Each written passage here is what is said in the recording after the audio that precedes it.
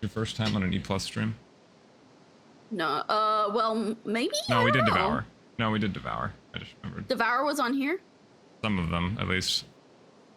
I don't know. Oh, wait. Did I originally... I think I did... Wait. I'm trying to remember. Did we originally do Subnautica multiplayer on it? I have no idea. Maybe? That was so long ago at this point. Yeah, I have no idea. I got my first in, though, so all is well. Hell yeah. I forgot I even have first on this channel, to be honest. Okay.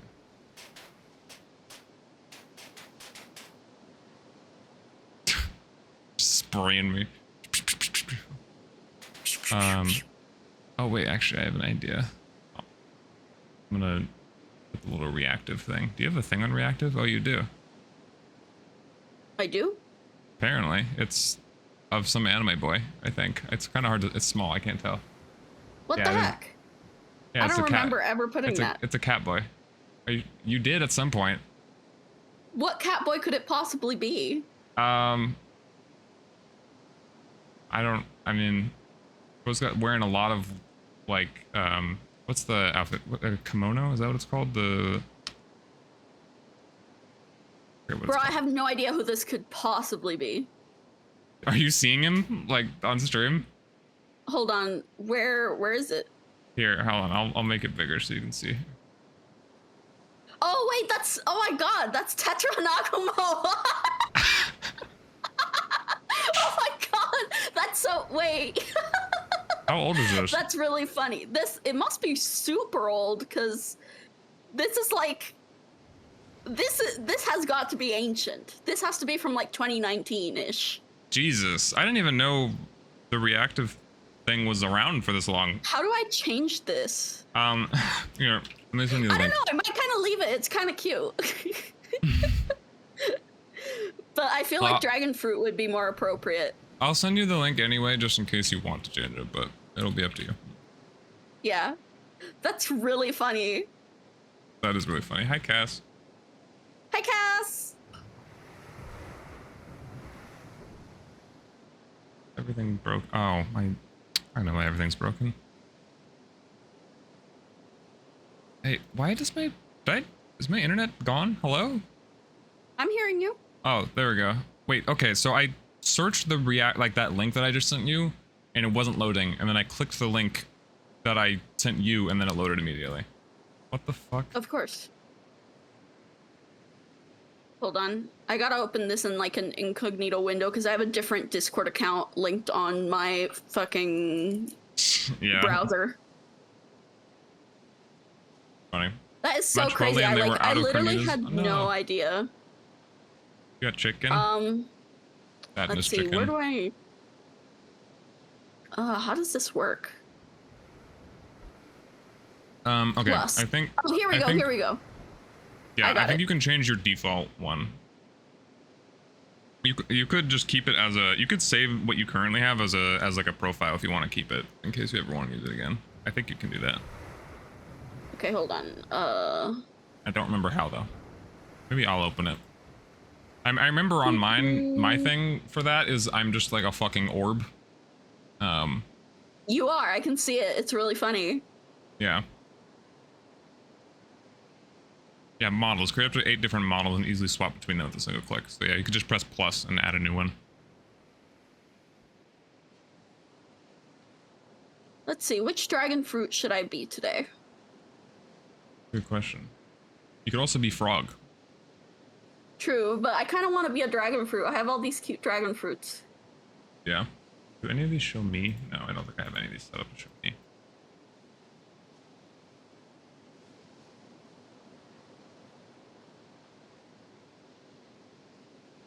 Anyway, hello everyone. I'm not even in. I can't even see the game, but we're also playing PowerWash Simulator at some point, maybe a little bit. Low-key good. I was starving. Yeah, I can imagine. How long's your lunch break? Okay, I did it. Now what? Save. Well, I think I did save it. Oh, I think I You need to selected it. You have it selected. There we go. Oh, that's so cute. Ta-da! There we go. That's cute. That is cute. You should make me bigger though. Yeah, hold on. You can I'll barely do see that. me. Yes, I'll make it bigger. I deserve to take up half the screen. Yo-Yo was so entranced with this, they didn't even make the "that's what she said" joke when you had a perfect opportunity. It's just so cute. Look how cute, tiny yo-yo. The little guy. Here, yeah. Hold on. I'm gonna duplicate this. You should not be contained within my little camera. Free me. Oh, wait, here. Maybe I can put you right next to your name. Oh, perfect. There you go. Yay! That's Perfect. really cute. I'm really obsessed with this. This works. I just need to never go in my menu or change anything on the screen, and then it's fine. It's totally fine. That's like the perfect spot. Yeah. Tiny yo-yo. Okay. Anyway. All right. This is the I fell down. Oh. I was on your head. Oh, right. Oh, God. I forgot about this. I don't know why that's happening. Oh, is that when you press C? Is that what it... No, it's when you, when we're What like... the fuck? Too close to each other and like... Oh, because it like we presses talk on your PowerWash. screen. That's right. Yeah. Yeah, because it like makes it push it to the side. Yeah. Although, why do I see it when I'm far away from... Oh, you have the extra long extension on. That's why. Yeah. I got that extra long on me. This is actually just a short extension. This is the extra long. Oh God, yeah, that's a fucking... You could beat someone with that. This is a fishing rod. Yeah, let's go fishing. Actually, here, there's a fishing boat over there. Woo, let's go. Go fishing and power wash them. What if you could just power wash fish? That Honestly, would be, I think... well, there's an aquarium map. Oh, that's cool. I think actually they should do a little secret where like there's a crab on one of these rocks, and you then only with the extra long you can like fucking spray the crab. No, I think that'd be funny. survive, Cass. 45 tummy hurt. Did you eat your chicken too fast? Anyway, this is the very last map in the default campaign. Can you see the volcano? Oh yeah, you absolutely can see the volcano. Yep. That's where fucking Mordor is. Yeah, so there's been mysterious shit going on in the lore. Do I have clearance to start washing, sir? Yeah. Oh yeah, so I'm also Let's go. oh yeah, there's also this king gnome. Why does he look like he has a Fall Guys crown on him? That's the crown you get for winning a game of Fall Guys. At the entrance. Yeah. You should put him at the top of the structure. I can get up there. Yeah. Just climb. I accidentally had him fall over. I need to get him back upright again. Hold on. Good luck. I'll be washing. That's close enough. I can hear the spraying going on down there. Oh, I can't jump when I'm holding it. That's inconvenient. I just remember flying with the gnome on that when Cass flew with the gnome. Yeah. All right, you know what? I don't think he's gonna be standing upright, but that's fine. Uh-oh. Okay, well he does need to actually like be up there though and not fall down.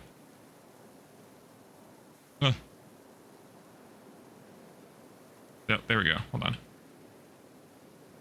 Ah, fuck! I fucked it up. Oh, I fucked it up. No. I have no depth perception. No. This guy won't stay. Are you like crouching there and we go. uncrouching? Because like for some reason, every time I crouch, it uncrouches me. What about right now? No. This is weird. Whatever. You know what? Let me change my FPS. I was gonna keep it how it was, just in case, or just to see if anything funny happened. But Are you By the way, currently? this is not. Did you just What? finish the bottom of that blue thing? I'm just seeing if we're like Yeah. have that weird lag thing again. Okay. I just finished it. Okay. Oh yeah. Also, I will be playing some ambiance of some of the songs while I explain. Also, I have some bullet points. I don't have a PowerPoint presentation, but I have some funny bullet points. A good song to start with. Maybe like the main menu music. Yeah, actually, yeah. I guess another hymn. Is this an unused song? Oh no, I guess this is technically the menu. I'm gonna need to turn this up Well, this because is I can't. spooky. Yeah. Yeah. So I guess I could say how the game first even started existing because when Deltarune Chapter 1 first released, it was released on Halloween, which was kind of funny, but it went under the name Survey Program, and when you installed it, it needed admin permissions, and it said you will accept everything that happens from now on. So everyone kind of thought Toby Fox was just giving them a virus. Oh my god. But there was some mysterious lingo that you can't hear. There we go.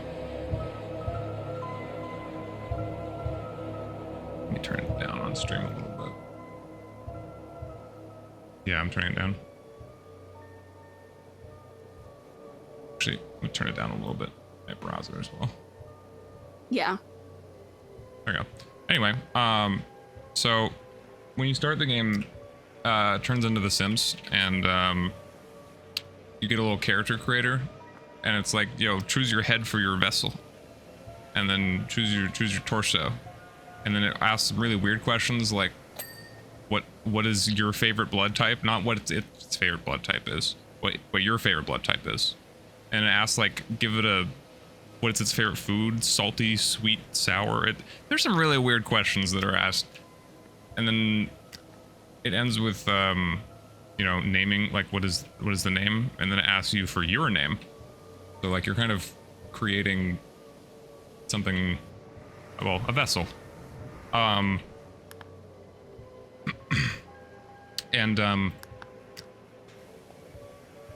name of this track is called, Another Hymn, which I'll get back to, but it's important. There's a voice talking to you throughout all of this that kind of speaks in full caps, and it's like, the connection has been made, create a thing, whatever. Anyway, it ends with like, wonderful, and your creation, and then it just gets fucking cut off, will now be discarded. No one can choose who they are in this world. And then you don't ever see it ever again. Yeah. Actually, before I fully get into Deltarune, I should probably ask like how much you remember of Undertale. A good amount. Okay. I remember Undertale pretty well. Okay. What about Gaster? What do you know about what about that guy? Hold on. We gotta. Oh fuck. Stream boo. Stream boo. Our immersion! Shut up! Why is it not gone? I banned him. On mine, it's still there. Whatever. Well, skill issue. Anyway, what do you know about Mr. Wingding's Gaster? I know that he used to be the royal scientist. Yeah. And he did some experiments, ? And Yeah, that is what scientists do. people didn't like that ? Okay. I don't know. I'll do a brief recap of what we know about him just from Undertale. Do you know about the fun value thing in Undertale? No. Okay, so in Undertale, there's a unique thing that you're never told about in game. But okay, hold on. No, shut up. I'm just gonna have this song loop for now. There's a unique when you start an Undertale playthrough, it basically chooses a number 1 through 100. And based on what number you get when you start a playthrough, like a random event will happen, or maybe nothing will happen. It kind of just adds like a little thing that changes in between runs. Like, the most common one is the missing, like, the wrong number song. If you're in, like, Snowden and you're walking around, you might just get called by a random person and just like, oh, we're very, very sorry that we got it wrong. It's like a random just little event. I think Alphys tries to order pizza on one of them, one of the fun events. There's a really, it's just really random, but if you happen to get the 1 in 100 chance of getting the 66, and then devil's number. Yep, the Gaster is very, very associated with 6s. But yeah, if you get the 66, 1 in 100 chance, and then another 1 in 10 chance. So if you just weren't cheating and weren't like editing game files, naturally you would have a 1 in 1,000 chance of finding this. But there's like one room in Waterfall where if you get that 1 in 1,000 chance, there's like a gray door that appears. You probably have seen it before among something, I don't know. Maybe, you go in the door and there's just this like standing shadow in like an empty room. That's how Gaster is. I mean, you've probably seen like the cracked face that he looks like. Yeah, that's where that comes from. Is in that room there's a cracked face or like a split face in there, and then you interact with them, and then they like get surprised and disappear. And once you leave, that room just disappears and it's gone. That's the whole interaction. And the funniest part is that whole thing, we don't even know if that actually is Gaster, because that sprite is just called Mystery Man. Mystery Man. But yeah, if on other fun values, sometimes you can get like gray monsters that spawn and talk to you about Gaster. And that's how like we know he's a royal scientist. One of them talks about how he fell into his own creation, which is at the time ominous. We suspected was the core, because like the big like reactor thing that powers the underground in Undertale. Gaster built the core. That we do know. So that's the only thing we know for certain that he's built. So everyone was just like, he probably fell in the core. He maybe did. I don't know. Sorry, I'm eating grapes. No worries. I'm trying to remember what else is important from Undertale about Gaster. Not really that much. Gaster in general in Undertale is basically, if you just play Undertale and do all the routes, you'll probably never even fucking hear his name or know anything about him. It's only through like really random chance, or most likely people going in game files and finding out about it. But the important thing is that he fell into his own creation and was shattered across time and space. That's what one of the followers talks about. And they even say, like, I would know, I'm holding a piece of him in my hand. Which is a little creepy. Well, also, I forgot, there is another thing. Let me find it. There is I don't remember exactly how you found it in the Undertale files, but there's a hidden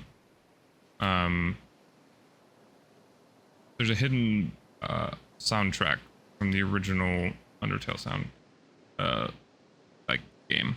God, where is it? Darker. How can I not find the original?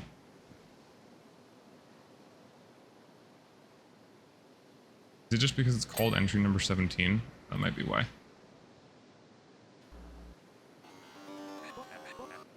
Yeah, so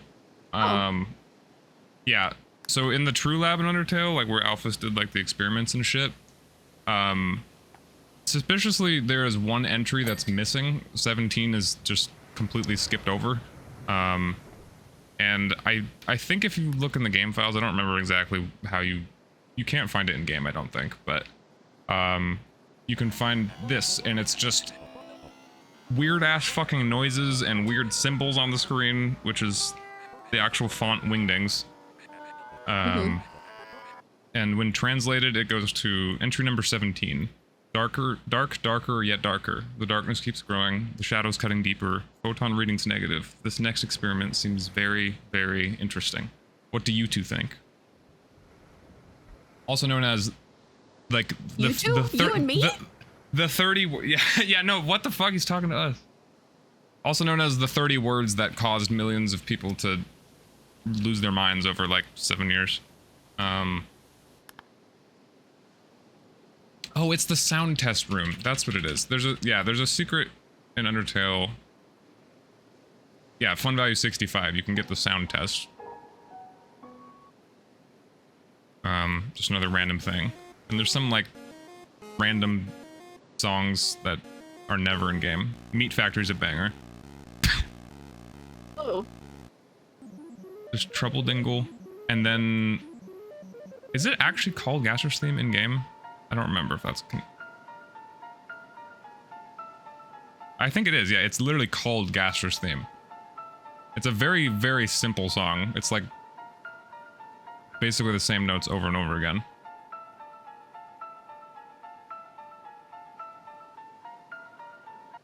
But I don't remember. I think it's in the...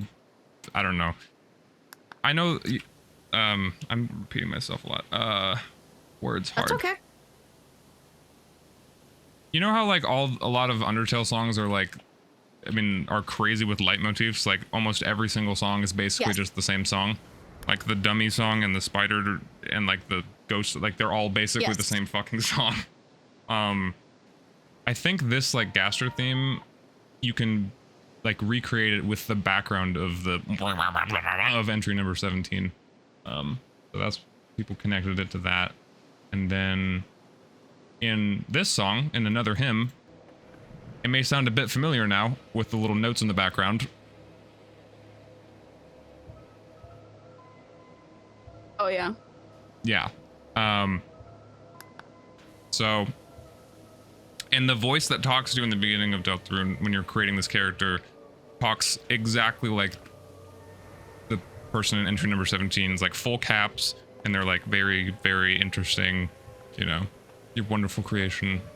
So, seems to all be Gaster. It also makes the title of it being called Another Hymn kind of weird. Are we making, like, are we recreating Gaster? Maybe, or this is a different Gaster. I don't know. He was shattered across time and space, so maybe there's like multiple of him that exist now. I don't know. I'm gonna come back to Gaster because there's more about him later, but he's not really that important in the actual game yet. He's more just like an outside figure that is probably going to be really important story-wise later, but there's very little on him that we actually know still. Whenever the actual reveal of Gaster comes at some point, it'll, like, it's, you know, a decade in the making at this point.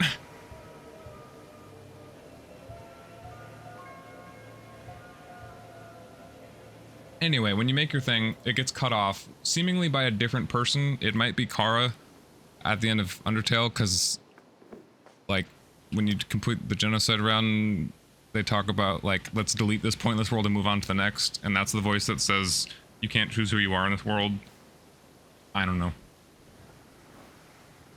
It does seem like whoever was creating the vessel with you gets cut off by a different person. I see. But yeah, it fades to white, and it's like, no one can choose who you are in this world. Your name is Chris, and then music. I'll just let the music play now at this point. Then Toby Fox successfully baited everyone into thinking that Undertale was getting a full sequel, because it starts with Toriel is your mom, and you're going in her car, and she's taking you to school, and you're on the surface, and she's like, I hope Azrael will be here, or I hope it'll be this nice when Azrael visits next week. It's like, what the fuck is going on? And also happy fun times. Woo! Imagine yourself driving around a bubbly little town. Yeah, the one we played in Lethal. Yeah, it is that town, yeah.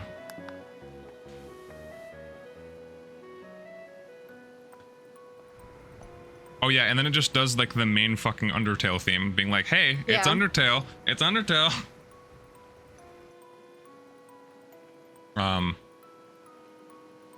Also, I mean, the name of the game, it's not exactly subtle. It's called Deltarune, and which is literally an anagram of Undertale. It's the same letters. Anyway, so now you're just this random kid, Chris, and now you're at school, and Alphys is your teacher for some reason. But there's a lot of familiar faces. I'm gonna turn it down a little bit. Like Temmie's part of your class. There's a Temmie. There's what seems to be a grown-up version of Monster Kid.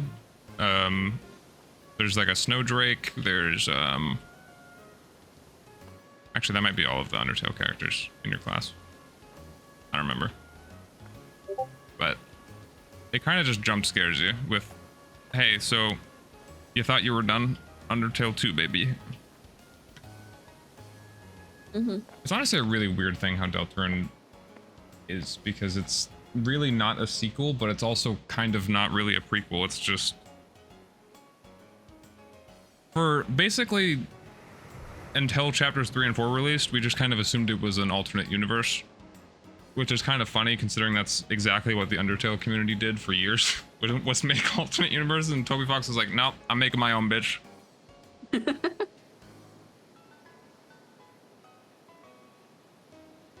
But I mean, I'll get into it later, but it's more likely that it is actually a prequel. Anyway, Okay. Oh yeah, and then the school bully shows up. Susie! Yeah, Susie is like the main, basically the main character of Deltarune. At least in the fact that she's not in Undertale at all, and she's like one of the main characters in this, so. Anyway, yeah, she's the school bully, and she's like, hey, I'm gonna fucking kill you. And she's like, nah, just kidding, your mom's nice. I wouldn't want her to make her sad. So real. Anyway, I don't know if I should just do this, like, going story beat by story beat, because we're gonna be here forever. But... I mean, it's a big temple. yeah, I mean, I don't know. I don't feel the need to rush yet, so... I think, I mean... knowing the basics, the foundational bits is pretty much the most important stuff anyway. Anyway, you and school bully Susie are tasked to get, like, chalk for Alphys or something, because he's out of chalk. I don't know. You go to the closet and it's mysteriously dark. Like, pitch black dark. And you go in there and it's still dark. And then you fucking fall. Whoa, falling? Is that an Undertale reference? Yeah, I know, it's crazy. And then you go... so the main thing in Deltarune is, Dark Worlds. That's the main... that's the whole shebang with Deltarune. I don't know if I shouldn't explain what they are yet fully.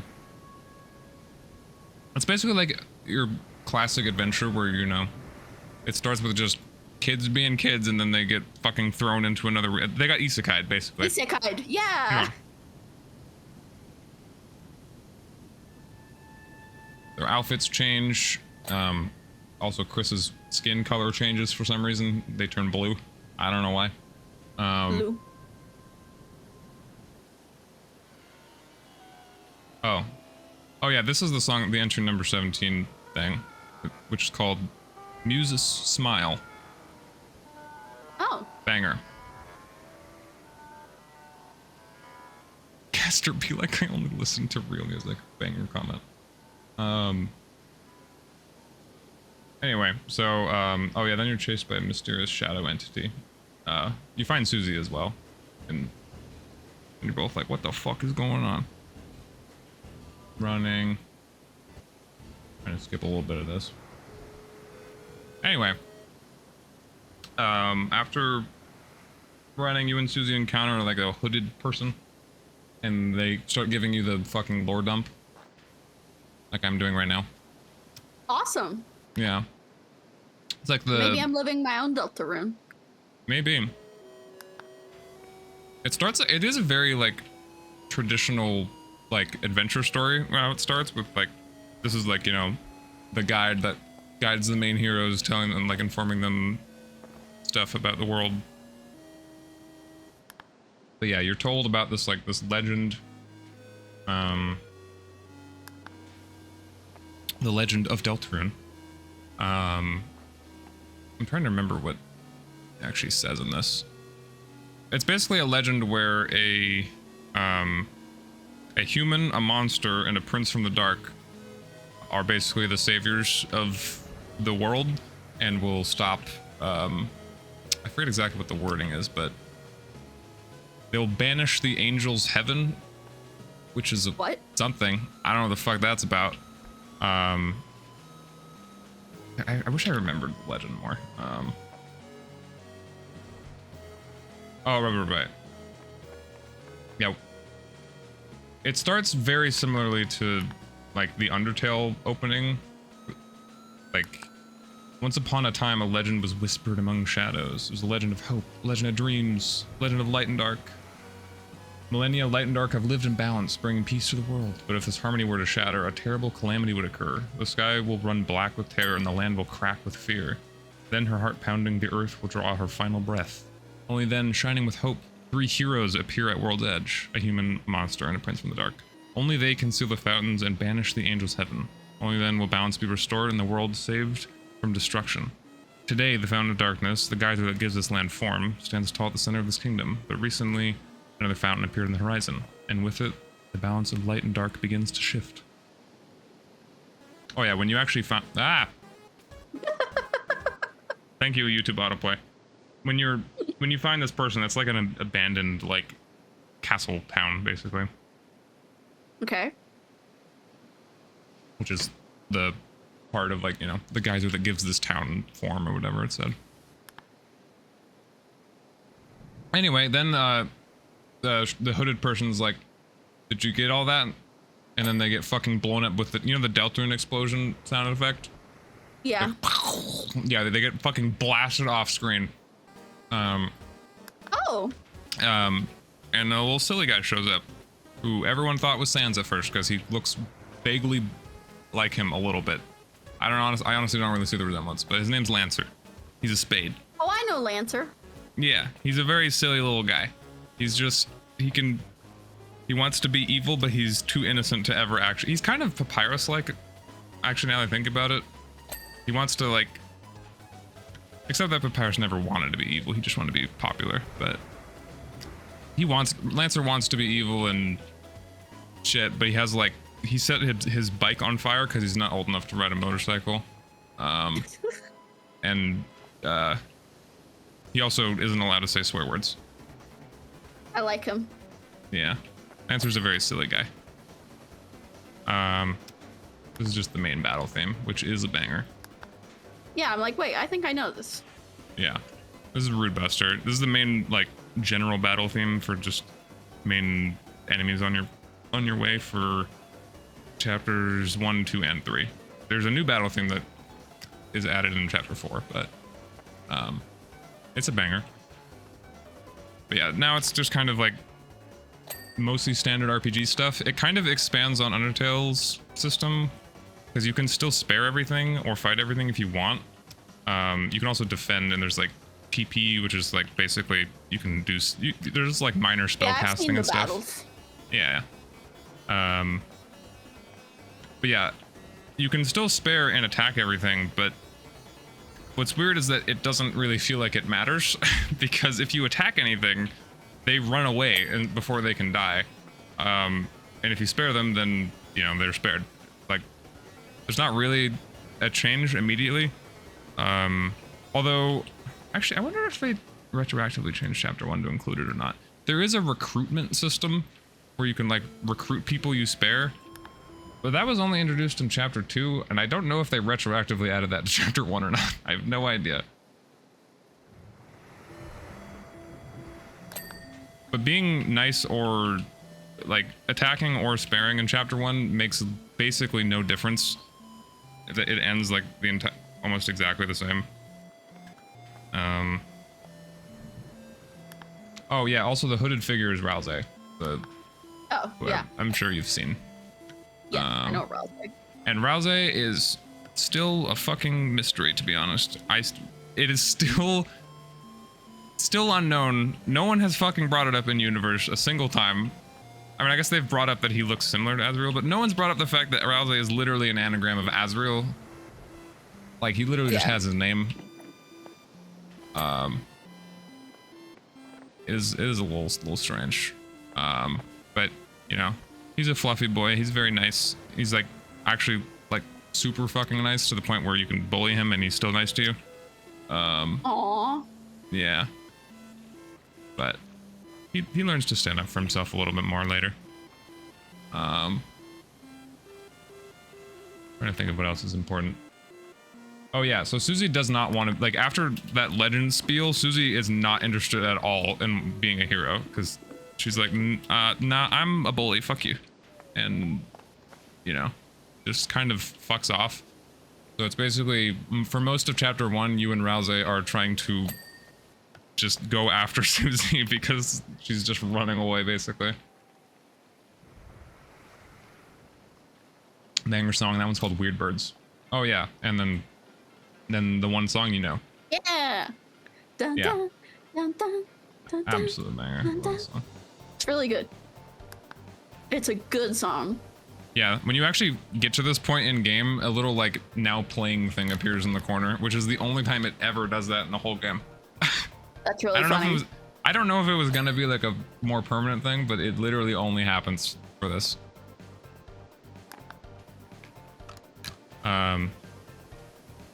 But yeah, you get up to some silly hijinks. Lancer leaves you like silly evil signs, and then also he gets lost in his own fucking home.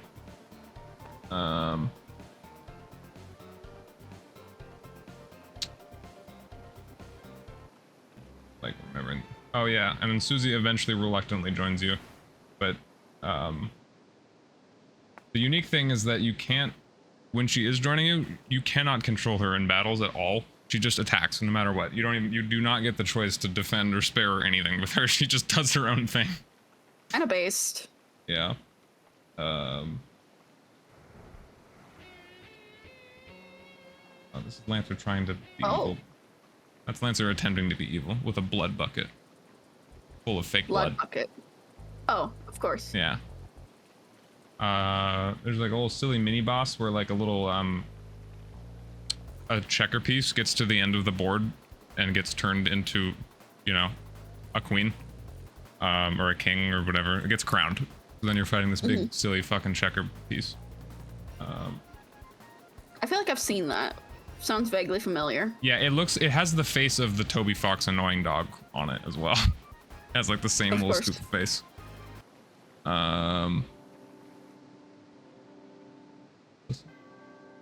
Oh yeah, it's just another like ambient song.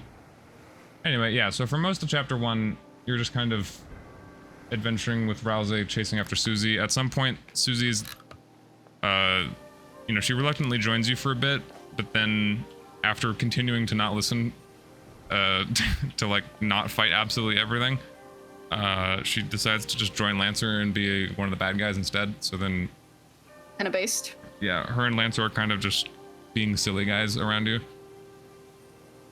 It's kind of funny because Susie's actually just, it's very clear that she's taking a liking to the silly fucking child that doesn't know what a tier 2 swear word is, but Tier 2 swear word. yeah, he calls swear words in different tiers. Of course. At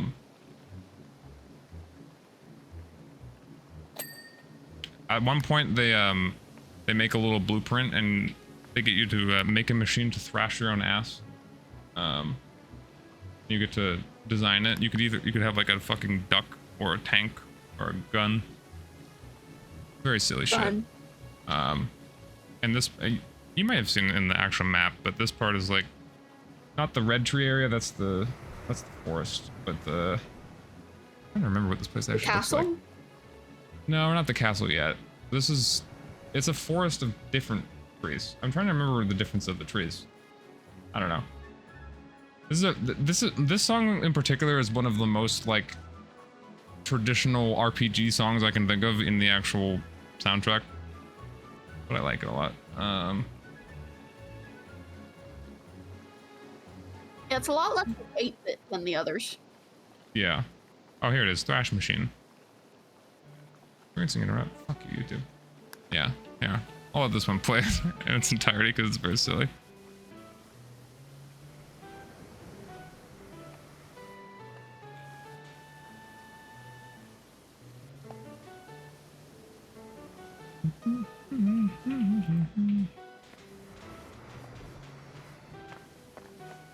This is a big fucking temple, bro. Yeah, it's a 2-person job. Yeah. Yeah, it took me like 2 other sessions to do just the other 40%. We'll get it done. We will get it done. Actually, I'm gonna go down for a sec, because... Wait. What? Why is that still so dirty? There's gotta be a section I'm missing. Oh, yeah. This little trim. Okay. Anyway. Oh, yeah. And then eventually they just give up, and Susie and Lancer fight you. So then there's this silly little fight. Which most of the fight is just you being kind to Lancer, and he's like, "Oh, I don't want to fight you anymore." And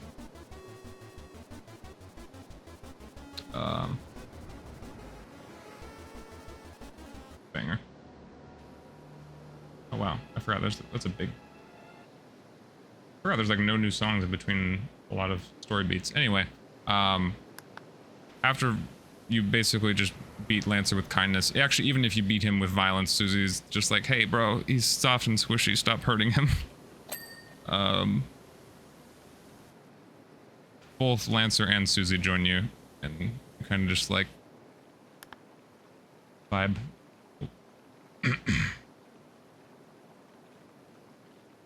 My brain dying.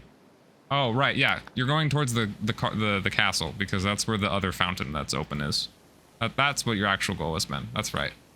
Because the legend says like a new fountain has opened. So Rouse is trying to get you to go seal the other fountain. Otherwise, the balance of light and dark will be amiss. Okay. And that was like the whole thing of the legend with the world ending. World ending, not cool, typically. Yeah. Don't like that. Anyway, the farther you go, Lancer starts to realize that you're gonna have to fight. Oh yeah, his dad is the one that is in charge of that castle and is protecting that fountain. So he kind of realizes that you guys are going to, you know, fight and probably kill his own dad. So then he kind of ditches you and gets you captured by guards. And then you're in prison. Jail. Yeah. And then a reoccurring gag that starts where you can start eating moss because there's moss in your prison cell, and you can just keep eating moss in every single chapter. Is it nutritious? It's mossy. Does it provide any benefit? You become, it changes your title and your stats. It changes you to like moss collector, moss finder, moss enjoyer. Moss finder. Yeah. Anyway, Susie breaks out of her cell and then misinterprets Lancer not wanting her to kill his dad as, "You were never my friend and you were just pretending to be my friend," because she has trust issues. I see. Which is, you know, why she's a bully in the first place, is because coping mechanism. Anyway, Susie fights Lancer, which you have no input in anymore at all since you're still in prison with Ralze. You basically just get to watch a fight, and then you have to dodge attacks and just watch. You can't do anything.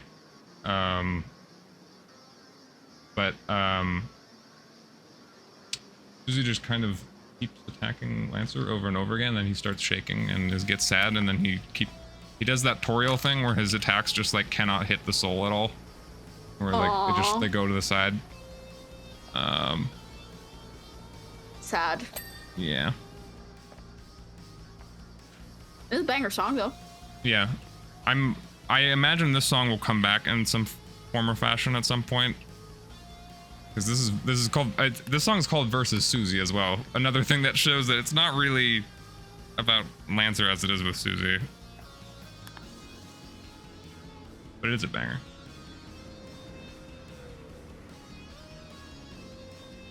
Anyway, Susie misses her final hit, and because she doesn't want to, you know, murder the child.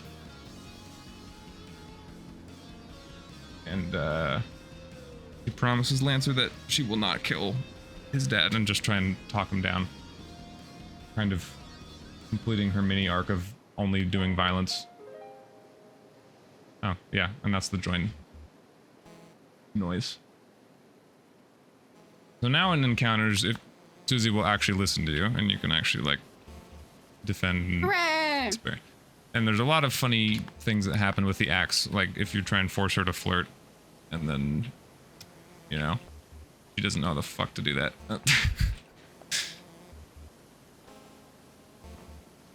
But now she doesn't automatically attack everything. If you were trying to go for like a pacifist only, previously you would have to enter a battle and immediately warn your foes to dodge Susie because she would just fucking attack them with no mercy. Anyway, this is the castle theme. The that you saw in the Deltarune interior.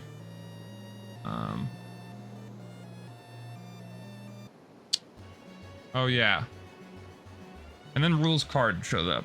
A guy called Rules Card. Oh, I know that guy. Yeah. The self-proclaimed puzzle master. Or the Duke of Puzzles. Duketh of Puzzles, as he called himself. And his puzzle is a single box and a button right next to it. So you just push the box onto the button. And he goes, whoa. God damn it. And he leaves it. Very funny. Oh yeah, and then he has a fucking shop where he insults you. The best kind of shops. Yeah. He's also laying in the draw me like one of your French girls pose in the shop. Of course. Yeah.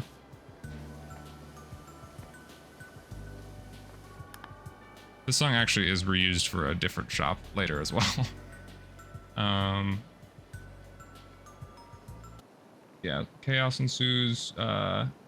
He makes you refight that checker piece thing. But ultimately, Lancer tries to convince his dad to not fight you and says, nope, I'm doing it anyway, fuck you. So then, final boss of chapter 1, which is also a banger, unsurprisingly. Ooh. And he has this weird, like, stomach mouth thing. Like, he has a tail that comes out of his stomach mouth, and he throws it at the box, so he can, like, move the box during attacks. Whoa. Cool. Oh, hello. Hi. Anyway, this is the only fight where if you try and talk him down, he literally will just not fucking listen to you at all.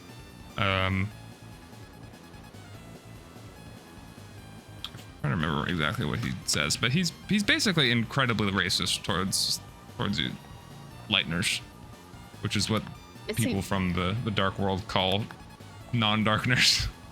Darkners and Lightners. Although the distinction is, it doesn't matter what species you are though, because Chris is a human and Susie's a human and they're both Lightners. I don't think Susie's a human. Yeah, she's a fucking reptile dinosaur. I don't know. She's Barney. Yeah, you said Susie's a human. Did I say Susie? I meant to say Chris. I don't know. You play as a very Frisk-like character.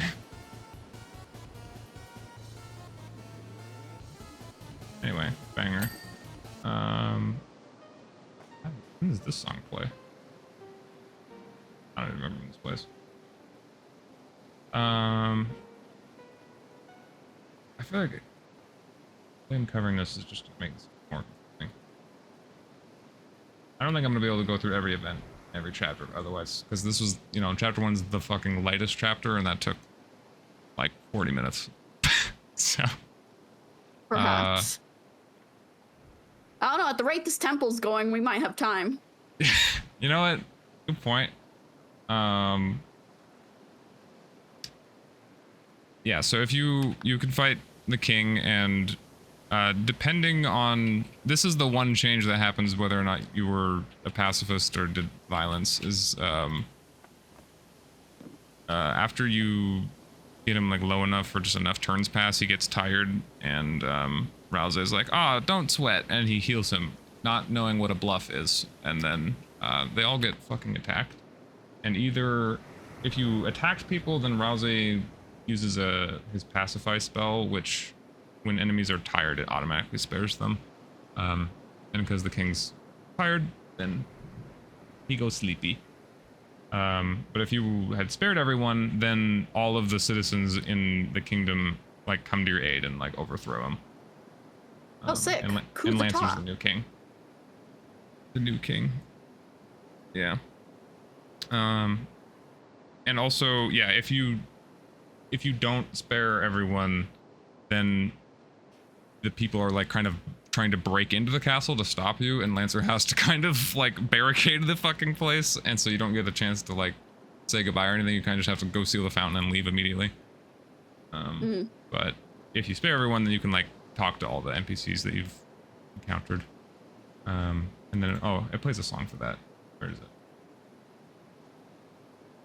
What? Did they forget to add it? Oh, here it is. Stupid YouTube anti-ad blocker shit, man. Yeah, this is the overworld talking to everyone song. Very. Oh, I like it. Yeah, it's called Friendship. Friendship. Friendship.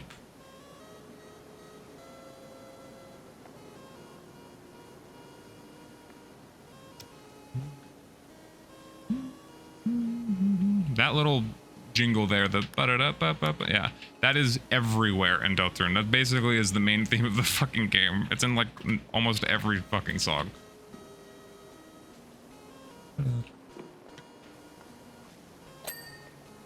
Oh, nice.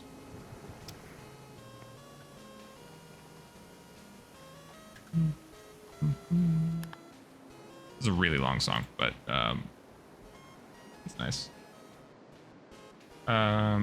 Anyway, so you can you go to the fountain and you seal it with the power of your soul, and it plays a anime moment song. And I you can hear wake up. the lay motif. Yep, it's everywhere.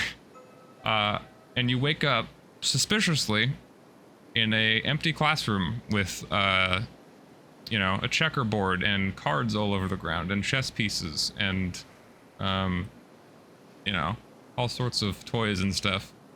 And it kind of makes you think that, you know, the area you were just, the dark world, you went across a big checkerboard, there were, you know, chess pieces, enemies, there were yeah, so the dark world is like inanimate objects brought to life, basically.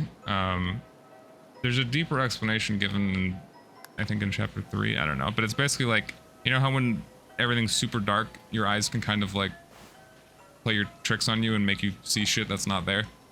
Yeah. That's kind of like the whole idea with Dark Worlds, is that what if it was even darker than that? Darker than dark is actually the specific word usage, which again ties into Gaster with this whole thing of darker yet darker. But yeah, so basically the Dark Worlds are like the ultimate D&D campaign, where you can just get lost in the fantasy. Very cool. But it's not just in their heads though. A lot of people did think of that for a long time, is that it was just like Susie and Chris were having a crazy gaming session and they were just imagining themselves doing that. But no, the Dark Worlds are real in a sense. I guess they're not real. As soon as you turn a light switch on, the Dark World fucking dies, but you know.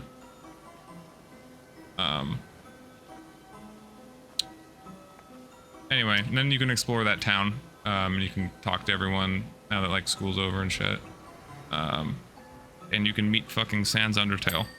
Sans Undertale. The whole existence of Sans and Deltarune is, it's really funny because it's almost entirely just a fucking troll, but it also is seeming like it is going to be important at some point. Because if you run up to Sans and he's like, "Hey kid, nice to see you walking around. How are you?" The two options presented to you are, "Who the hell are you?" and "Nice to see you again." And if you say "Nice to see you again," he's like, "Great, right? Especially considering I've never met you before. He knows. He's a big ass troll. Knows.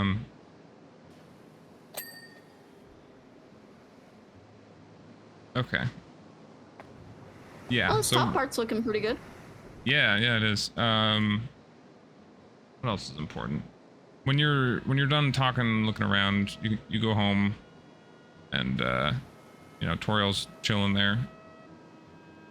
It's also, this song is very, very similar to just the song Home in Undertale. Yeah, I was gonna say that I really like this. Yeah, this song is You Can Always Come Home. It's like an expansion Aww. song. Yeah. Actually, yeah, I'll let this one play. This one's a really nice little song. I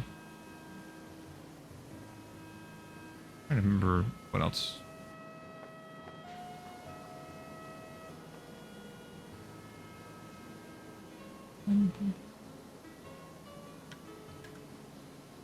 Damn, this is like coded on there. Real, like, Yeah, this this shit is does not hard come to off. get off. I don't know if it's like far away or like what the deal is. I think it's but... both. I have the extra long on and not barely doing same. anything. I wish you had soap. Why don't you have soap? I have soap. Hold on. I'll put some soap on. What is this? Is this stone? Yeah, this is stone. Wait, why do you have the Prima Vista? I want the Prima Vista. Why am I stuck with the Urban X? I don't know. Can you not put it on? Here we go. Oh, this is so much better. You just had the wrong one on. Oh, this is so much better. Now I can use my triple nozzle. Oh yeah, look at that. Look at that. Oh, look I at forgot that. about the triple nozzle. I just got that as well. Look at this shit. Oh, my god. Yeah, baby. Oh yeah. I totally forgot about the triple nozzle. That's the good shit. I wish you could make it spin like well, the if you press turbo R nozzle. really fast. I mean, yeah, but it's like not quite the same. Anyway, you go up to your room and you go EP, and then plot twist in the middle of the night, Chris gets up, and you know, just as you do, just casual middle of the night stuff, reaches inside their chest and rips their soul out of their chest and throws it in a cage. And then turns to the camera with a red glint in their eye and holds up a knife and smiles, and then it cuts to the credits. And for about 3 years, everyone was like, "Oh my God, Kara is back, baby. Kara's gonna kill everyone." Well, that is not what happens. But the first hints of one of the major themes of the entire game is kind of shown with that, because after throwing the soul in the cage, if you actually try and use your, you know, controls in the cutscene, you can still move the soul in the cage a little bit. Okay, interesting. Which is the first distinction of many that you and Chris are not the same. Unlike in Undertale, it's kind of there a little bit, because like you don't know Frisk's name until the very end of the game, but like you and Frisk are basically one and the same in Undertale. You just make choices as them. Oh, also this is the credits theme. It's the only song with lyrics. Oh.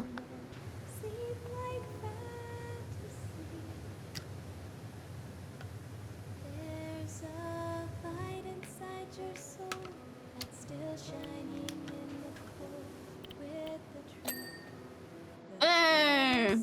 Nice.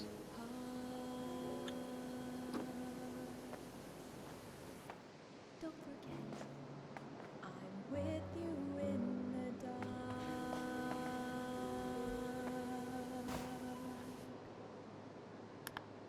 That's the main theme, basically. I think that's the leitmotif that everything else goes to, is this song called Don't Forget. Which is basically the main theme of the game. I don't know what else I would consider the main theme in this. And if you recognize the lady singing, it's because it's the same person that sang Zombies on Your Lawn in Plants vs. Zombies. I have never played Plants vs. Zombies, so... Really? Nope, That's not ever. surprising. I feel like the actual gameplay of Plants vs. Zombies you would really like. I don't like tower defense games typically, actually. Really? Oh, there we go. Cal I'm here. pretty There's no bad at chance them. of getting near the volcano's rim, but I spotted something weird. I'm going for a closer look. Good luck, Calvin.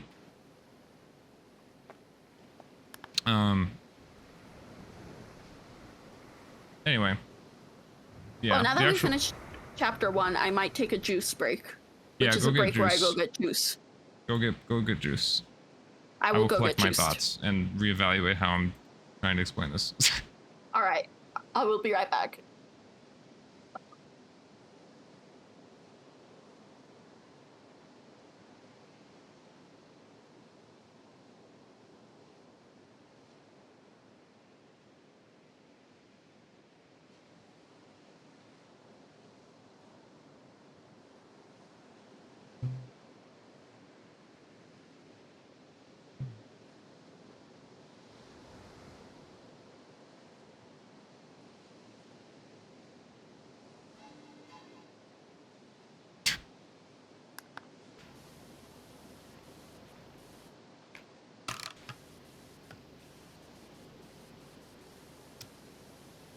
Trying to think of like the main, like I feel like just going chapter by chapter, there's just too much to cover there, and that would basically just be yoyo playing the game at that point anyway, which is kind of the whole point of this, is so that they don't have to play the game. Although I'm hoping that this will get them hooked enough to just play it anyway. I want to, yeah, I mean, I want to explain Jevil a little bit in chapter 1, but yeah.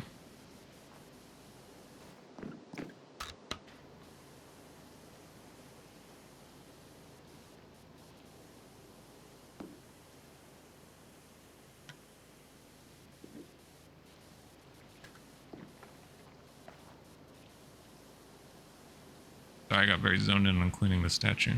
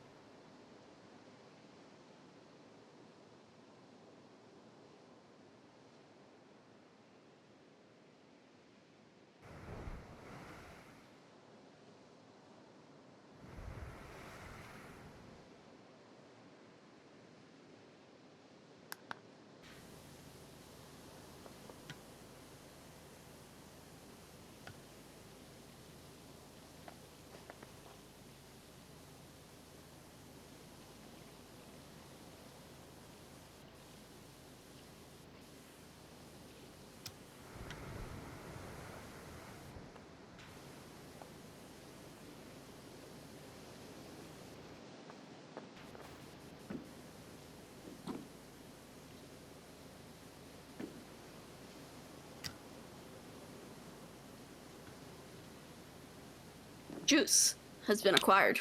Juice. You and juice. I love juice. It's awesome. Want to Big guess what juice, kind of right? juice? Apple. Nah. Orange. It's not one of the basic ones. I figured it wasn't.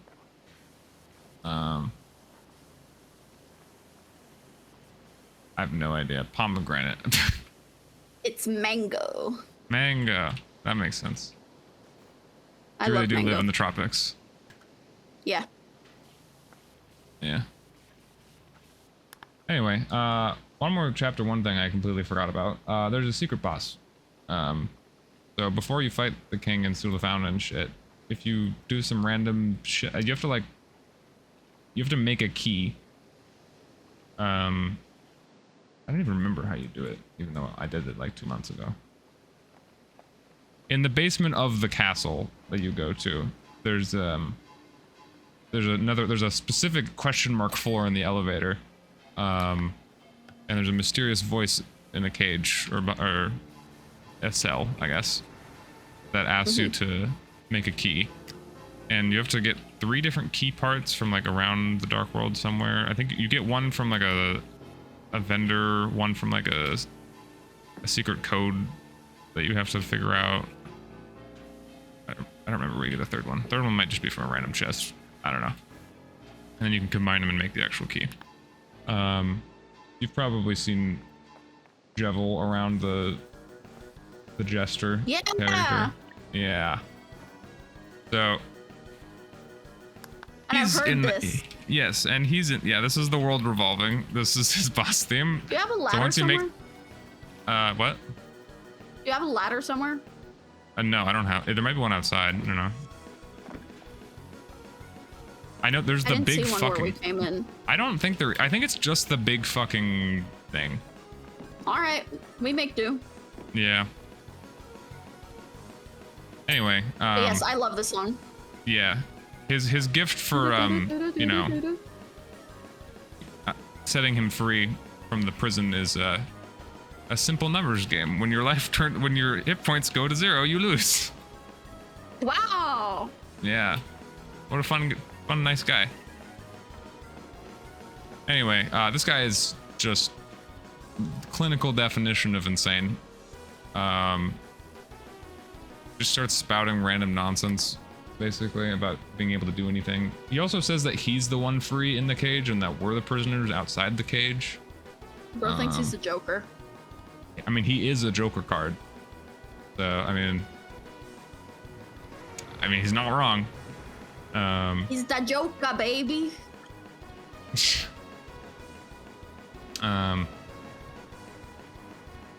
yeah, this is the only secret boss in the game currently that really is just pretty much a secret boss. Like, you can go all of chapter 1 without even really hearing about him. As opposed to, I mean, we'll get to him later, but Spamton is, you cannot play the game Obviously, without I knowing know about who Spamton. Spamton is. Yeah. Spamton is the secret boss of chapter 2, but you also just can't avoid him at all. You can avoid parts of his character, but you will see him no matter what. Trying to remember what's important about Jevil. Oh yeah, so from the vendor person that you get one of the key parts from, he was like an old friend of Jevil before he went insane, and I don't remember exactly what he says, but he says that like one day he went insane from someone visiting and like telling him stuff. And like his view of the world ever since then has gotten darker, yet darker.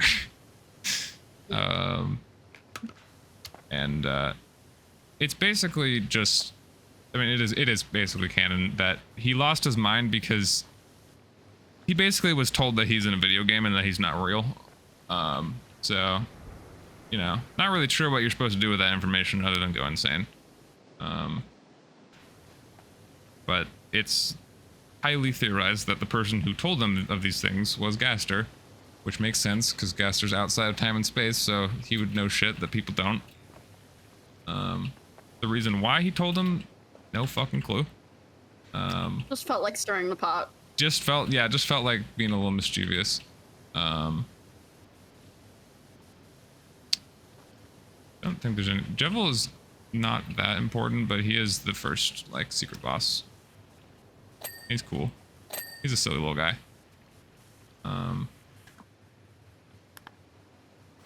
Isn't there like a Jevil's tail or something? Yeah, so I guess there is. He does give you, depending on if you beat him through violence or pacifism, he gives you a different item. I think he gives you Jevil's tail for if you beat him up, which is like a new weapon for Susie. That's like a really good weapon. And then he gives you...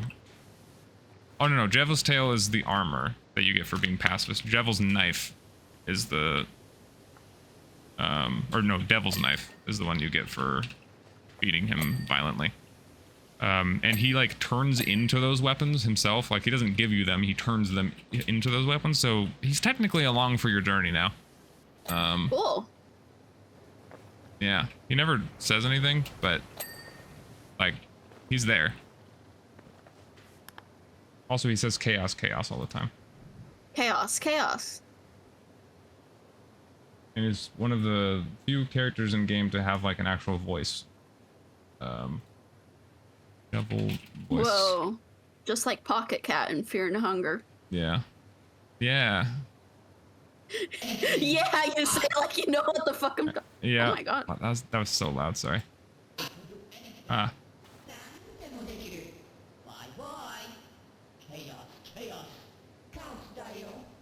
Oh. I guess this also has the Japanese voice lines. I was gonna say, like, isn't this Japanese? Mm-hmm.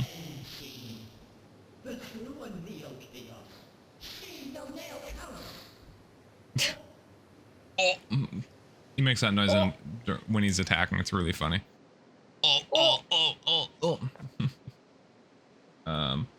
Anyway, silly guy. Okay, I'm trying to figure out a more brief way of covering this. This is gonna take forever. Well, chapter 2 starts with Chris not actually killing people with a knife. There's like a little fake out with tutorial dialogue at the start. It's just like, Chris, is that a knife? What are you doing? No! And it cuts to him. It cuts to them just sleeping and with tutorial going, did you eat? This is your knife from the pie tray, right? Did you eat all the pie? So Chris just want a pie. Well, did they eat all the pie? Yeah, they did. It was a big ass fucking pie. It's all gone. Whoa, They ate a their whole damn greed pie. sickens me. Yeah. Hey, well, maybe being possessed by someone else gets you hungry. You never know. You never know. Okay, chapter 2. Susie is like, hey, so these dark worlds are fucking awesome, right, bro? And then you go back to the dark world again. And then there's this banger. It is a little weird at first because you go to the dark world and there's like no one there but Rouse, and it's like, what the fuck? Where's Lancer? Where's my boy? But we learned that even though dark worlds can be sealed, the objects that darkners are formed from do retain their memories. Because if you go to that empty classroom that you came out of at the end of chapter 1 and you like take everything there and throw it back in the closet into that dark world, and then they all come back and they all remember. So just because the dark fountain is not active, the inanimate object still is them, and they still remember like everything that happened in the dark world, which is a little weird. I'm sure it'll come up at some point. Anyway, this is kind of like main hub world, Rouse's little like empty town that you found him in originally. Everyone starts populating there, and that's when you can start recruiting darkners to go there.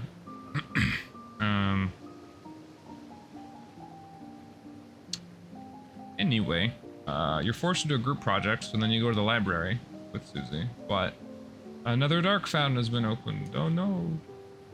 Oh no. You go in the dark fountain, and then you meet the most memey character of all time.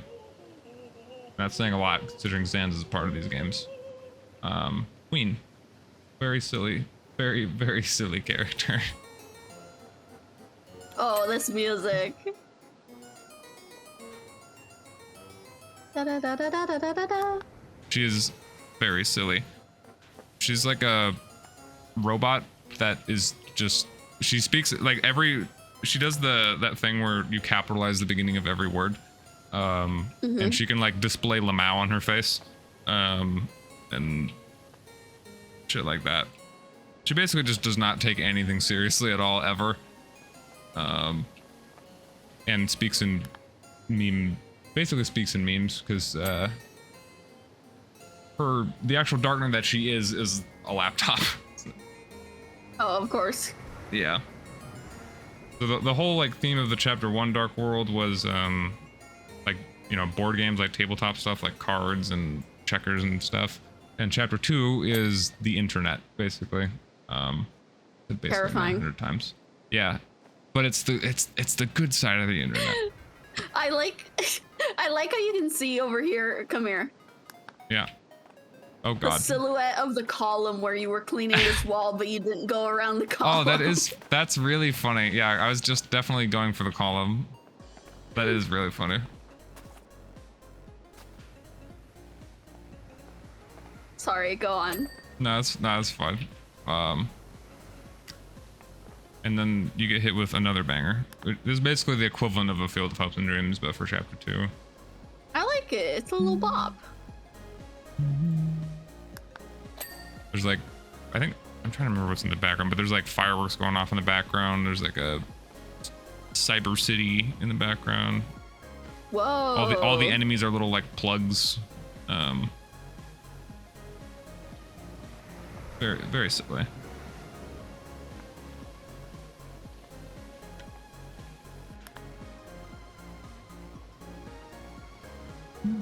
This is good. I like it. Yeah. Oh yeah, there's this little like trio of like music players basically. They like making music, and the way you beat them is by beating them in a dance battle. That's awesome. Oh yeah.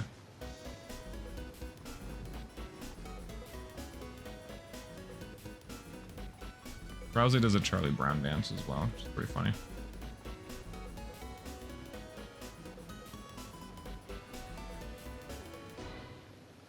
Wish we had a flashlight or something. That'd be nice. You could just turn your game brightness up. No, that's cheating. Okay.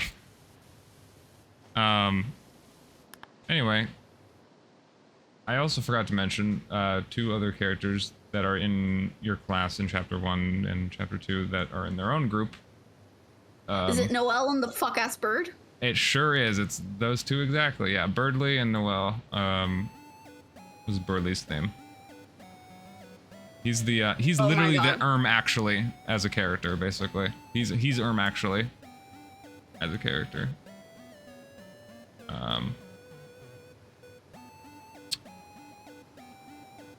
But yeah, they were both in the library working on their group project when the Dark Fountain was open, so both of them are in there. Oh, they're also in the dark world? Yep, and they have their own outfits and shit, and Toby Fox Doesn't thought he this was kinda, like, clever trip them by out? giving he gave Birdly a halberd as his weapon, which Oh, is haha. not subtle.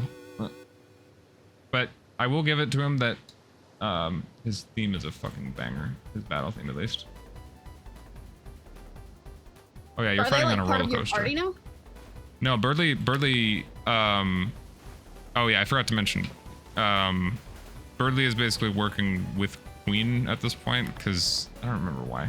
Why is he? Oh yeah, because he like said that they could make the world that they always wanted to or whatever. Bro was like, I'm not gonna everyone, get corrupted by and everyone power, else is gets that was the main corrupted by thing because power. yeah, everyone else is stupid and they're the smart gamers. That's what yeah. Of course. So basically, the queen was Birdly's like, the we can make character ever. Reddit. Yeah, he's basically a Redditor, yeah. Honestly, the funniest part is that Susie is like, you asked fucking Birdly to be on your team, bro, towards Queen, and she's like, I did not ask him. I did not ask him. So he basically just voluntarily started being on their side, even though she didn't want him. That's kind of pathetic. Yeah, it's pretty fucking funny. Oh, that's the game over theme. Oh no. What did you do? Wait, there's a part that collapsed. Where is it? Oh yeah, there it is.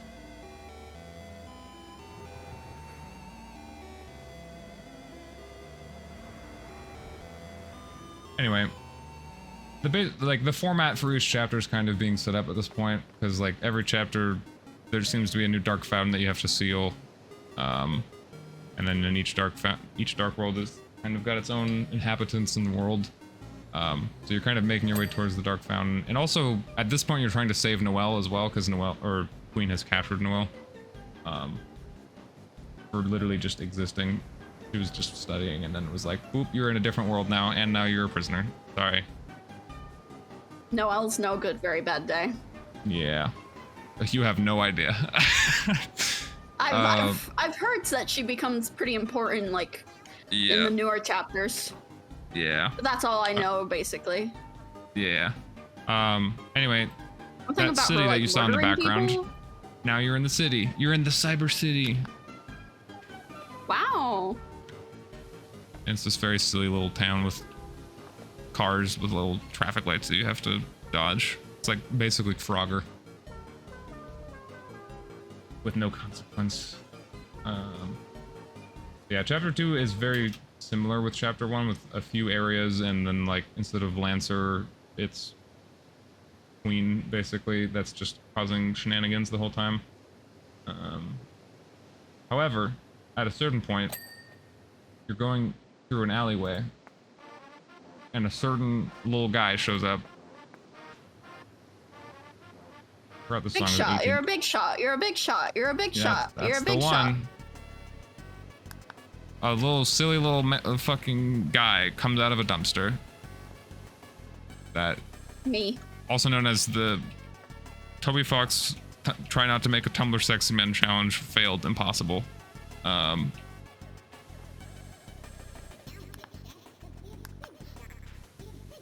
It's the thing. Anyway. I probably don't need to explain A streamer I watch much has about this as his alert. That's funny. I probably don't need to explain that much about how Spampton acts at the very least. Bro is just a walking advertisement. He's literally an ad. Like, he's spam mail. He's spam. That's why he's spam. But it is interesting. I actually didn't really think about it until now, but the definition of what can be a Darkner kind of was expanded from just being an inanimate object to pretty much anything. Yeah, because like bro is literally just a piece of email, but it is his own full character. But yeah, he speaks in the fucking. I can't think of a character that has a more unique way of talking than Spampton, to be honest.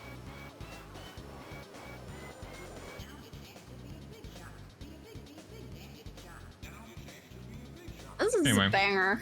Yeah, this is the normal encounter with Spampton. So you encounter him no matter what. There's another encounter you can do, which is the secret boss, but this is the main one that you're forced to do.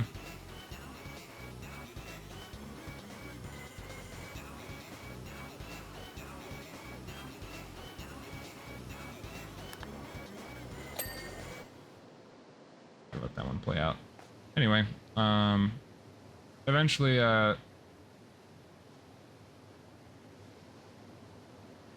during this, wow, there's a big jump in the soundtrack from it happened again in like the same point in the story. Eventually Noelle joins you in the city, and then you can start like teaching her about battles and stuff, which is fun. And you kind of just get to like vibe in the city with Susie and Rousey and Noelle for a little bit until Queen finally finds her again and kind of threatens, but like everyone knows that it's not really an actual threat because Queen wouldn't do it, but Noelle does not see it, but she threatens to kind of kill Birdley in like the funniest way that she can. I'm trying to remember what she said. Oh yeah, or come like join me, Noelle, or else a certain blue bird will take a ride in the acid river. Take a ride in the acid river, so funny. It is really funny because later, once you're actually in her mansion, she has an acid river that you can ride through on like a big goose inflatable thing, and it's completely harmless. But so actually she never threatened to kill him or anything, it just kind of seemed like it. And then the funniest interaction in the whole game happens where she kidnaps everyone, including Birdley. And he's like, I thought I could trust you. You said you were a gamer. Birdley, oh my god. I only play mobile games. No. Oh my god. It's the silliest fucking shit. Chapter 2 is so goofy. Anyway. Queen's Mansion, which You probably saw a little bit in the Deltarune thing.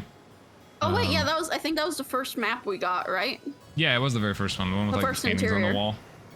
Yeah. Yeah. And that's where I fought Task Manager. Yeah, Task Manager's an actual mini boss in the game as well. Although the actual, like, the main mansion theme is a banger. Where is it? Yeah, Pandora Palace.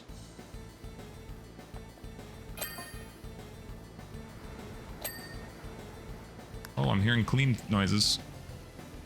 Yeah, man. I don't slack. I'm not saying you're slacking. I'm just saying that I'm a good definitely worker. slacking. No, it's okay. I mean, you're slacking I'm because covering way asking more you than I need to. I'm giving you more to- information you need, but But I want the information. well, I know, but the whole point is I'm basically just explaining the game without you playing it at this point. So Well, that's the point. I mean, wanna yeah, know what but like happens, but I don't want to play it. I'm not shortening it at that much. There's traces of an odd luminous ore everywhere. I've never seen. Oh wait, Calvin, wait, I was reading. Look out! An aircraft just shot something. Hang on, there's something else up here. Look out, an aircraft just shot straight out of the volcano and it's heading your way. Is it really? I don't believe you. Is it that same aircraft that I cleaned? Attack? I remember I cleaned an alien ship at some point. Yeah, I'm assuming it's the same one. perchance. The lore of this game goes crazy. I'm very excited to see what they do for the second one. Yeah, PowerWash Simulator lore is... maybe if we have time, you can lore them to me about PowerWash Sim as well. Oh yeah, for sure. I mean, I've definitely picked up on some stuff here and then, here and there. What else is important? Oh yeah, this is the song that plays when you're riding in that acid tunnel of love. I like it. I've never actually been in Picasso. one of those like tunnel of love rides. I don't even know if they're Me around neither. anymore. Yeah, like dude, I've only are ever those seen still those a in thing? I feel cartoons. like I've I don't never know. seen them. I've only ever seen them in like cartoons. I've never seen them before. I feel like they probably are, but they're a lot rarer nowadays. A lost art. Honestly, true.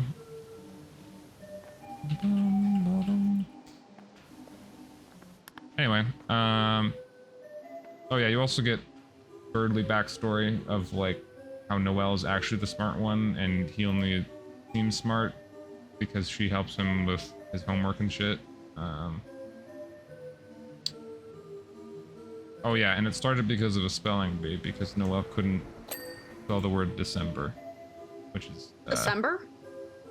yeah, the month of December, which is actually also the name of her sister, which is the actual reason she couldn't spell it. Because that's a whole Crazy. other thing. Her sister's missing. That's a whole other mystery in the game. Can you go through all post chapter 2 theories and explain how half of them died on June 4th? What? Yeah, so there was a 3-year gap, you know, after chapter 2 and in between chapters 3 and 4 releasing a couple months ago. And there were so many theories in that time. And, you know, when the actual chapters came out, all of them fucking died. Because they were all wrong. Which is, I mean, is only natural with theories, but even like the things that people were thinking were basically guaranteed to happen did not happen. There was a very common there's multiple fan fights, and there's a full fan animation of the Woody theory, Friend Inside Me. Everyone thought that the chapter 3 secret boss was going to be like this sheriff, like cowboy character. Why? There were I don't know if I can go down this rabbit hole right now, but there were a lot of hints towards it, and it did actually get officially acknowledged and in the chapters by Toby. And what's funny is that the theory is actually not dead, because they kind of hint towards it happening in chapter 5 now, which is even That's funnier. funny. So everyone's just kind of coping with theory still. Anyway, oh yeah, Rule's card shows up again, and he fights you again. Of course. Now he's Rules a card pirate. Oh, shows up nevertheless. he finds your fucking thrash machine that you made for Susie and Lancer in chapter 1, and he uses it as a vessel in the acid tunnel of love. So now he's a pirate as well, because, you know, why not? Why not? And the way he speaks is just the most confusing thing ever, because he already speaks in like Shakespearean, and then he starts speaking in with pirate as well. So he speaks in like ahoyeth landlubbers.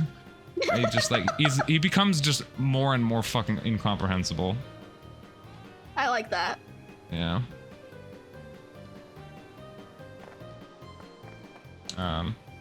Yeah, rules card is the ultimate just. I don't even know what character he is. He's a character. I like that. That Yeah. little da da da da da Yeah. da da da. That name, the name of that song is literally called "It's Pronounced Rules" because everyone got his name wrong because it's spelled like ROUXLSKAARD. Yeah, rules card because he's the rules card because he's another fucking card. But the song name just being "It's Pronounced Rules" is really funny. Oh yeah, and then we get lesbians, Susie and Noelle. Lesbians? Yeah, Susie and Noelle. Let's go. Happy Yuri Day. Yeah, Noelle has. Oh yeah, that's like one of the biggest ongoing things with Noelle is Noelle has a massive crush on Susie throughout all the chapters. And it seems like Susie maybe is reciprocating, but girl's got problems she needs to sort out. So she hasn't really. She's pretty clueless. She's the blissfully unaware stereotype. But I mean, I wouldn't be surprised if she is aware, but I don't know. She just got friends for like the first time in her life, so having, you know, a partner is probably just not even in her mindset at this point. Oh yeah, and then they ride a gay Ferris wheel. Why is it gay? It's covered in hearts.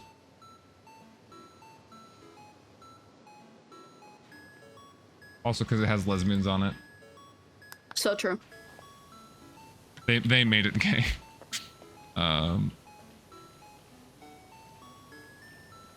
Anyway. Oh yeah, and then you fight Queen with like biggest fucking banger ever. Ooh. Yeah. This song is one of the very few songs on the whole soundtrack that Lana Rain, composer of Celeste, worked on. Whoa. Yeah, she's worked on a few Deltarune songs. Kinda nuts. Small world. I know, it's crazy. You know, I'm honestly just gonna listen to this while I power wash for a moment. Absolutely fair. Oh yeah, during this fight, she uses one of her little, like, electrical plug things to basically control Birdly to fight you the whole time. Hmm.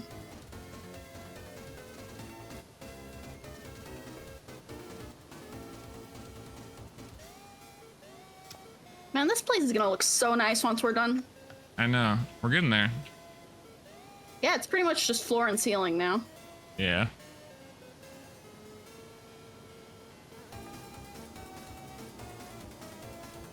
Absolute banger.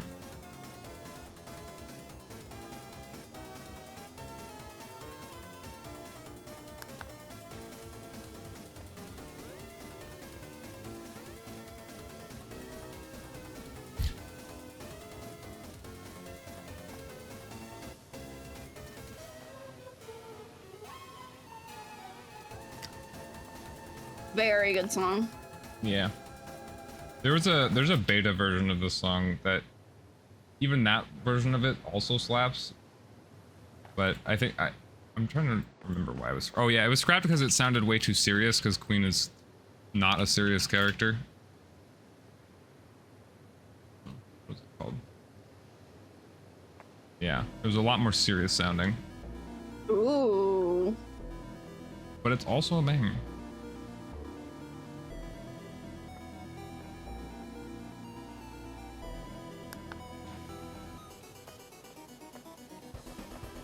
Oh, I know, right? That's good.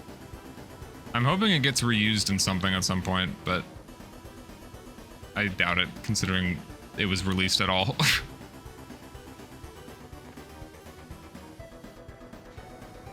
People have kind of headcanoned this as like a, you know, Queen if she locked the fuck in fight theme. If she was actually fighting Sirius. But she, I mean, she literally is drinking acid during her fight and she's getting drunk, so. Good for her. Yeah.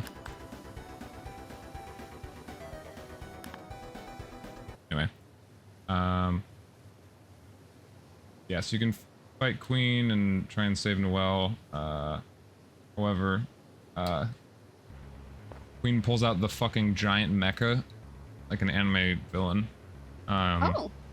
Yeah, she has a giant mecha. Which she literally says, like, seems you didn't notice the giant freaking mecha in my lobby, because you can see giant feet, like, in the main lobby of the mansion, so it's not really a secret that she had it. Anyway. Then everyone comes together and you get your own mecha. Everyone puts their powers combined. Oh, like Voltron. Yeah, it's a very silly sequence. Burley adds his gold statue made of himself to it, the thrash machine, the random shit from different NPCs, and then you have a punch out fight, like it's a literal punch out fight where you just like punch and block and shit. Oh yeah, I played this song last night.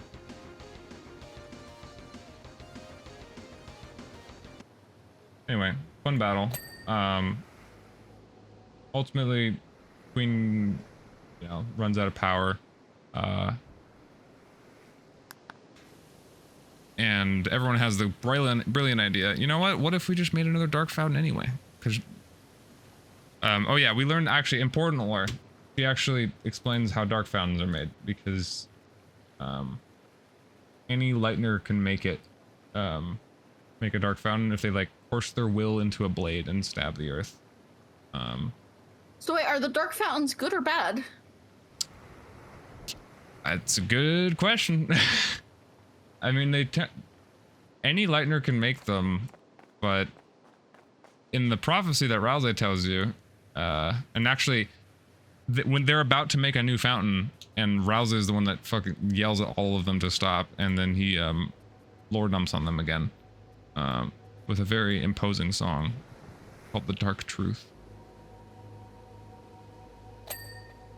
I forget exactly what he says during this, but oh yeah.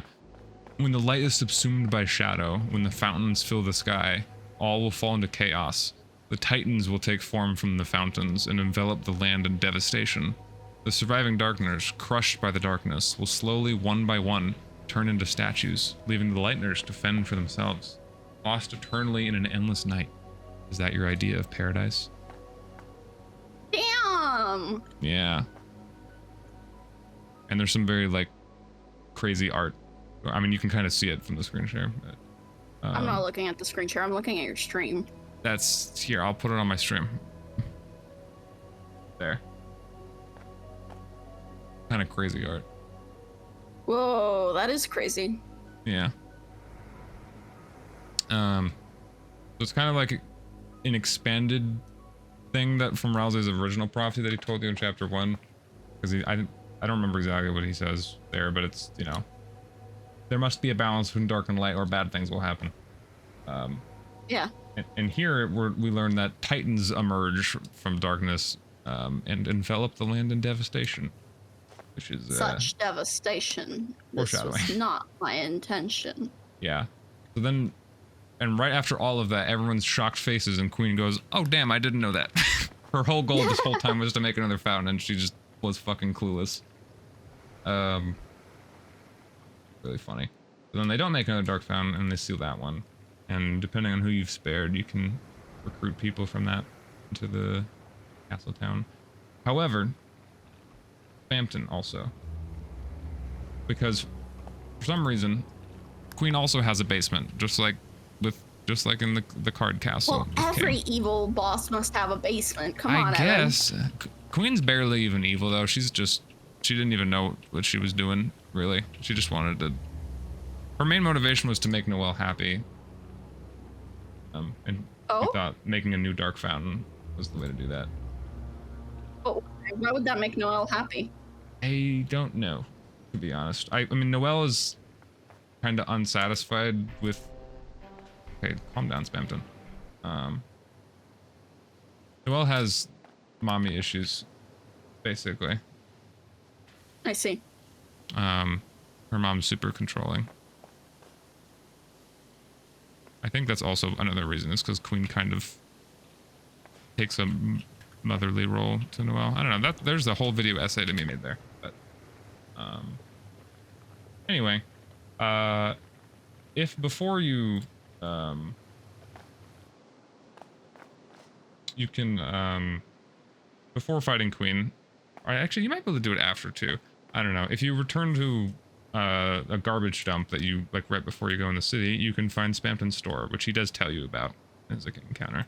But you can go to his store. Is there? Do I not have the dial tone? Not part of this. God, this playlist is missing a song. How could this be? How could they do this? It's not a very important song. Oh, not this one. Shut up. Dial tone. There it is.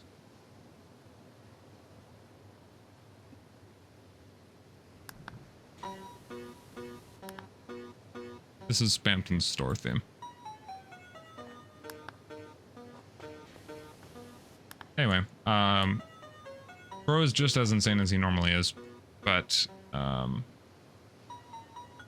he tells you about Queen's basement, and there being something there that A chance to become a big shot, perhaps? perhaps indeed.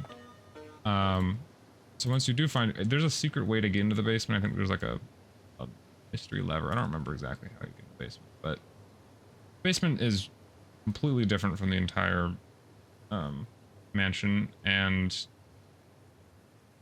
you can find this this decrepit machine that is like completely broken. You can barely even see it. It's like almost entirely in the darkness. And if you go back to Spamton and talk to him, he'll be like, "Oh shit, that's cool. So this is very important. I'm gonna put myself onto a fucking disk drive, and you're gonna put the disk drive in that machine. It's very important." So you upload a virus to the Queen's basement. Yeah, I mean, he kind of manipulates you and doesn't tell you why he does it, why he's doing this, but he's just like, "I'm gonna give you this. So it's very important. You put it in the thing, and you put it in the machine, and then becomes a big shot, and you fight. He becomes Spamton Neo, and he hopes that it gives him freedom, but there's still like strings controlling his body. Well, that's sad. He's like, well, fuck. I guess I'm not free. You know what I do need to be free? Your soul. I probably need your soul. So then he tries to kill you. And then the song plays. You know, Play it. the song. Oh, hell yeah.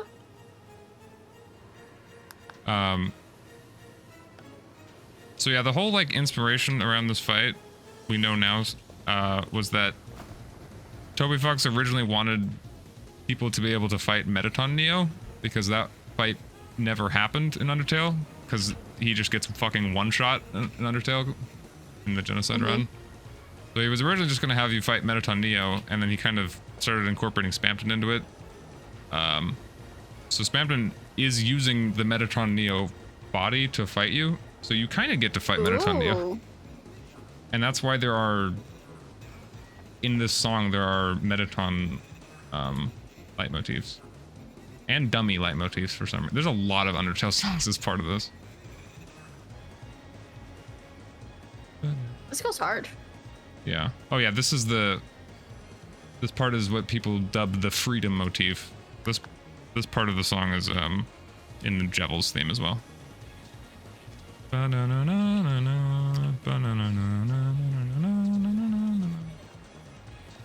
Also, he starts speaking garbled fucking shit in the background that's it's one of those Yanny Laurel situations where everyone hears a different fucking thing being said. Mm-hmm.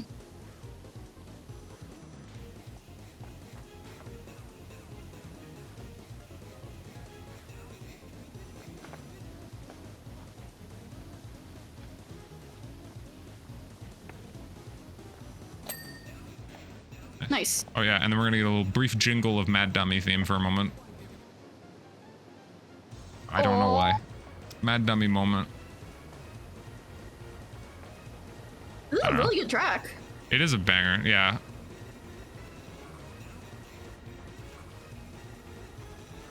Oh yeah, this is the Metaton part.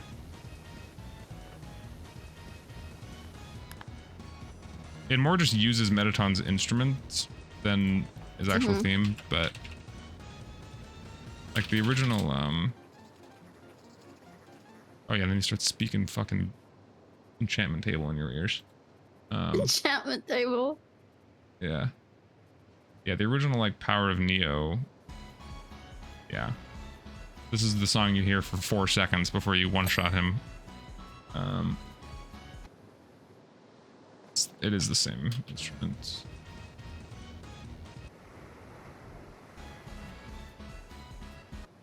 Oh yeah, I hear it.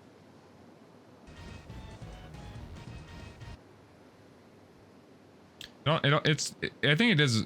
It's kind of crazy how well it worked out just theming wise though, because Spampton is literally like an ad that, you know, takes over shit, so it kind of works just from taking over Metaton's thing. Anyway, yeah, Spampton's cool. He's just a chill little side character. No one really cares. Flash J. No one really cares. Yeah. Anyway, the two ways you can end the fight, it's again pacifist or combat. The pacifist thing is you're cutting his strings the whole time, and he's like, "Oh my god! After all I did, you're trying to give me freedom? Thanks, Chris. Watch me be free." And then he cuts the final string, and the music cuts, and he collapses to the floor. Oh. So yeah, that's cool. That's sad. Why do I feel sad for Spampton? He's a tragic character. I mean, he's a fucking conniving opportunist, but he is a sad character. And when you leave that basement, Susie is the only one to be like, "Hey, so what the fuck just happened?" Chris and Rother are just like, "Yep, just an average Tuesday." Honestly, it's really lucky that Susie and Rousey even showed up, because most of the time that Chris is talking to Spampton, it's when they are on their own. Like, Susie and Rousey are not with them. They just happen to follow Chris into the basement.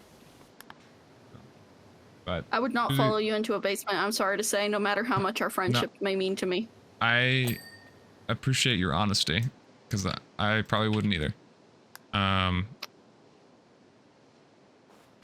Maybe a normal basement, but not a castle basement. Yeah, and not one that goes I can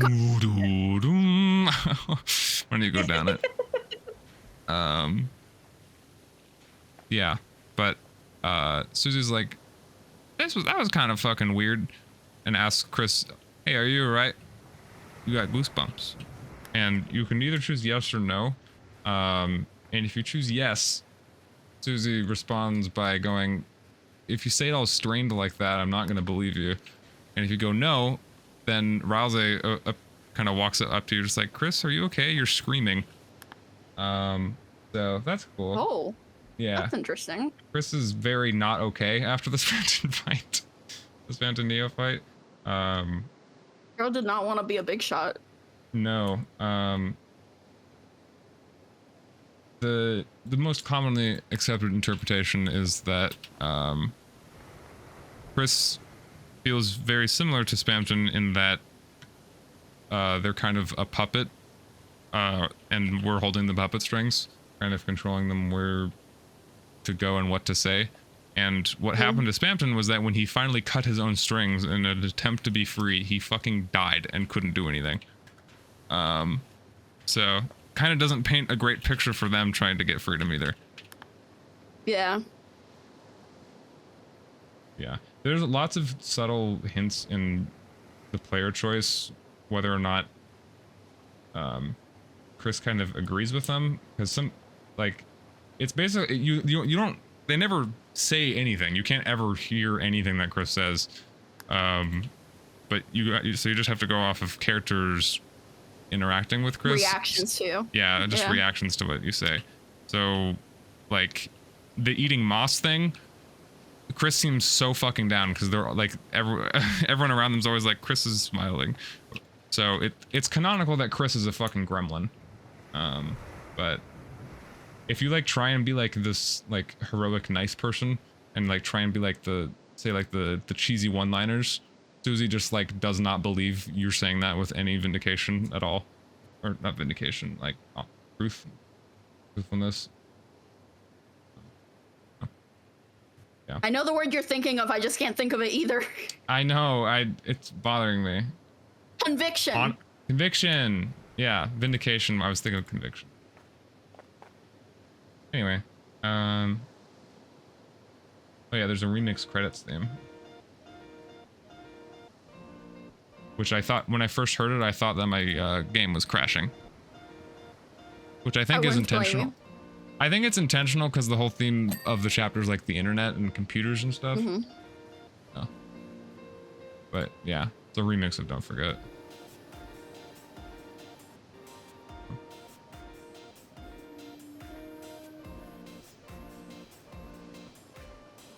Oh yeah, I guess I didn't explain a little bit, but yeah, after you seal the fountain, Noelle and Birdley wake up, and for now, they're convinced that what they went through in the dark world was a dream, but there are hints that they know that it was real, and Birdley's not as much of an asshole anymore.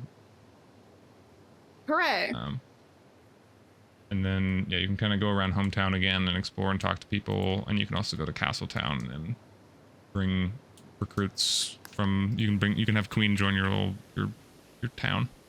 I don't remember what else. Oh yeah, Lancer also does appear in chapter 2. He kind of joins in your pockets, and that's how he and Rose Card show up in a different dark world. Is that they fucking hop in your inventory before you start the chapter. That's really funny. It's really silly. But another thing that's established is that darkness can't exist in other dark fountains. So after a while, Lancer and Rose Card both turn to stone. But you bring them back to the Castletown Rouse's place, because that fountain is made of pure darkness, which is different than the other ones for some reason. I don't know, but I think the reason is that like darkness that don't reflect the world that they're in, because like the original one, they're cards, they're playing cards. So they wouldn't really belong in the digital world. Wouldn't belong in an internet internet world with internet darkness and stuff. I hope that they'll expand on that more in future. They kind of have expanded that a little bit in chapter 3. There's like some side characters that are kind of like, there's a character, there's Pippins. There's these little like, I don't even remember what they actually are. Are they playing cards? They're not playing cards. What are they? Dice? Oh, they might be dice actually. That would make sense with the name Pip. Yeah, I think the Pippins are dice. But yeah, they're from chapter 1 as well, but then they reappear in chapter 3 because there's like some dice that are in like the couch cushions or something. So they're like a different set of Pippins. I don't remember. But they fit in that dark world even though they're not from there. Right, so there just needs to be like thematic overlap. Yeah, I think. I don't know. I'm hoping it'll be elaborated on at some point. So Tabletop Simulator could be in chapter 1 and chapter 2. Yeah, exactly. I guess I should probably cover this now. Yeah, so people did not know about it for like 2 weeks after chapter 2 released, but there is an actual alternate route in chapter 2.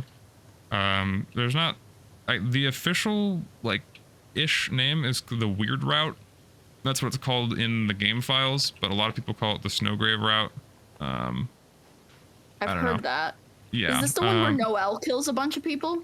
Yes. So, one of the main things with Deltarune that is, it's kind of like repeated a lot in chapter 1 of your choices don't matter.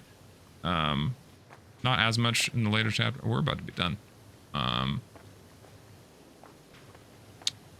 But yeah, like ending a chapter, like attacking everything or sparing everything doesn't really change the end result. Besides just having like less recruits and like the darkness don't like you as much, but you can never kill anything because anything you try and attack always runs away when they get low. However, in that brief little moment of time when Noelle is in your party and no one else is in the Cyber City, she has a spell called Ice Shock. And if you use it, enemies don't run. They just get frozen in place.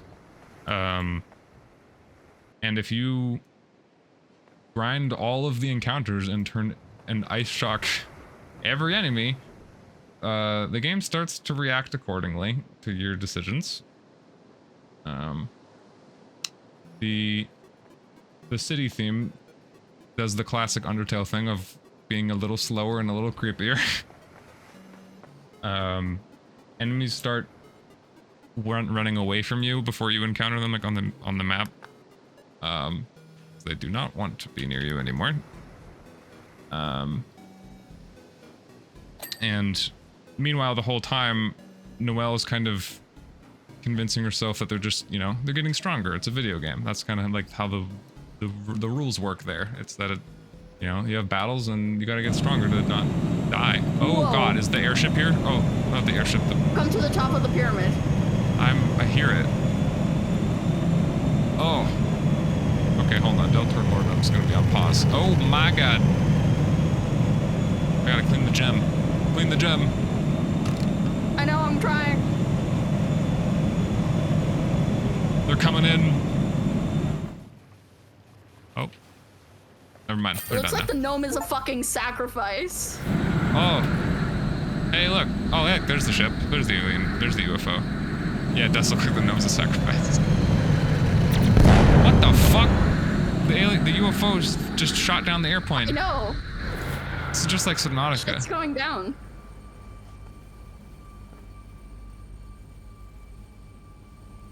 The beam. The beam is hitting the volcano. The beam. Okay, is that it? I guess I'll do escape. I think that's it, yeah. I can't even see all the inside progress from here. I know. It just looks like nothing's happening. Oh, there we go. There's a little bit. Beam. Harper and I hitched around. Oh, no, that was the initial message. Oh. Oh, I think it's playing the credits now. Yep. Yeah, I got kicked. Oh. That's unfortunate. Oh wait, it's okay. showing all. Oh, it's showing all of the time lapses over all the maps. Yeah, isn't that cool? Yeah, like it's this game. these ones are showing multiple people because you guys were there for these ones. Oh, this one I did alone. Yeah, I remember I was testing my camera. I was renting on that one. Oh, and there's another person in this one. Is this copyrighted? I don't know. I can't hear it. Let me unmute your stream for a sec. Let me Google it. It's called Make It All Shine, apparently. Awesome. I don't think anything's ever beaten the grounded credits thing, but Yeah, that was pretty good. gotta go take a poop. Go, go. The game's done. The game. I mean, it's a song, but I don't know if it's copywritten. I like it. It's good. It's chill. God, I remember this one. The roof on this one. Oh, I can't wait for them to put out the second one. I wish they'd give us a First date. job for me returning. That fire station was the first thing I did once I started playing again. I like the fire Always station. good. I like drawing things on the roof of it. Yeah. The fucking that right there is the silliest job in the whole game. Which one? You're the stream delay. Not the tricycle, the unicycle. Oh, the big- unicycle. Yeah. Yeah. The $10 job. Hey, whatever pays the bills, right? Yeah. This game has made me actually consider getting a power washer IRL. Just fucking going for it. Of course, you also gotta get like the equipment, Oh, fuck, a like the carousel, protective man. equipment. You and that carousel have beef. I actually don't like the carousel much either, but it's mostly because of like the grooves and stuff at the top. Yes, that's why I don't like it, because of all the little hard to reach spots. Yeah. That house right there was pretty tough. Washroom. It's got a Washroom, my beloved. Probably my favorite map. Definitely one of my favorites. Hey, airplane. I did this once. Yeah, I was watching. Boat.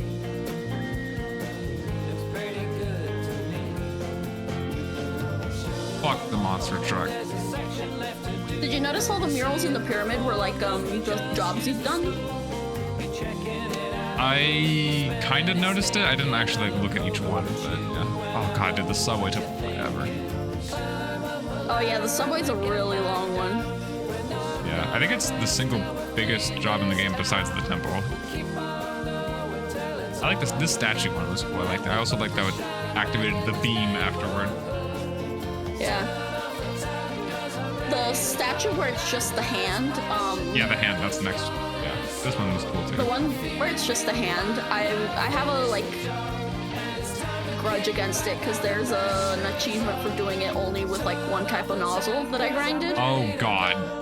That And it was sounds like- awful. It was really annoying to do. Using only the white nozzle completely cleaned the monument. Oh. Yeah. That takes forever. I wonder if you could do Probably those one of achievements the- in multiplayer a lot easier. Oh, cutscene. Oh my god, a cutscene in this game. I didn't know this game even had a cutscene. The cat! Ulysses! Aww. Kitty! Kitty and kittens. Way better than Sons of the Forest ending. So true. Oh, is that it? Oh, okay. The cat was staring into my soul. I didn't know if it was a freeze frame or not. Thanks for washing. I love this And game. I get fucking gnomed. I'm a gnoblin. I'm Not the gnome. a gnelf. I am a gnome, and you have been gnomed. No post game. Tragic. Well, post game is the bonus jobs. Yeah, I know. I guess I could get my Research Edition Prime Vista Pro skin now. How do you get more money? Do the side missions give you money? Yeah, Okay. I'm sitting at like 8K. Oh, damn. Oh, Prime Vista Pro Pacifist. This wasn't here until now. I want that or the Research Edition. The Research Edition is purple, so I'm inclined to do that I one. don't think there's anything left I can buy, frankly. Probably not. I only have like, there's literally only 4 things for me to buy, and they're all 2,000. Well, I mean, I guess I can buy soap, but you know. Yeah, max out on soap. I didn't buy a bunch of the gloves because I don't care, but because the only Yeah, outfit I I have care all- about is the summer one. The summer one is the best one. Yeah, I have all the gloves and outfits besides the $2,000 ones because I just unlocked those. Yeah, in total, I guess I need like 4,000 or 5,300 more to get everything.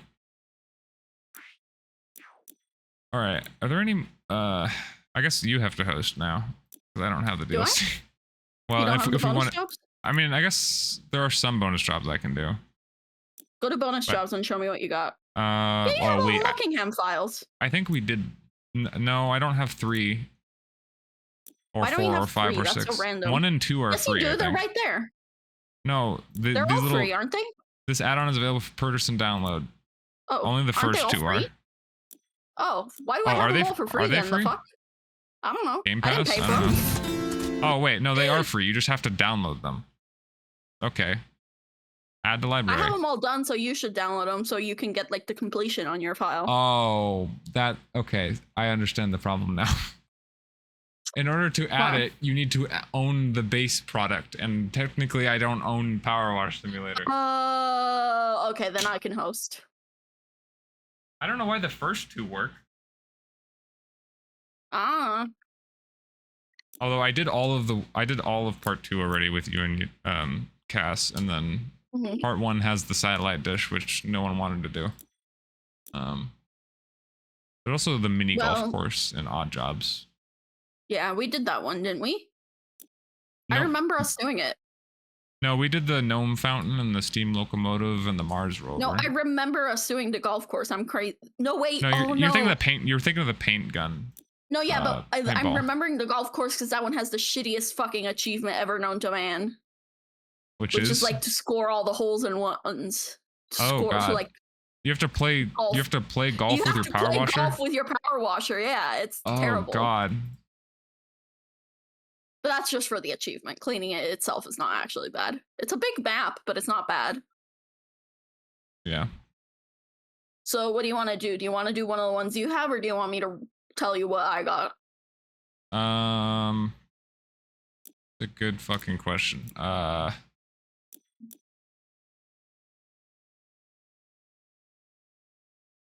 Let's do the satellite dish, I guess. I don't know. All right, or we can maybe do the solar satellite station. dish. Would you prefer Can the we solar do solar station? station already? It doesn't say I have. Okay, then we can do either one. Okay. Solar station is fun. Has some nice solar panels. Cool. Starting this job forget will you gotta give reset me a any code. progress on other bonus jobs. Do I have progress on any other? I don't think I do. No, it just says that all the time. Okay. Yeah, I should probably just get the actual fucking game. I mean, it's Oh, a good stop. game. Stop playing the Steam trailer. You can Oh, also wait, just wait and There's get a the second special one. promotion Is on there? sale. Whoa. Is there a Steam sale going right now? I know there's like some publisher sales, but I didn't Yeah, think there there's was like a there's a major sale publisher happening. sale. I think, yeah. I can buy PowerWash Simulator as well with the Tomb Raider thing, Winter, Midgar Special. I can buy all that for $12.50 when it's normally $25. That's a pretty good deal.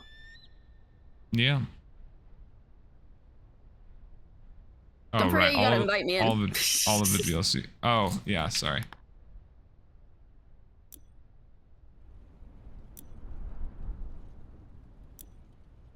What? I didn't put, oh, there we go.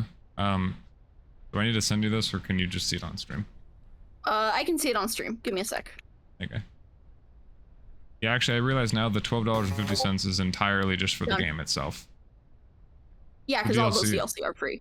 Yeah, I thought I didn't know all of the paid- DLC were free. No, they're paid DLC, which are the like Oh, IP those are collabs. DLC. So like Yeah, the those are Shrek, collab. the SpongeBob, the Back to the Future. Indiana Jones or something, or I don't know, one of those things. I think you're thinking of Tomb Raider, although that one's actually free for some reason. Oh, well, most of the IP collabs are paid. Yeah, the Wallace and Gromit, Shrek, Alice's Wallace and Gromit Adventures, was the one I was thinking. Yeah, yeah. Warhammer, The Back to the Future, and SpongeBob. The IP ones Oh. are paid. Sadly, because I would have loved to do the SpongeBob Who's ones, but single. Oh, this is the soundtrack. Stop playing the fucking trailer, bro. God. Anyway, back to the horse. yes, we were talking about Noel murders. Yes, Noel murders. Oh, I don't have a nozzle. Yeah, I'll go on this one. Yeah, so Noel's freezing. Oh my god, this clears shit so much faster. The temple has all these like rough surfaces. Yeah. Yeah, so you're freezing a bunch of shit. You're getting like every time you finish a fight, it says, you know, Chris and Noel got stronger. And at some point, there's a vendor that tries to sell you like a ring. Oh, the thorn ring? Not quite. It's the I think is it the snow ring? I don't remember what it's called. It's one of the... there's a lot of... Spampton isn't the only ad. There are also Addisons that are... They're just not as bad as Spampton, and they're always trying to sell you stuff, but one of them tries to sell you a ring. And it's always 1 gold more than however much you have. And normally, you're just like, oh, that's funny. Okay, we don't need it. Oh, it's a... They try and sell like a couple ring because they think Chris and Noelle are like a couple. And I was like, nah, we're not a couple. And normally you can choose... Couple of besties. Couple of besties. And yeah, normally you choose the, we're friends option. But there's also we're something else as an option to that. And Noelle's like, what the fuck does that mean? There's no good interpretation. A secret third thing. A secret third thing. Yeah. And then after the ring, Noelle's like, we're not gonna get the ring. Then an option shows up to go to proceed. And I was like, what does that mean? And you proceed again. And then it fades to black and it makes the spell noise, and suspiciously the Addison is gone. And she kind of like basically blacks out. She like doesn't even really know what just happened.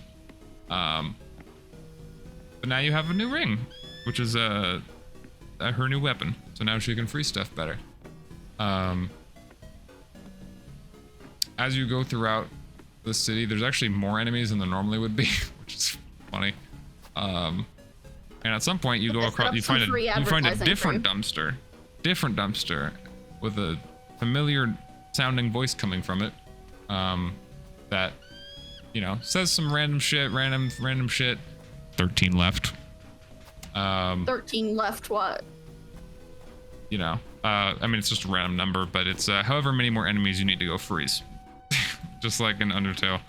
I don't know how Spampton knows that, but once you freeze enough enemies, you can go back and you can buy the Thorn Ring from him.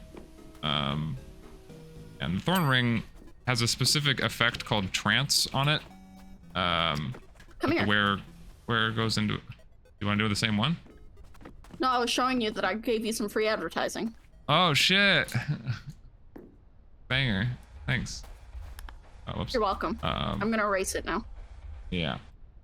Why's my YouTube lagging?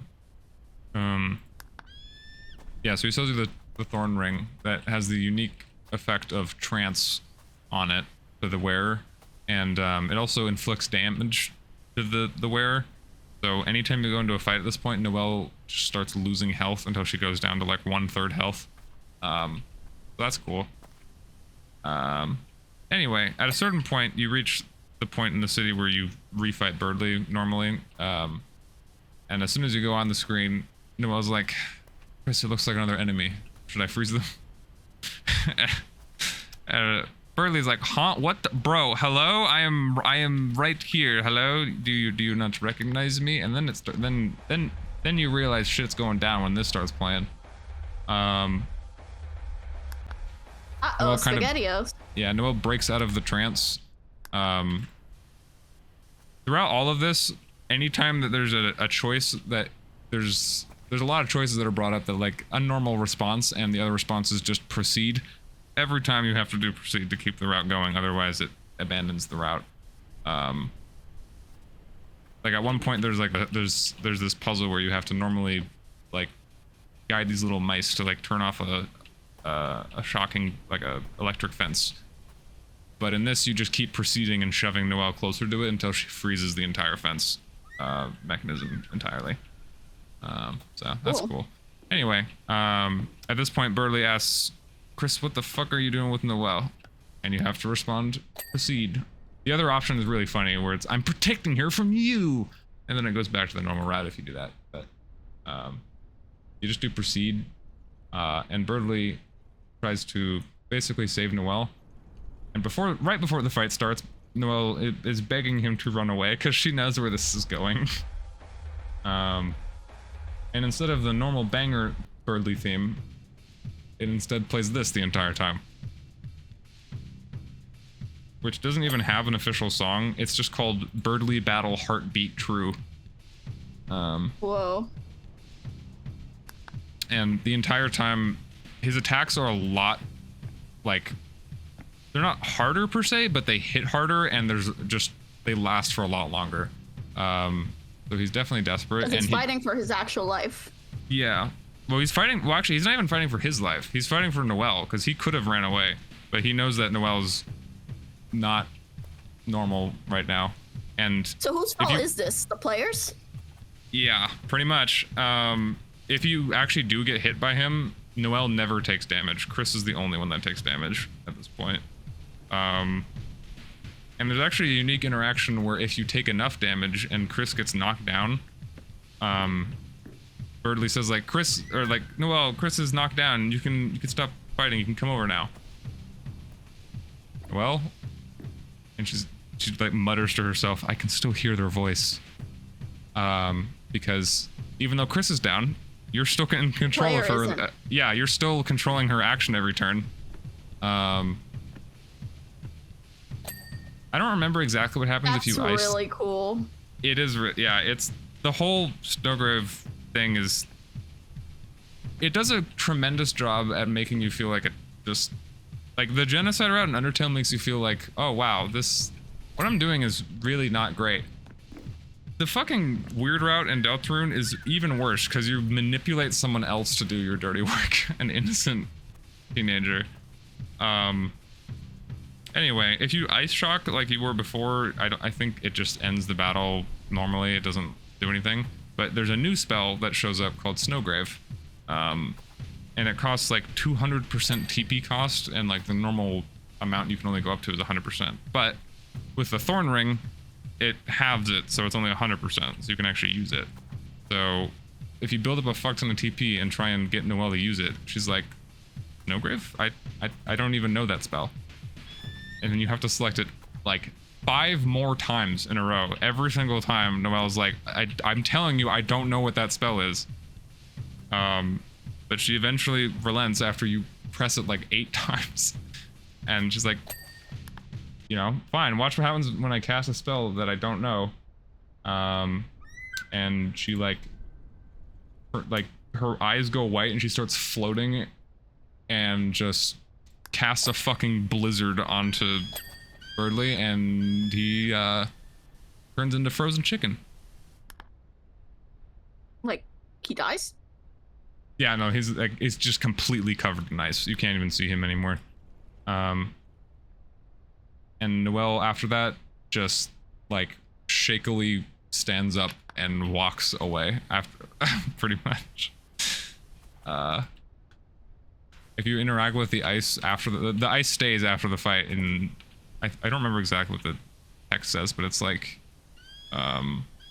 it's hard to see, like there's the figure inside or something. I don't know. But yeah, that's pretty cool. There's also subtle hints during that I'm trying to think of actual like things you can see during the fight, but there are definitely hints that Chris does not enjoy this either, because you're using Chris and Noelle. You're speaking through Chris to manipulate Noelle. But Noelle makes a very important distinction that there's a voice unlike Chris's voice telling her what to do. Okay, so Noelle isn't blaming Chris. Well, she's still afraid of Chris because we're controlling Chris, but she knows that something's off. But yeah, at that point, the route completely diverges. You don't go the normal path in the city anymore, and you like go through a different alleyway, and you find like a manhole cover that like brings you all the way to the entrance to Queen's Mansion. And then you find Susie and Rousey again, who are completely clueless as to everything that just went down. And if you go, Queen doesn't capture you anymore. You don't see Queen at all anymore until the very end. She doesn't like capture you or anything. But when you go into her mansion, things are off, and this starts playing. One of the NPCs in the main lobby says that like Queen's gone missing, and now a mysterious entity has taken over the mansion. And once you start, you know, wandering around, you may notice that Spamton's face is plastered over everything. Motherfucking opportunist took over the whole fucking mansion, because Queen disappeared. And then you just have this haunting theme going as you traverse the mansion instead of the banger earlier. I really like this, by the way. The Snowgrave route thing, totally up my alley. Yeah. This the type of shit I'm into. Hell yeah. It is very just, I don't know, the fourth wall breaking stuff in Undertale and Deltarune is so good.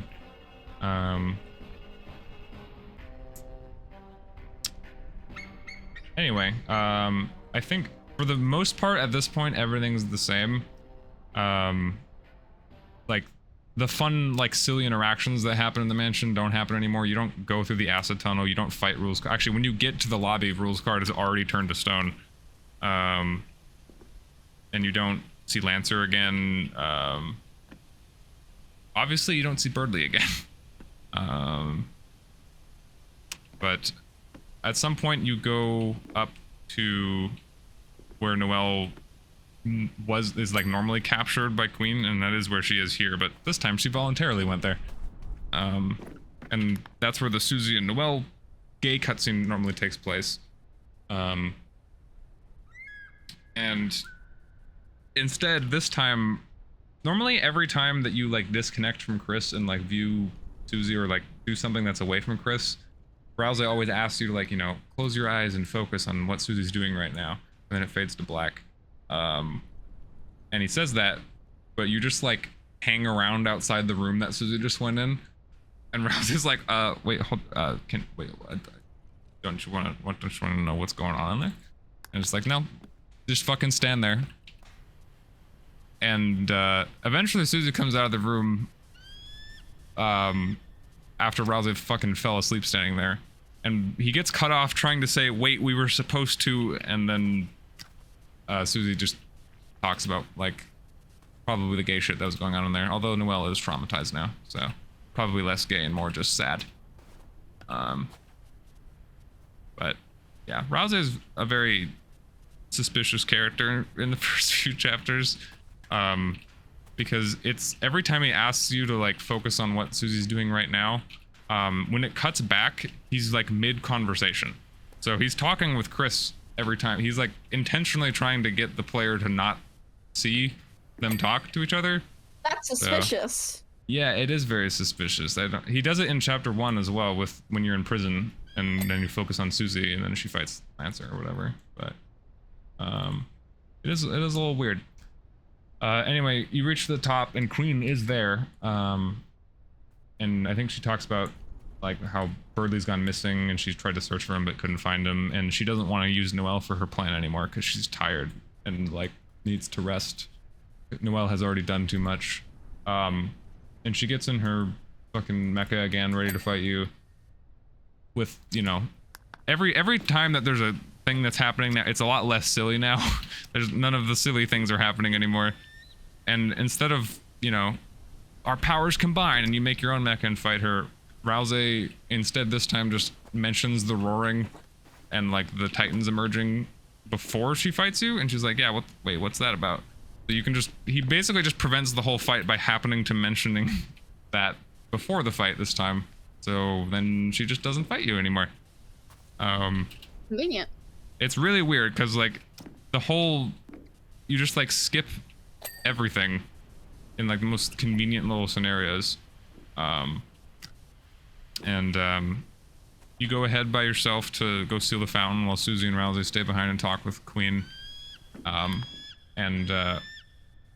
Right before you seal the fountain, Hampton cuts you off and says, hey, I sold you this ring and you're just gonna fucking seal the fucking fountain after I just took over the whole mansion, bro? Like, what the fuck? So then you fight Spampton again, or for the first time, depending on what you do. But it's the same theme and it's the same fight with the same attacks pretty much. However, it's too loud. This time it's a lot harder because it's a solo fight. Normally you fight with Susie and Rousey, but now it's just Chris fighting. You have like basically no way to heal. So it's a lot harder. So get good. Yeah. However, it does not end with Spampton just losing normally. Um, I forget exactly what he's. Is there? I don't know if it's in this. I guess it does just play this song. Oh no, it doesn't. Which? I don't even know what the song. Spamton has too many fucking songs that are like all the same. I have no idea which song plays. Big Shot.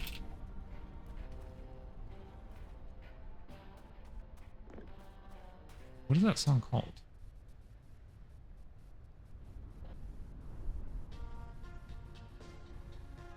Yeah, I mean, it's this. This is. I don't know. It's very, very similar to the Deal Gone Wrong other song, but once he gets down to like 10% health, he says one of the funniest fucking meta lines of like, "Don't you know Neo's known for its high defense?" Which, Spamton or Metatone got fucking one shot. Undertale. Yeah. For not having high defense. But yeah, he's like in a 1-for-1 fight, Neo never loses, and his defense rises like so much to the point where you can barely do any damage, and he just keeps spamming the same like easy attack that you can't. It's pretty easy to dodge, but you just can't fight him anymore. His health pools does not go down. I think even if you do keep attacking him and it goes down, I think he just heals himself back up a little bit. So it's just an endless stalemate.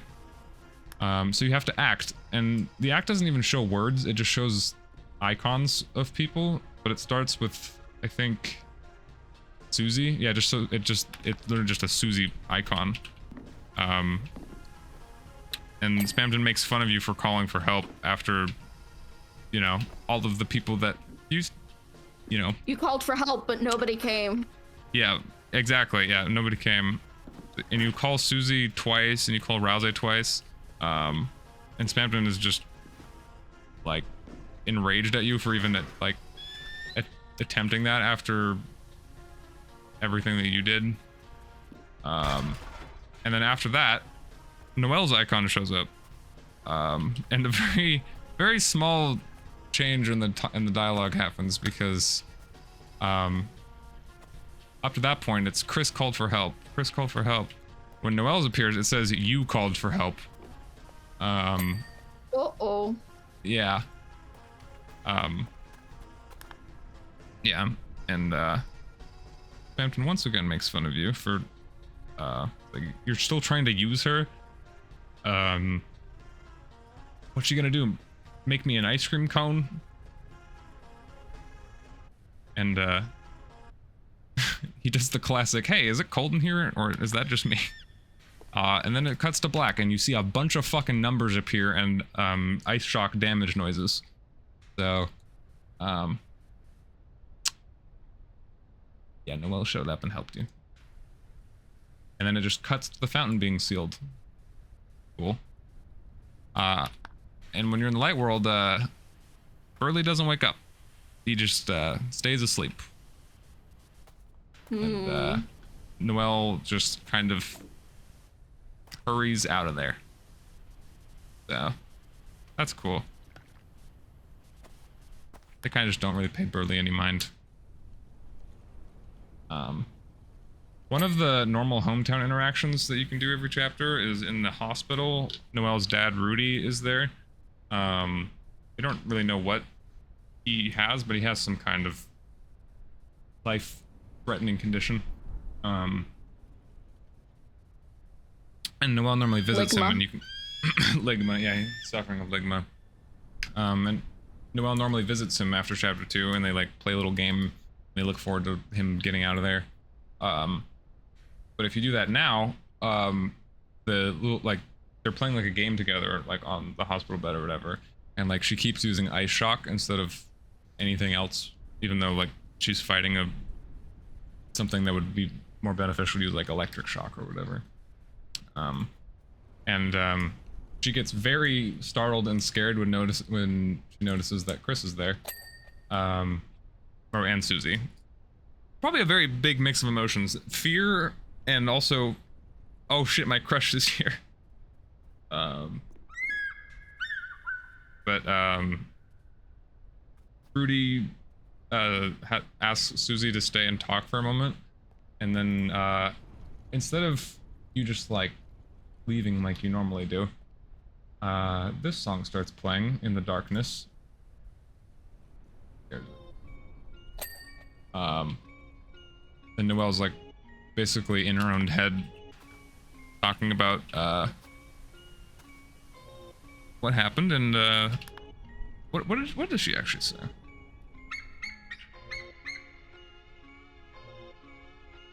But it's a very it's complete darkness and you can just see the text on the dialogue box. Can't see anything. Monka. Yeah.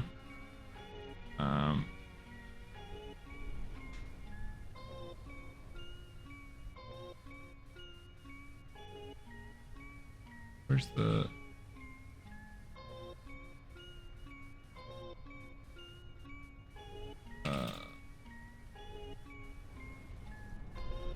just gonna look up the dialogue.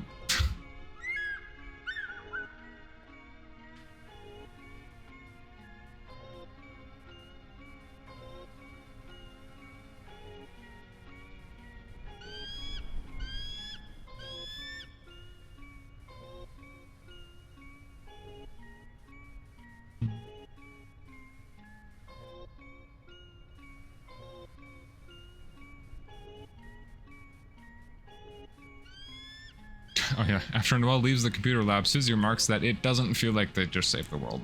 And she normally does. It says, we've saved the world, no one knows. Oh yeah, she also refuses to give up control of the game to her dad when playing it with him.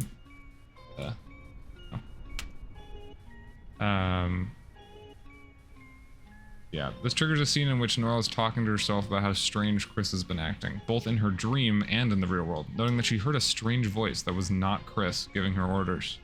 Noelle wonders to herself why Chris keeps coming to the hospital, because you can come every day of each chapter, to which the player can respond with either to see you or to see your father. Either way, Noelle is shocked by Chris's presence.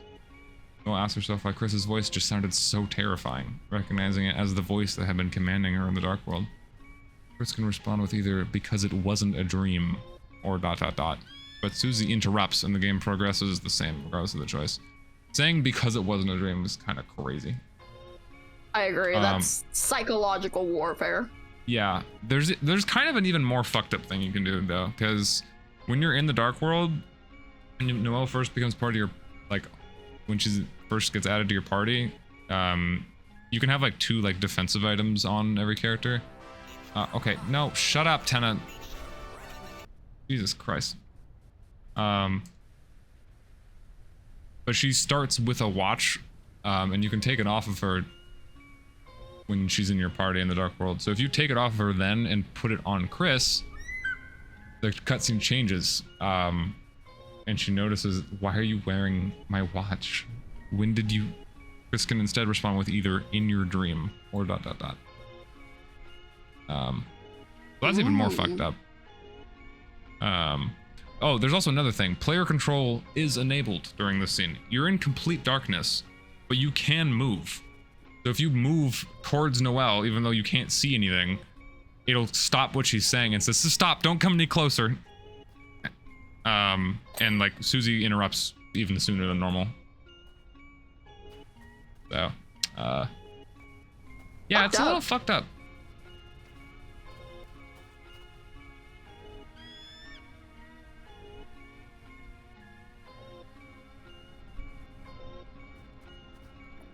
Oh yeah, that other one.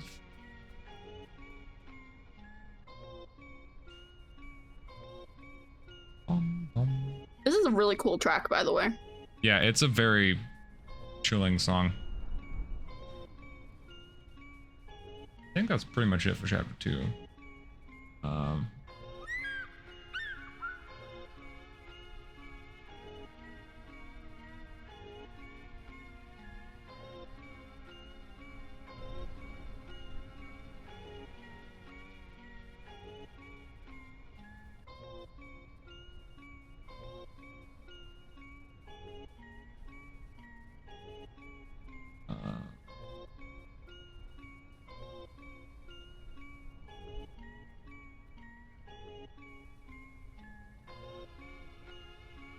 Oh yeah, the thorn ring receives pain to become stronger. Oh no, that's Noelle's title change. Oh, that's just in her description. Okay, that's fucked up. Okay, yeah, everything else is a pretty small change, but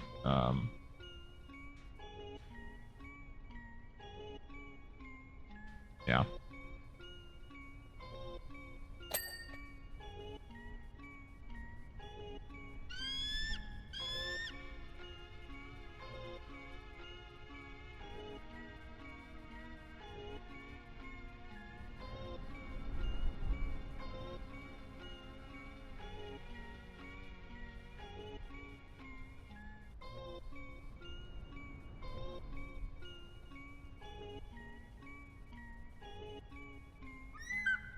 Oh, I actually didn't know that.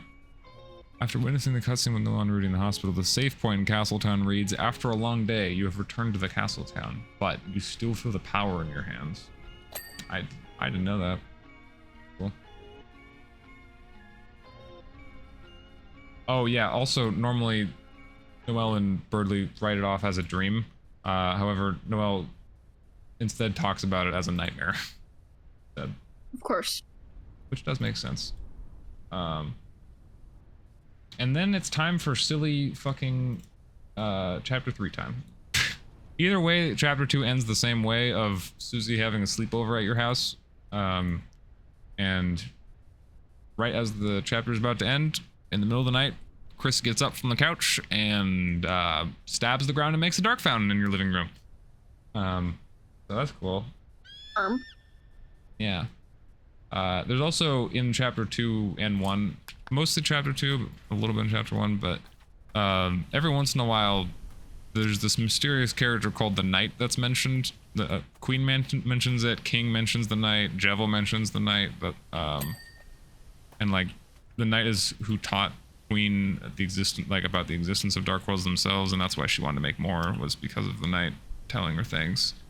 So everyone thought that Chris was the Knight because the only stuff we knew about the Knight was that they were opening the Dark Fountains, and then Chris opened a Dark Fountain at the end.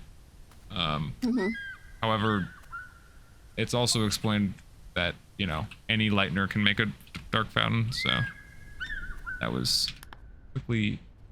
Why is this called Thrust Industries? Is this based off of that guy that has a Thrust as his last name? Oh my god. Thrust. You don't ever Thrust Industries? No. Anyway. Chapter 3, I'm sure you've seen 10 already, but yes, I Silly can't TV escape head him. man. Yeah, he's fucking everywhere. He's new Tumblr sexy man. But yeah, he's literally like the TV in their living room, the old TV that they don't use anymore. So he's basically stuck in like the 90s. He thinks he's like fresh technology, you know, having color, and you know, you can play games on him. Some of them, for sure. But yeah, he wants you to be part of the game show.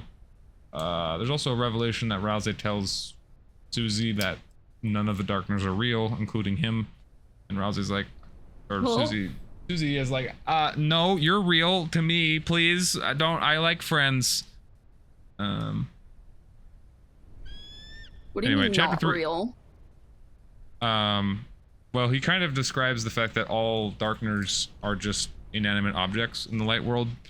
And that, like, Darkners can't go to the light world. Like, the whole reason that's spurred on is that there's, like, a festival that's going to happen in the town that Susie wants Rousey to be a part of and to join. But he literally can't go because he wouldn't be That's a person sad. there. One of the minor mysteries is that we still don't know what Rousey even is. Yeah, because like he doesn't really seem like an object. He's not like any other Darkner either. He's the one Darkner from that. He's the only Darkner of the main fountain that any Darkner can be in. So he can be in any world without turning to stone. And he's also like Azrael for some reason. And like he can just travel to other dark worlds easily. He can He can do a lot, and he also knows a lot that he probably shouldn't. And that's elaborated a bit on chapter 4. Bro's a game FAQ board. He really is. He really is. There is a theory that Rouse is there a few times Toriel and Asgore like kind of mention that Chris used to wear this fake pair of horns like all the time when they were younger, to try and, I mean, it's really sad honestly because they wanted to fit into their family of goats because they're the only adopted human child of the family, so they wore these little fake horns all the time. But there's a theory that Rouse is the fake horns, which is why he looks like a goat, is because Rouse is kind of Chris's manifestation of what they wanted to be in their family. I don't know. Interesting theory. We don't really know. But yeah, chapter 3 is literally just basically bending to Henna's silliness. Because they're all feeling down that Rouse can't do anything, so they're just like, you know what? Let's have a fun time and be on Tenna's game show. Oh, that's the one where you can choose to make your name Ass. Yes, this is, yeah, exactly. So, yeah. You're basically just playing silly little mini games and stuff for all of chapter 3. Including the little like Zelda 8-bit games. You might have seen a little bit of. I don't know. I don't think I have. Oh, this is a, hold on, that's an unused track. No, I feel down. I got back up again. A lot of the silly stuff with Tenna is that Chris, Susie, and Rouse get these little controllers and play like the most knockoff Zelda game ever.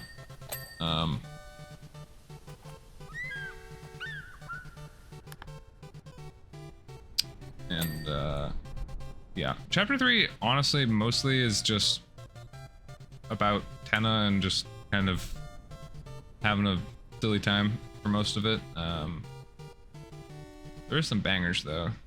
There's the mini boss theme of chapter 3 is actually a remix of the general battle theme, which is a fucking banger.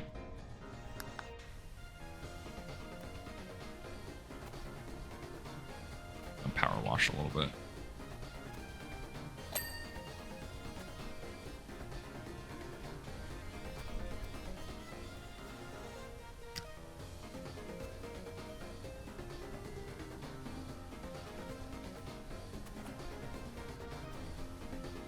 Oh yeah, the first mini boss that this plays in is there's like a little weather duo of Darkners based off of the Weather Channel.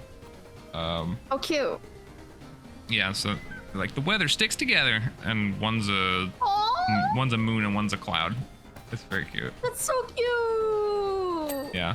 The moon person. Well, oh my god. Sorry, my bad. That's fine. Excuse me. That's fine. I thought I was being attacked. Yeah, the moon's person's name is Lenino, and then the cloud is Alnina.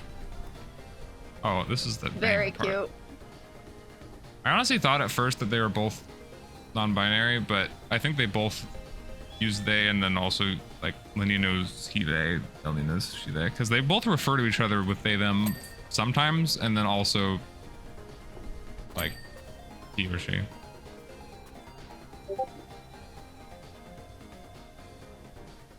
The weather sticks together. That's so cute. Yeah. That's so cute. I like that. Cute. But yeah, the fight with them ends because depending on whichever one you gas their ego up of more, they get full of themselves, and the other one is like, okay, fine, I guess I'll fucking leave. You made yourself clear. And then eventually the other one gets sad that they made the other one leave. And Apple, it depending wasn't on a Discord ping, it's a cleaning ping. Actually no, it was a Discord ping. I forgot to turn stream mode on. Hi Apple. You put the wrong channel in your go live. Wait, what? Did I do it in stream schedule? No, the wrong channel. So maybe you put Evan Bricks Games regular. I did. I fix it. I pinged the right role at least. Small victories.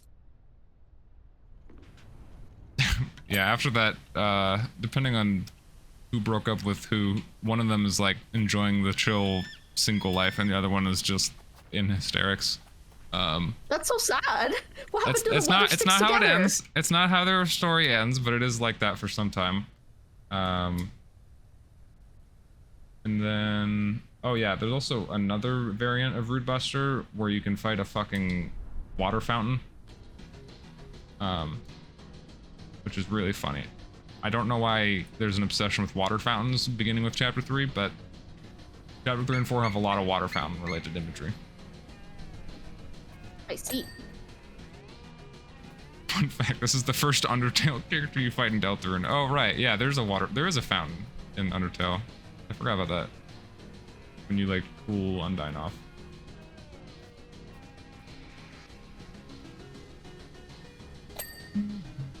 We're just starting chapter 3 of Deltarune lore, and in power washing we finished the main campaign and we're Yeah, doing we're bonus doing stuff. odd jobs now.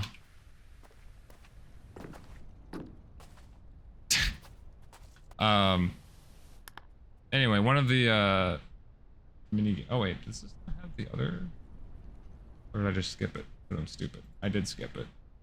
There's a cooking mini game that you do with Tana. Oh It's yeah. very silly. You know? Very silly. There's also a rock band mini game. Where Susie just fucking destroys the drums and doesn't even try and play and beat. She just fucking slams on the drums the whole time. Good for her. But yeah, you get to play a pretty banger song.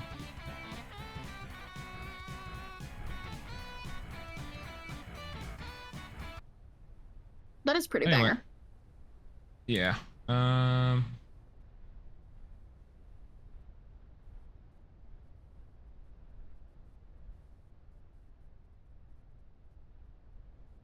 Yeah, after the first board and minigame with the cooking minigame, it's like, oh, you won, and Tenna's like, oh my god, wait, hold on, there's a bonus round, and you're like, okay, I guess we'll play the bonus round. And after round 2, it's like, oh, we met our fucking incentive for the bonus round, and okay, and then at this point, you know, you're 4 hours into gameplay, and Susie and Rouse are like, okay, we kind of maybe we should go seal the fountain at some point. This guy's kind of just, this is just gonna go on forever. And if you snoop around a little bit, Tenna does mention originally that there's a grand prize that's secret when you first meet him. And turns out the grand prize is Toriel, who's still asleep and just captured by Tenna because she was in the living room when Chris opened the fountain. So once they find out And that the others don't know it was Chris that opened the fountain. yeah, no one. Well, yeah, Susie and Rouse don't. Actually, Rouse might know that Chris opened the fountain. I don't know. Susie definitely doesn't know. But what's interesting is that it does seem like the dark world that is opened, like it kind of reflects the person who opened it a little bit, because some of the Darkners in chapter 3 know that Chris opened it, but they're still like, you know, trying to have fun with them because, like, you know, there's gotta be a reason they opened it up. Yeah. The reason is more nefarious, but you know, they What don't is the know reason? that. Chris is working with the night, but get to that a little later. Anyway, once they notice that Tenna's captured Toriel and he kind of just wants them to keep playing, they kind of get tired. Oh god, that's not, I forgot that's even the song. He kind of just keeps forcing them to play stuff. Oh, even like he captures them as well and just, you know, hey, you guys are having fun, right? We're having fun. We're having fun playing mini games. You guys are having fun. And there's also just, there is some layers of very sad things that he says during this segment, because he says things like I can hear them yelling or like the family's yelling again. Oh. Yeah, because Chris's family is so fucking dysfunctional that they gave the TV anxiety issues and separation anxiety. But because that TV is so old and they've had it for so long, for one, he doesn't want them to leave because they haven't even turned them on in like, 3 years. Because it's just an old ass TV that's been gathering dust in the corner of the room. And the family's yelling again is from Asgore and Toriel before they split up. So at this point, all he has left is just trying to get Chris to, like, play on the game on the console like he used to, or like they used to. Where'd Asriel go? Asriel's at college. Why did he go to college? You can learn everything on TV. So Divorce true. so messy. Divorce so messy it traumatized the fucking TV is the top comment on this. Yeah, not another battle. The family's fighting again.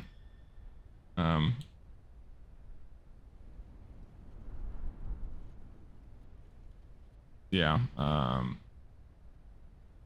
He also like keeps apologizing during this, but he's just very desperate. Sad.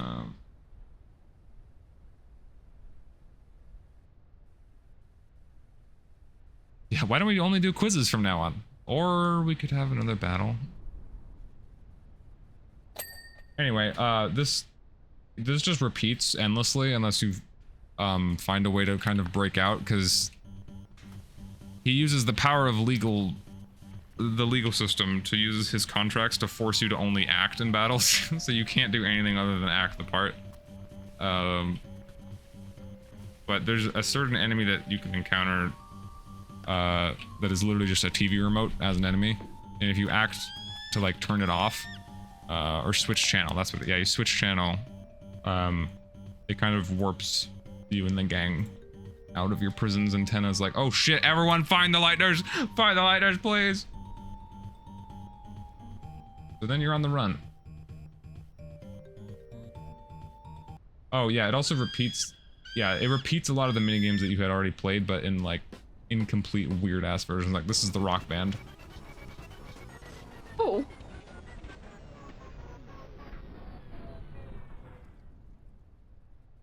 Yeah. Anyway. Oh, after Evan, you Apple asked how long you streamed for. I almost said streamt. I think How it was long you over 8 hours. for? Streamt for. I dreamt and streamt. I think it was like a little over 8 hours.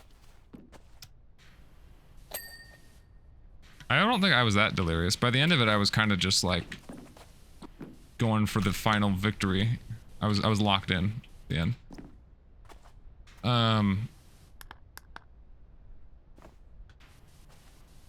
Anyway, while you're trying to stay hidden from Tenna and get to the Dark Fountain, absolute banger theme, banger area theme of this chapter plays, called TV World.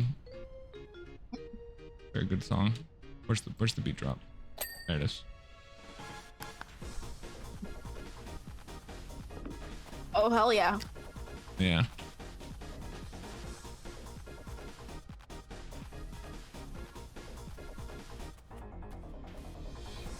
But yeah, you're basically trying to avoid Tenna's whole crew trying to find you and report to him during this, except that sneaking is boring, so, and the sneaky parts, you just go 900 times faster. Which is a really funny design decision, because originally the sneaking aspect was going to be removed from the game entirely, but instead Susie's like, nah, this sucks, let's go way faster than normal. And then Bro turned it into a fun game mechanic. Funny. Yeah.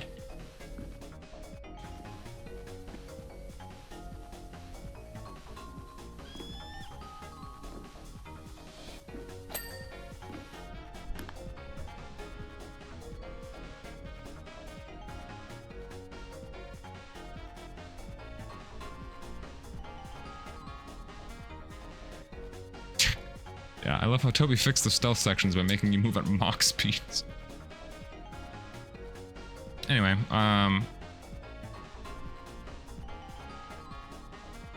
there is an optional cutscene that you can do in like a secret room somewhere in this area, where you open a little closet and you find the little peepus, which is the little blue egg thingies that Spamton is obsessed with for some reason. I still don't even know what those are, but you find one in a closet, and then you hear Tenna coming, and then you hide behind it. I think, I don't remember. Either way, if you have fought Spamton Neo, then either like the deal maker, whatever his item that he gave you, it comes out from your pocket, and then you have a Spamton Tenna cutscene. Yowie? Which is the silliest. Actually, literally, yes. Tenna makes references to Spamton throughout the whole chapter. He's like, what's funny is that they both think the other betrayed each other. Oh my god, doomed Yowie. Yeah, no, literally doomed Yowie. Because Spamton went insane in a very, very similar way to Jevil did. Because the whole reason he was a big shot and everything was that there was this voice on the phone that was like giving him advice. And then one day, Tenna was in the room when this happened. One day, Spamton had a phone call. No one else was in the room when it happened. Yeah, the room where it happened. Yeah, he had a phone call and Tenna was there. He didn't know what was said, but like thread entered onto Spamton's face, and he left the phone like on a cord and just ran. So I don't know what the fuck he was told. Maybe he was told he wasn't real. I don't know. It's pretty commonly believed that the voice on the phone was Gaster as well, or just whoever the same person that is causing these Darkners to go insane and turn into secret bosses. My doomed Yowie. Yeah, Tenna kind of resents Spamton for never telling him his secret for being a big shot. Although, to be honest, I don't think... I imagine part of the deal that was that Spamton couldn't tell anyone, but... And it's really funny in retrospect, because a lot of the funny, weird-ass shit that Spamton says, like, holy Congadero, and, I don't know what else. There's a lot of weird things that he says. They're all things that Tenna says. So he's just copying what Tenna says because Tenna is, like, popular or whatever. Wow. Yeah, and Tenna calls him the little mailman because he doesn't know what email is, because he's a fucking retro TV. But yeah, in the cutscene, Spamton's like, "Oh my god, trash heap, you kept the peepus!" And Tenna literally doesn't even recognize him, and he goes, "Ha the what the what the mama hold the what for literally like 40 seconds straight. What is that? Is that a rat? Is that some kind of creature? So he literally doesn't even recognize Spamton anymore. It's the silliest fucking cutscene. Yeah, and then he sprays like foam onto Spamton. And Spamton defeatedly goes, "Chris, I'm never doing that again." And he returns your inventory. That's crazy. Doomed Yowie is too real.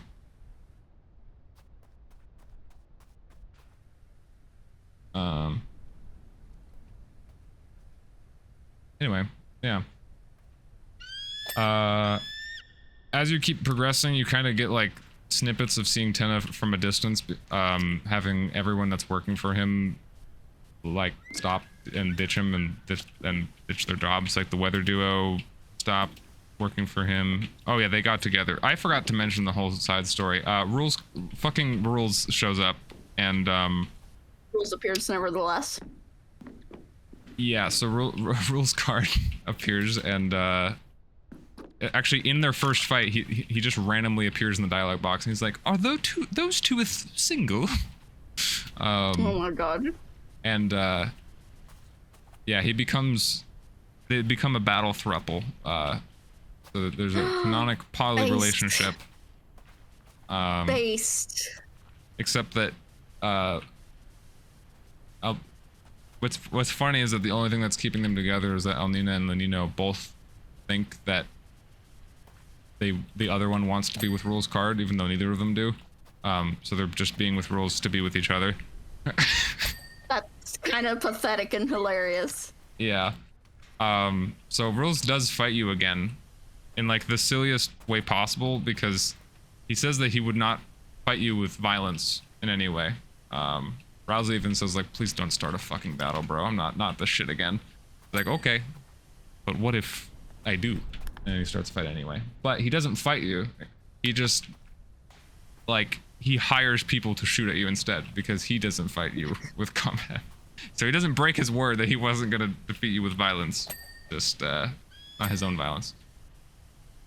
But, yeah, he calls upon his battle thruple, because the whole reason he got together with them is because he thought Susie, Chris, and Rousey were a thruple.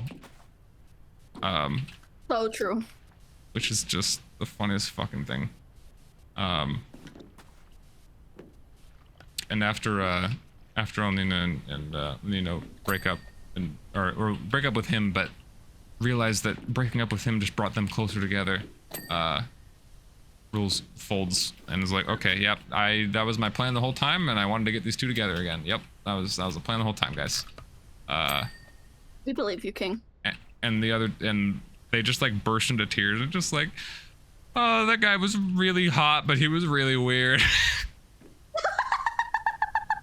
So, Goals. yeah. I was not expecting a Rules thruple poly relationship B-plot as part of chapter 3, but it's one of the funniest fucking parts about it. Yeah. Anyway, everyone starts leaving Tenna, and so he doesn't have any crew left, and you finally make your way back to where Toriel is being kept, and then Tenna, I remember what he says beforehand, but I think Susie mostly asked just like, why are you still doing this? Like, I thought you care about Toriel. And he's like, yeah, I mean, I do care about Toriel. She's the last one that like gave me a real good look before, you know, turning me off like everyone else did.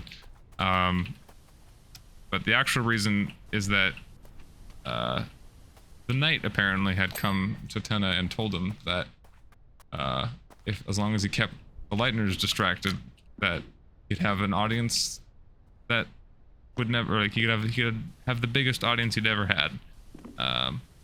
So there were clues of that the whole time. Like, he was getting, like, sometimes throughout the chapter when he was still nice to you, he would, you know, get like a phone call and be like, hold on, business calls, and he's like, you just mysteriously go missing every once in a while. And then it also explains his behavior of just adding a new round over and over again to stall you, and also to keep you there because he's fucking alone. Lonely. Anyway, he fights you in like the most WarioWare ass battle ever. Every turn he like changes the channel into one of the previous mini games that you were doing already as part of the fight. And if you fail the minigame, then you take damage. And you have to do the minigames to like get 1,000 points to end the battle. What the fuck is this dirt? And his theme's a banger.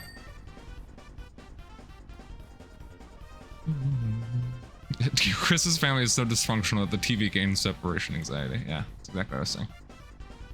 Tragedy.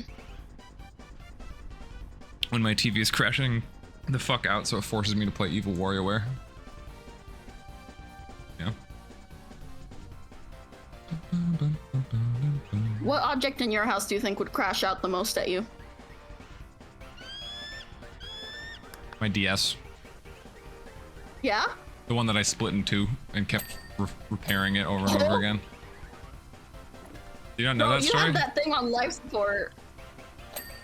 Yeah, I don't know that story. My 3DS, my original like red 3DS that I got, I was a child and I dropped it a few times, and one of the times I dropped it, it literally, the top half and the bottom half kind of separated entirely. And then I got my dad to super glue it back together, and then because the wires never detached, so like it was still working. It was just the actual frame of it completely broke. That's actually insane. So I had my dad super glue it, and it worked again until I eventually dropped it again, and then it broke in half, and then we had to super glue it again, and that kind of just repeated for like 8 months or whatever. The problem though is that endlessly super gluing something doesn't really work, because then you just start super gluing on the previous super glue residue instead of the actual stuff you're trying to attach. Oh yeah. Good price on.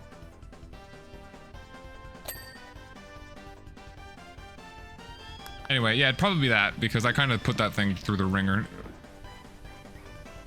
That's terrible. Yeah. It would probably be like a...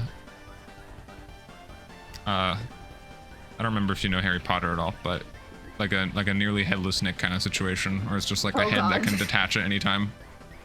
That's fucked up. I like that. Or like a coil head. Or like a coil head, maybe. Oh, yeah.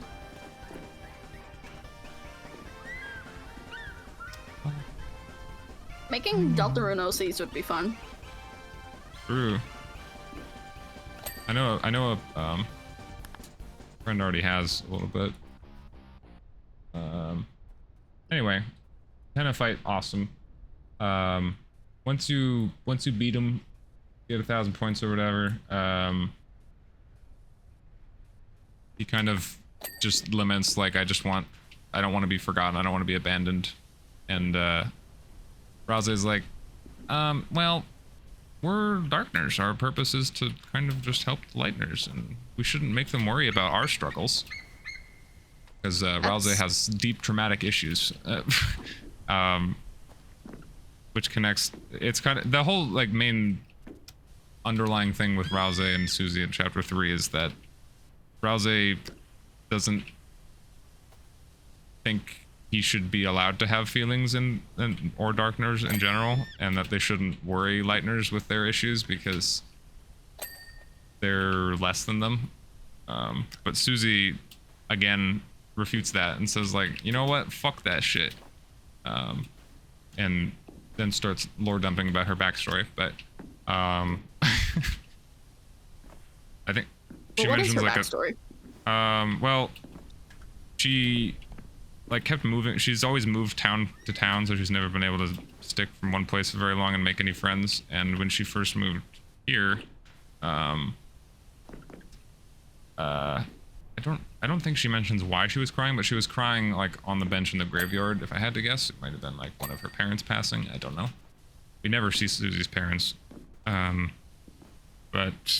Toriel actually comes and like, you know, consoles her and tells, and you know, takes her to the diner and gets her some hot chocolate and tells her that she'll make friends. And that was like the only bit of hope that Susie was clinging on to for years, was to actually like make friends and not be alone forever. And that also explains why Susie is so determined to save Toriel throughout the whole chapter, and why she thinks highly of her. But she concludes being like, you know what? Fuck that shit. You know, even if Chris's family might like not be as it was, and oh, I just fell all the way down. Chris's family might not be the same, but I'm sure someone out there still wants like a retro TV. So yeah, she suggests the idea of like asking around town. All in. Yeah. Oh, that was loud. And that cheers 10 up. And he's like, okay. Well, that sounds good. But Susie's one requirement was like, but you gotta give Toriel back. She has people. There's people too that is counting on her. He's like, okay, well, not what the knight wants, but you're right. So he's like, okay, contestants, grand prize. Oh, actually, I'll play the song. Hall of Fame.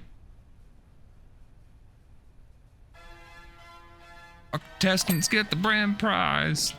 Grand prize. Victory. Grand prize. Grand prize. And as he puts the orb on the fucking gotcha ball that's holding Toriel on the ground, music cuts out and his arms get slashed off, and then he falls off screen. Oh! Yeah. He just gets fucking attacked. He takes like 6,000 damage or something, and Also, he dies? Maybe. It kind of depends. But, you know, huge shock. And everyone's like, who the fuck are you? And it pans over to this weird fucking shadow beast. And it makes this song plays. Which is, normal. It doesn't say anything, but it like tries to take Toriel again, who's still asleep in the orb. But Susie like gets in the way and prevents them. And so you have a fight, and it does a fucking unleashing roar at you, and then draws its sword, and then you start fighting a fucking Kirby boss. What makes it a Kirby boss? Guy who's never played Kirby. Kirby bosses are known for having the most crazy world-ending shit ever, with the fucking, you know, funny little pink fluff ball guy stopping them from doing so. I see. Kirby has like multi-dimensional entities that are beyond human comprehension trying to end the universe, and, you know, Kirby's stopping them.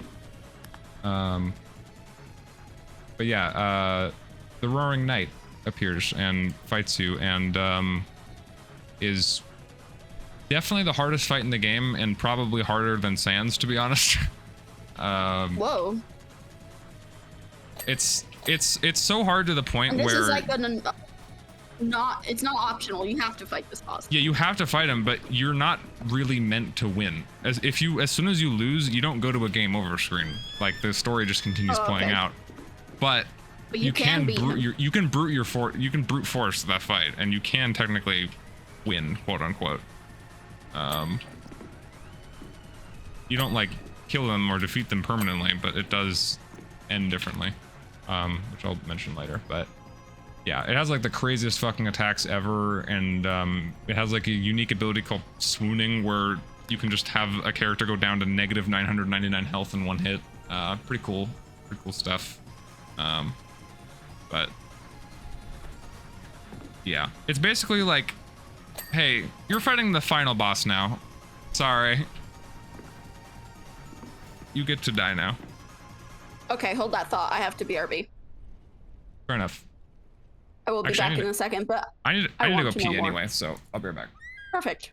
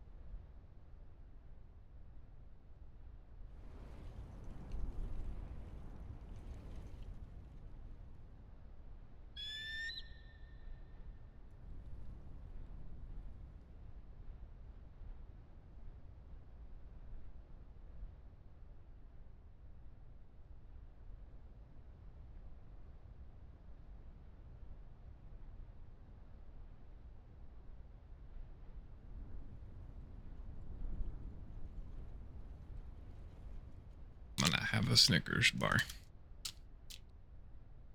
Not me when I'm hungry.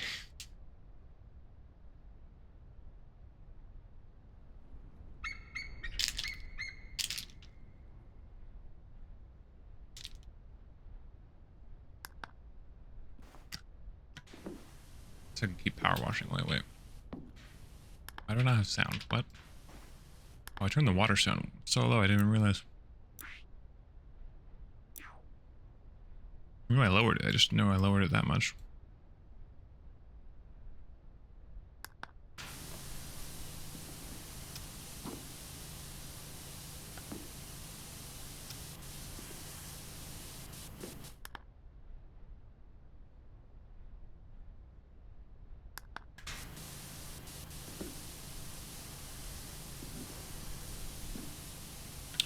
I think the bats are out tonight.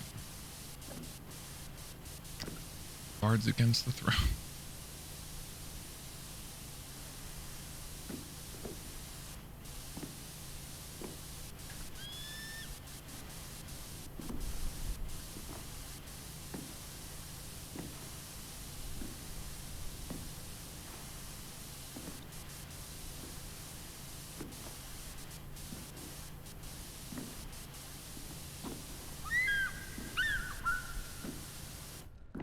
These birds are so loud.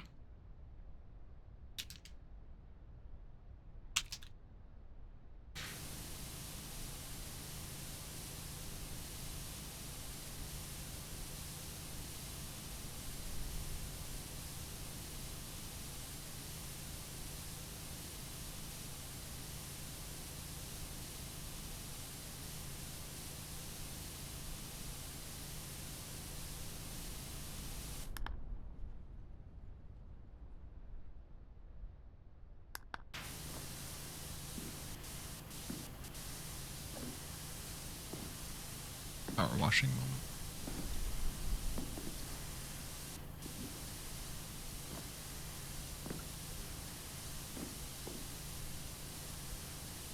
Actually, I'm gonna see if I can get the other things, even if I don't have the main game.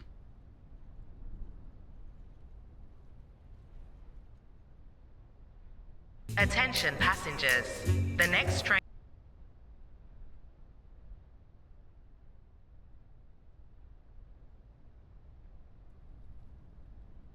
I can't add it to my Steam account.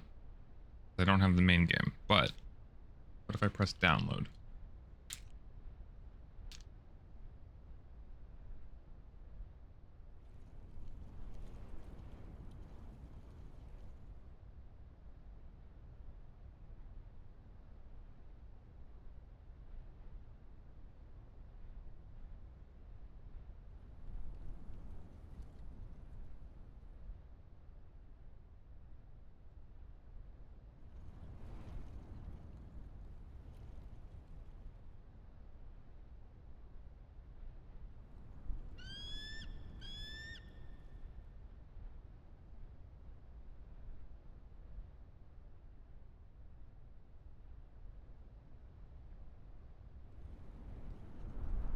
I am back.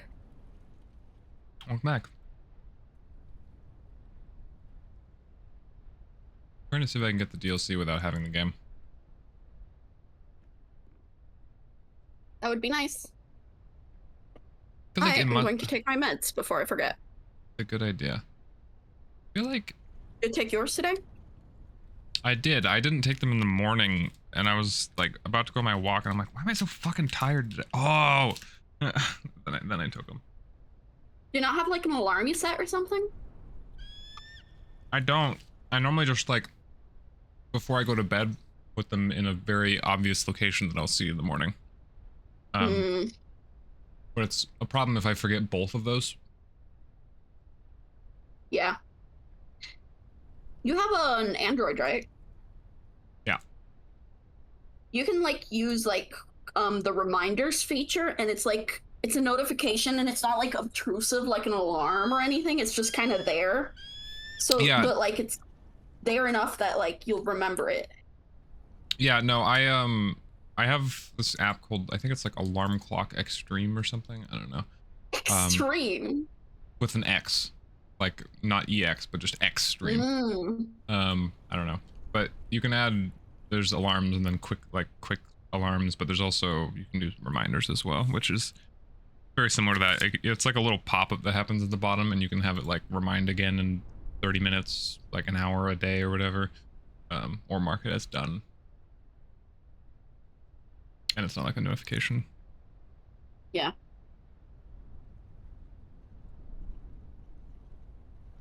Yeah, because I would be very prone to forgetting otherwise. Yeah. I also don't really mind too much because my medication isn't like a I'll die if I don't take it for one day kind of thing. It's just I get eepier and not as focused, so. I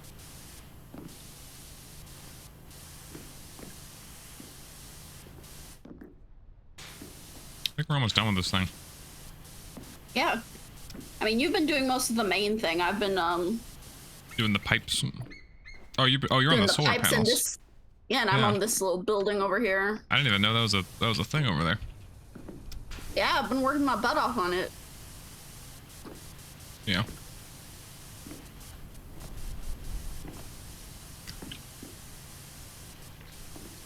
Didn't know you could change so much about the water sound. I mean, it makes sense because this game is supposed to be like an ASMR satisfying thing, but I wasn't aware. I didn't even know you could change the water sound. If you go to escape and then like, or like just go in your options, there's water volume, water reverb mix, and water tone. Reverb mix, okay. Yeah, I haven't messed with them because I'm scared I'll make it sound bad and I'll never be able to do it, get it back to how it was. Also, I don't really care because it sounds nice already. Ding ding. Ding ding. Watch me do it So again. where were we? Tenna just got slashed by the knight, and the knight was... Oh, right. The boss that's like, you're not supposed to defeat it. Yep. Banger. Anyway, I'm going to assume that I'll go with the it defeats you first because no one is first trying it. It's just not happening. Not to mention it's out of left field.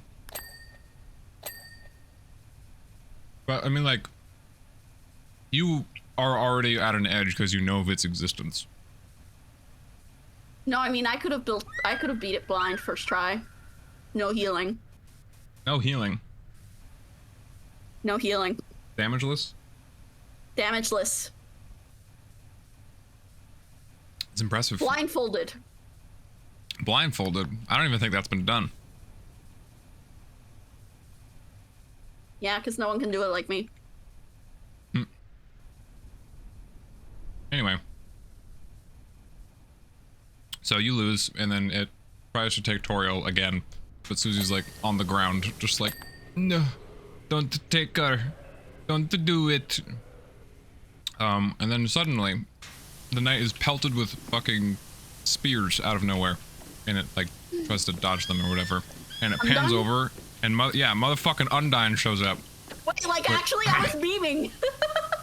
No, it actually is set up, because in Deltarune, Undyne is a police officer of the town, and at the end of chapter 2, before Chris opens the Dark Fountain and shit, I think actually it probably is the reason that Toriel even asks Susie to sleep over in the first place, is that Chris does another one of those, when they're in the bathroom, they rip the soul out for a little bit, and then they like go out the window, and you're just like stuck in the bathroom, with just overhearing Toriel and Susie in the other room. But while Chris is outside, they slash the tires to Toriel's car, and then they come back, and then they just have the soul again, and then you're in control. But it freaks Toriel enough out because she knows that someone's outside and the tires are slashed. So she asks Susie to stay over, probably for her own safety. And once they're asleep, on like the home phone, she calls the police to come over, and then goes to sleep, and then the Dark Fountain stuff happens. So like, it's set up that the police are coming at some point, and Undyne is pretty much the only actual cop that does anything, because the other cop in the town is Napstablook. Napstablook doesn't really do much. There is a banger remix if you actually go in the police station. There's yeah, Napstablook plays New Fat Beat, which is like almost entirely the same song from Undertale, but you know. But it's so good. There's a wow. Very different. Woo! Anyway, yeah, so Undyne literally shows up throwing spears at the knight, and it's like, what the fuck is going on? What's you're explain yourself. I'm sure she has 900 million questions, like what the fuck, why, what's a dark world, who are you, what's happening, what is happening? Who are you? Oh, actually, not only was she sent to come over because she was called, but also before Chris opens the dark world or whatever, Chris purposefully opens the front door and leaves it partially open. So when Undyne gets there, she sees the door open and does police investigation things and probably just immediately enters the dark world because of that. I don't understand Chris's motivations. I'm getting there.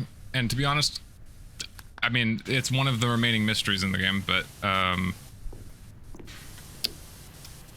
Chris is probably the character that we have a lot of questions about still. But yeah, Undyne is like just fucking throwing spears, and then the fucking roaring knight turns into a goddamn bird and then like tackles Undyne flying away, and I was like, let me go, what the fuck is happening? So now, new problem, Knight's not taking Toriel, it's taking Undyne instead. So then Susie gets up and tries to run after them,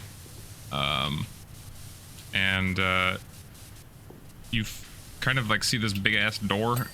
It's like, what the hell, why is there a big door? And you go in the door, and it's representative of the actual door, because you don't even seal the fountain, but you just like end up outside your house in the light world. But which is the first time that you really have ever left a dark world without sealing it, besides I guess the castle town one that Rouse is in. That one you can kind of just go in and out, but I don't know, it's weird. And it's like, oh damn, we're in the light world, and Susie sees like a figure like in the light world. It's nighttime at this point, but Susie yanks Chris's arm and is just like, we gotta fucking go, and chases after them pretty much across the whole town. I wish I had the run. So, hold on, maybe Ghost Run Chapter 3, run fast. Yeah, the chase sped up.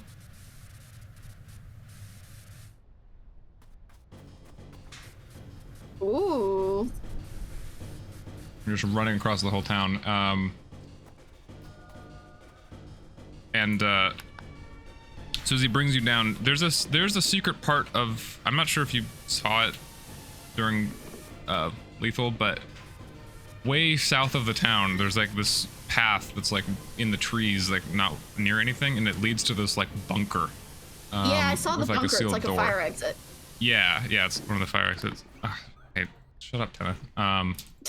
But yeah, so Susie drags you down to the bunker, and you can see that darkness is flowing out of the bunker, and the doors are open. And like right as you're turning the corner, about to go in, the door slams shut on both of you. And Susie can't break in, and you kind of just have to call it quits for the night. Because you got to go check on Toriel and seal the other fountain. Oh, whoops. Birds are so loud. Beep, beep, beep, beep, beep. Yeah. Oh yeah, crickets. There it is. The most banger song in the whole soundtrack.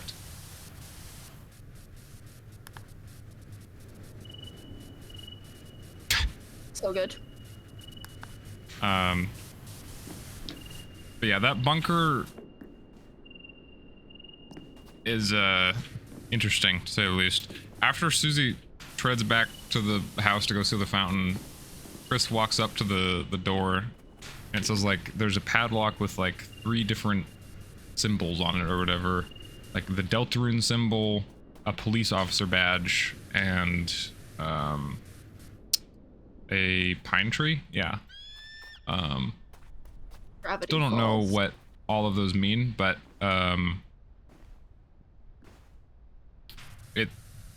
it might be like who can access it. I don't know, because like the pine tree or the officer badge is Undyne. Deltarune symbol could be like the mayor or Toriel, because I don't know. There's Who is we the don't mayor? really know what the symbols mean. Oh yeah, the mayor. Oh right, yeah, the mayor of the town is Carol Holiday, who is Noelle's mom. Ooh. And that's also why she's has mommy issues, is because she never has time and to see her, and she's always busy and shit. So yeah, Noelle's life, as a recap, sister went missing like a decade ago. Dad is in the hospital with terminal cancer, and mom is the mayor and is too busy to ever see her. So Well, she's having a good time. yeah, I mean she's rich at least, so she lives in like a mansion. True. So, and she's got a little crush. It's not little. Thank goodness for small favors. It's massive. There's like a line of dialogue at some point of like drinking. She like Susie saw Noelle drink from the water fountain that she had just drank from or something, with like mouth on the fountain. It's bad. Down astronomical. Down astronomical. Anyway, the thing with that bunker, I don't know if I could even get the sound for it. Bunker noise. So in chapter 1 and 2, if you ever went down to the bunker, you could never get in or anything, but if you went next to it, yeah, here, this is the sound. It makes this like deep rumbling noise. Ooh. Kind of sounds like an engine running. Yeah. And it's Like like some what kind the of fu- generator, maybe? Yeah, and it's like, what is that? And if you speed up that song by exactly 666%,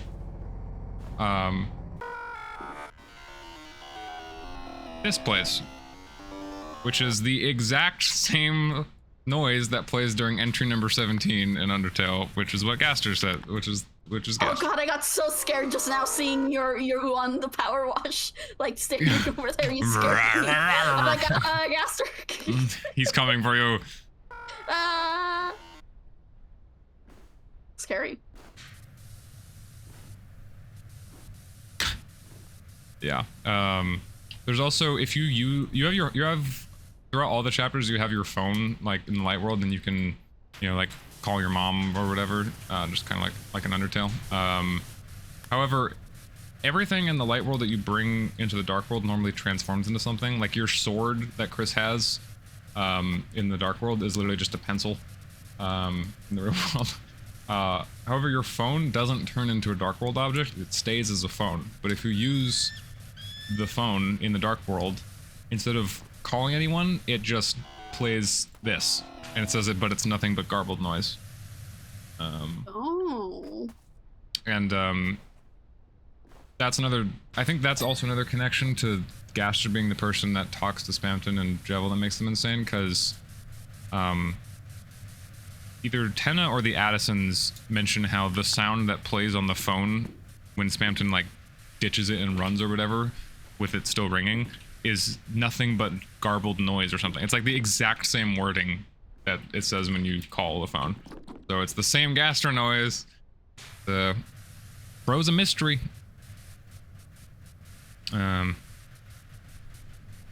Yeah. Anyway, I think that's mostly it for chapter 3. Oh, right. So chapter 3 kind of doesn't have a secret boss, but also still has a secret boss. So on each board from Tenna's game, you can get a different ranking. It's a great song. It's called Dump. But yeah, you can get a different ranking of like C, B, A, S, T, and Z, which are, those ones are kind of secret. But If you get S rank or Z rank, or maybe T rank, I don't know.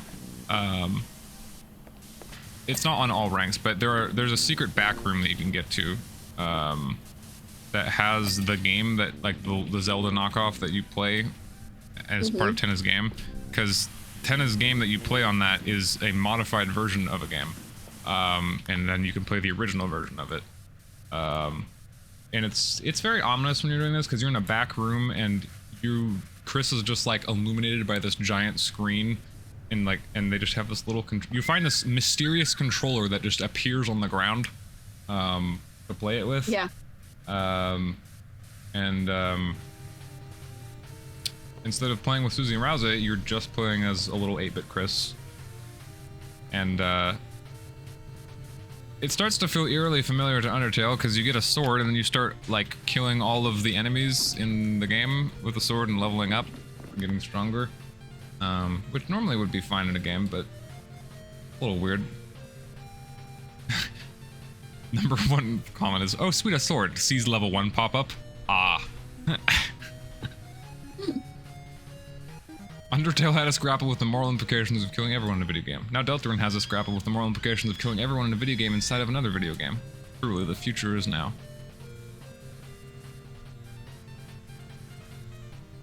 I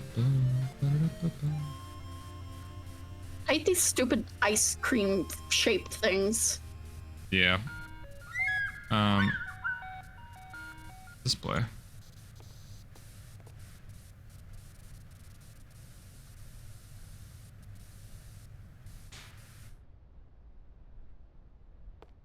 Oh yeah, so once you kill all the enemies, it goes real quiet, and you can finally, you're strong enough to like attack the trees that have been like basically making the whole map, so you can kind of just like break out of bounds.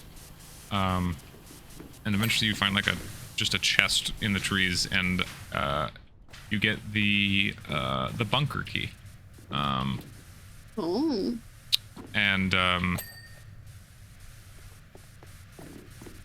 or wait, is that from this one or the second minigame? Actually, I don't know. You get the ice key, I think it's called. Damn, I don't remember. I don't know. You get a key, and it ends with like, I don't remember. Fuck.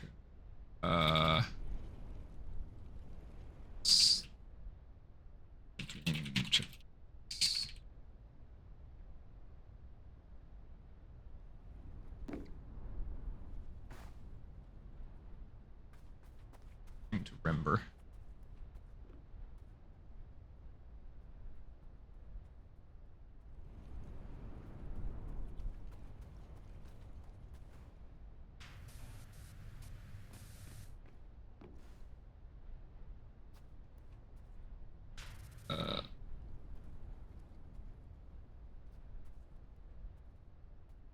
Yeah, breakthroughs when you get out of bounds.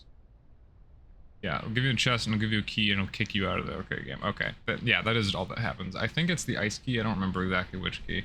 And then you can do, you're like booted out, and then you can play Tenna's second board. If you get S rank or higher, or I think Z rank too, technically. I don't remember. You can only get into this room with certain ranks. That's all I really remember. And then you can do it again, and this time it's based off of the board that you play in the second round with Tenna, which is like an oasis kind of. Actually, I don't really know how to describe it. I don't know. It's a different board. It's the same like looking 8-bit minigame thing. Honestly, just think of the Five Nights at Freddy's like death minigame. It kind of looks like that. Yeah. But yeah, I think in the second, in the second one, it's very similar. You have to get the sword and start killing everything. However, this one, it's bigger and it's a lot harder to find stuff. And in the actual normal game that you play with Tenna, there's a section of the map where if you try and explore, he like tells you not to, and if you keep going, it'll like, you know, do like a classic like "we'll be right back, folks" screen, and then it'll cut back and Tenna's like, our players seem to have gotten kind of lost. And if you try and go back there, it's like sealed off. But in the original, now that you can actually go up here or go up there now, and Um,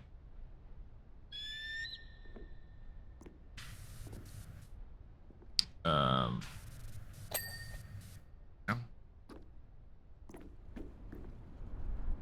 I should just pull up my own VOD for fucking this, because I don't know why I can't remember the part. I remember the ending of it, but because it's like 3 different...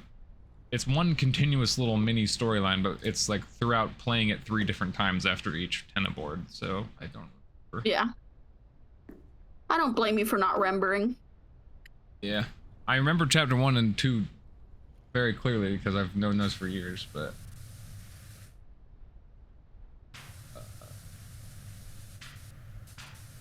I forgot I just labeled a fucking chapter. Tenant has attachment issues.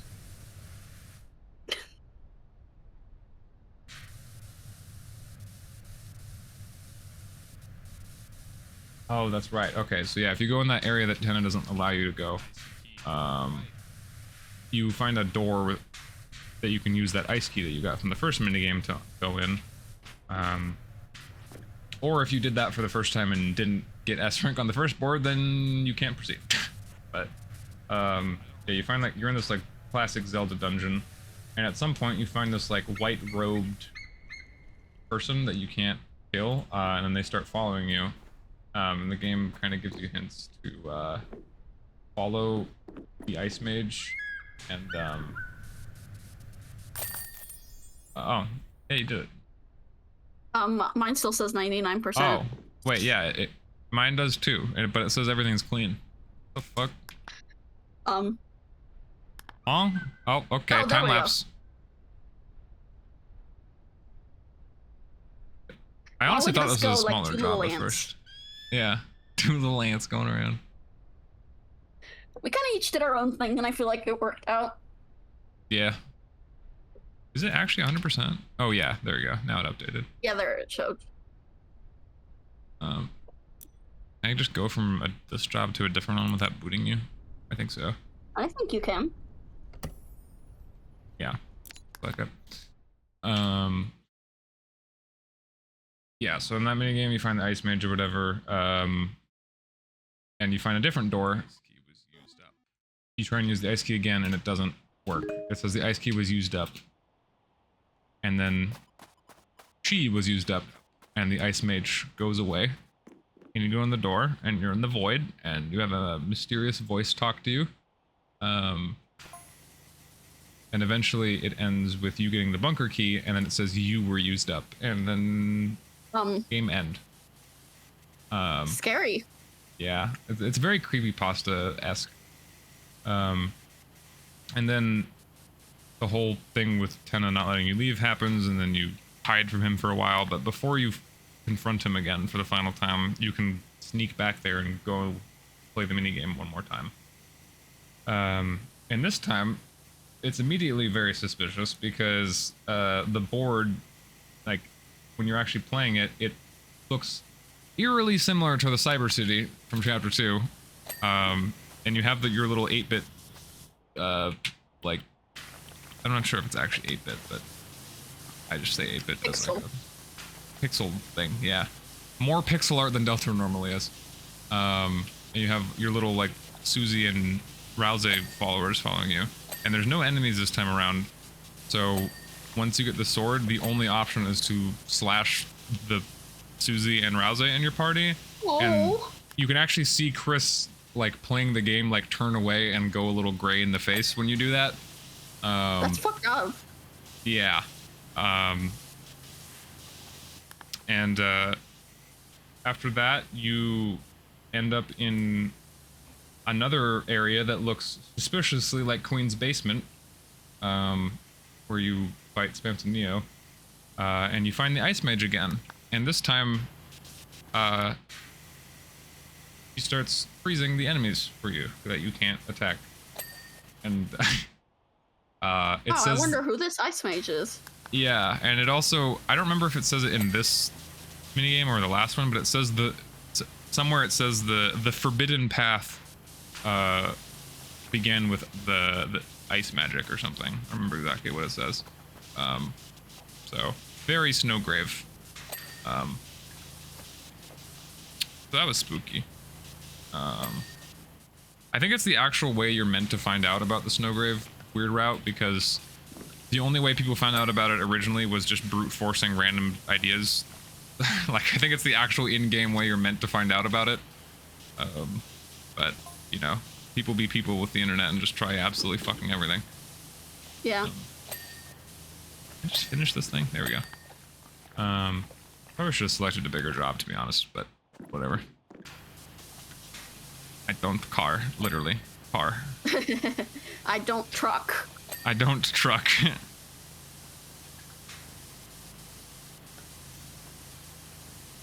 Can you do the hamburger on top? I fucking hate that thing. Yep. I've never done this job, so it's all new to me. Anyway, do sneaky secret shit in the minigame, and you find an 8-bit version of Tenna there. That's when he tells you about his relationship with Spamton and shit, actually. Yeah, What does he say? If only he hadn't abandoned me. Wow. There's more than that. Oh yeah, my old partner. Yeah, he literally calls old partner. Like, it is really just Doom Alley. I was gonna put him on TV, make him a star. I gave him everything. Everything I had. My life advice. All he had to do was tell me what his little secret was. His secret to being a big shot.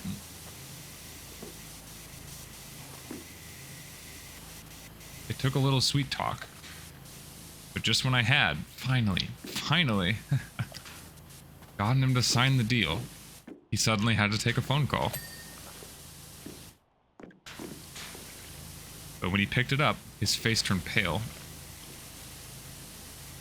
And he ran right out of the room with the receiver hanging. So I went to pick it up, thinking it was finally my chance to be a big shot. Big shot. But there was nobody there.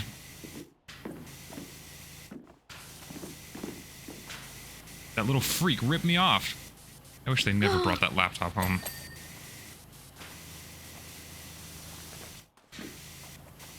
No, lovers to enemies. Yeah. Oh, yeah. And then Tenna's like, Chris, I didn't see you there. I did what you said, Chris. Just like our deal.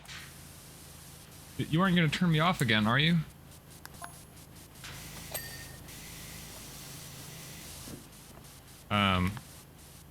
Which, he blocks the path, and the only way to get through is to just slash him with the sword. No.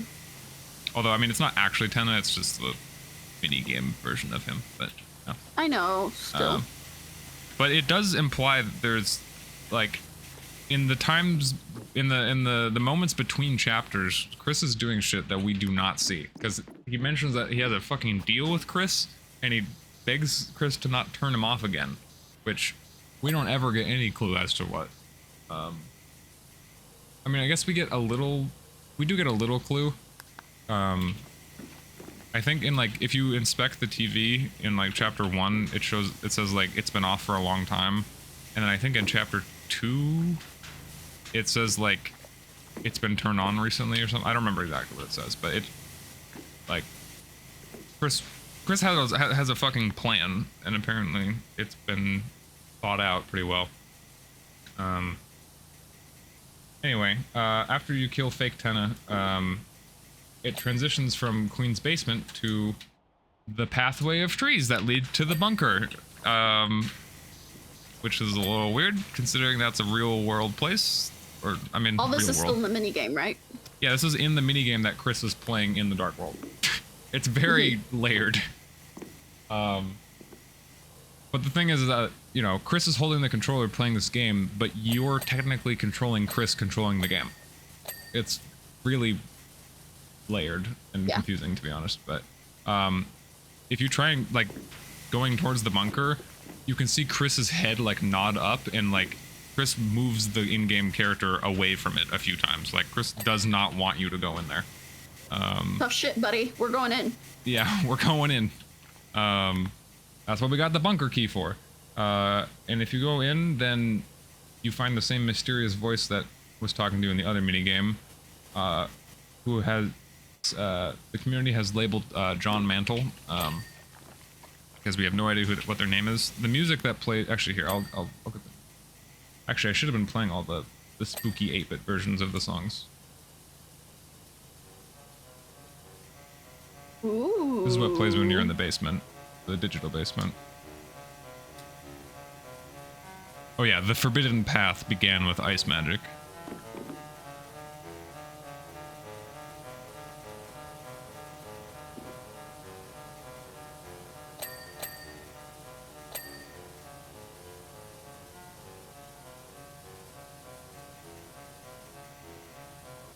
Oh, actually, no. This is when you're in the basement because it's a like 8-bit version of the basement song. Hey, you want to load YouTube? No, only ads. Whoa. Yeah, it's like a crunched version of the basement song.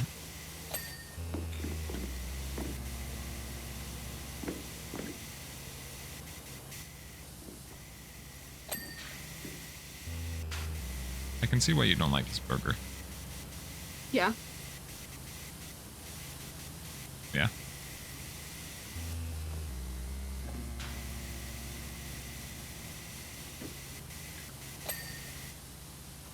At least it's not too stingy with getting every little bit of dirt. Anyway, yeah, there's that, and then when you encounter the voice, John Mantle, this plays called ERAM, which is mare spelled backwards. Like maybe a nightmare. I don't know. It all comes back to horse girls.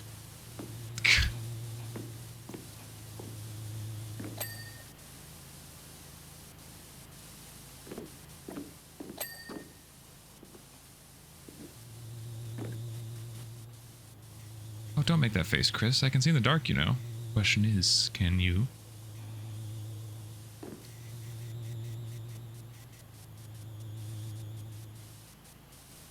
Yeah, so throughout chapter 3, if you had done the Snowgrave / Weird Route in chapter 2, almost nothing would change pretty much.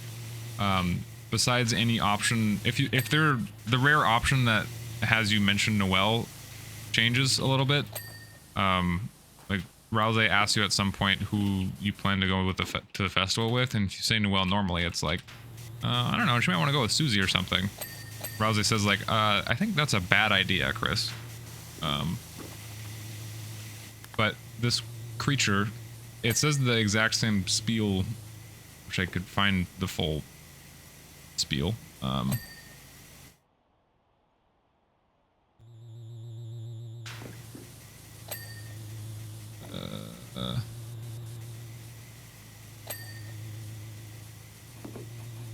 on. YouTube comments, you're failing me. Just have the whole fucking spiel in a comment somewhere.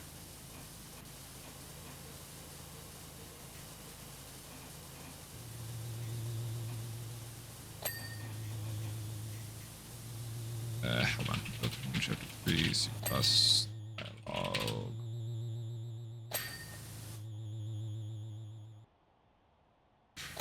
Not it. That's not it.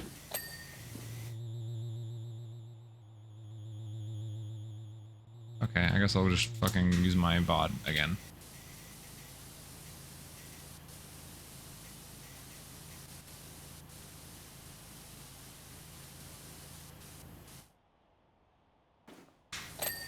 Yeah, you're in the void. Bro starts making Chris. Oh, Chris. Is it fun, Chris? Playing around like this? That's why you're searching for them, aren't you? The shadow crystals. The shadow crystals drop from each secret boss, by the way. From Jevil and Spamton. And the shadow mantle that I'm holding. Do you honestly think it'll get you what you want? Okay, pass me. I need to go through this dialogue a little quicker. No, part of you is just enjoying this, isn't it?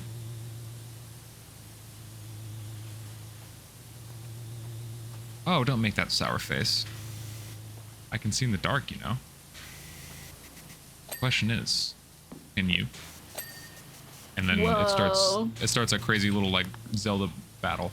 Although that spiel is entirely the same.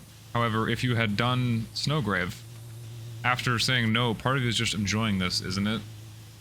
A new section is added where it says the same part of you that enjoyed yesterday, knowing you could say it wasn't really you.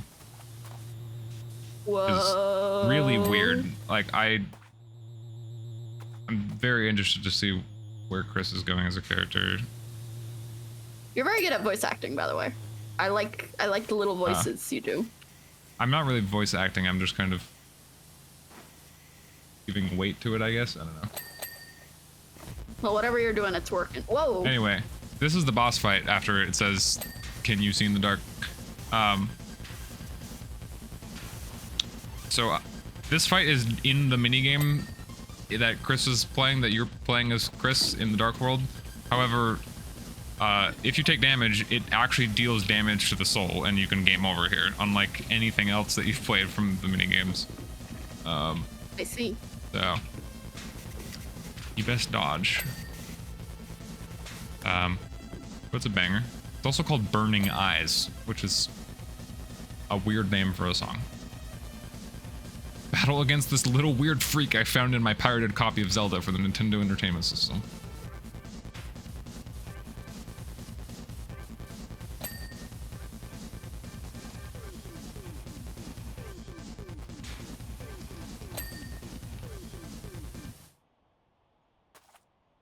Anyway,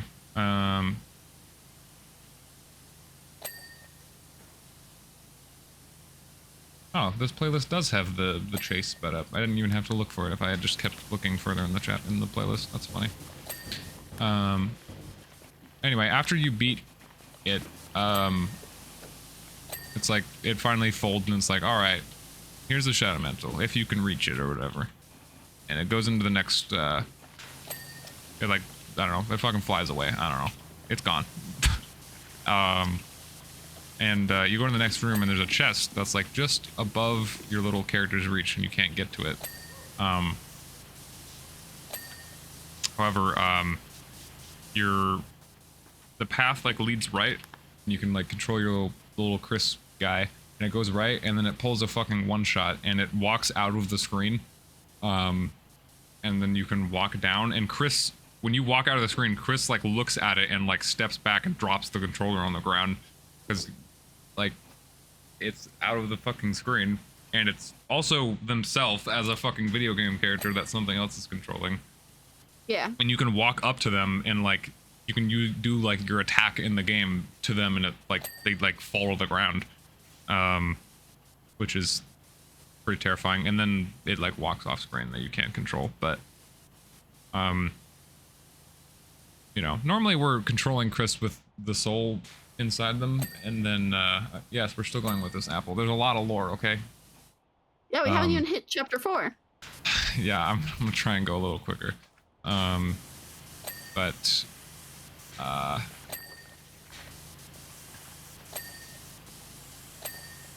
see. Brain die.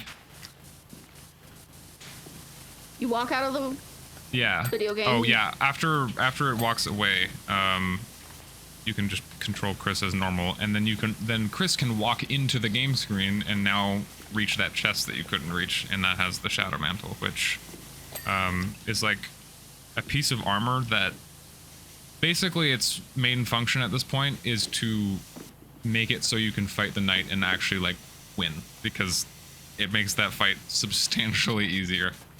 You can do it without Shadow Mantle. It's even harder, but an option, I guess. So yeah, that's the weird secret boss of chapter 3. Still, we have no idea who it even is anymore. It's someone that knows Chris really well, it seems. I don't know. It's John Mantle until further notice. I see why it's John Mantle now. Yeah, because it holds the Shadow Mantle. Now it's no longer. Now it's just John. It doesn't have the mantle. John Mantle-less behavior. Yeah. Streaming until you run out of lore, because that might take a while. No, I'm not, bro. Running out of. No, I'm trying. This is me giving the basic version. Yeah, this is a brief introduction to Deltarune. No. It's not. I am going quite in depth with each chapter, but anyway, yeah. If you fight the knight, and you actually like the farther you get in it, Susie keeps mentioning like didn't expect us to make it this far, did you? And it's basically just a survivathon because you can barely even you can't damage the knight, you can't spare it, can't act. You literally just have to like you can kind of damage it. You barely do any damage, but you can technically do damage. And the Shadow Mantle, I think what the Shadow Mantle does is prevent whoever's wearing it from having the swoon effect that just instantly downs you all the way. I don't know. All I know is that it helps a lot. And yeah, if you survive its final attack, its defense drops, and then Susie can attack it, and it starts like turning into TV static for some reason. I don't know. But Susie like fucking solos it and jumps at it with her axe and chips a piece of its blade off onto the ground. And then it cheats and just does these slashes that cover the entire screen and one-shot them.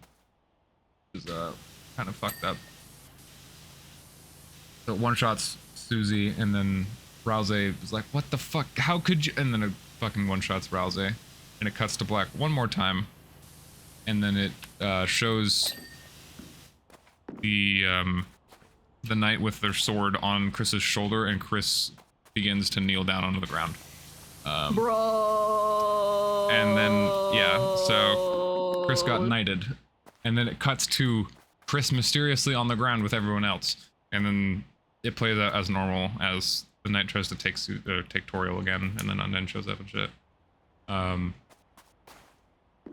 There are minor differences, like that piece that's chipped off is the black shard, and you can equip it. It's a new weapon for Chris that does like a fuck ton of damage. And specifically does a bunch of damage against like darkness related creatures. Well, that's not ominous. And yeah. If you talk to Rouse before running after Undyne, I think he says like, for a moment there I thought we were gonna win. And if you talk to Toriel, who's still fucking asleep, by the way, normally when you lose the fight, I think it says like she's sleeping peacefully, but if you know, win quote unquote against the knight, the description's like her face contorts, it looks like she's having a nightmare. I don't know what the fuck that is about. What if Toriel's the knight? No, just kidding. It's kind of hard when they're in the same room. People have like there is some dialogue at points saying like how Toriel like seems to have this like sense for when Chris does shit, which it might just be motherly instincts and it might just be throwaway lines, but it might actually be a thing. And the reason why her face contorts is that Chris is kind of betraying Susie and Rouse.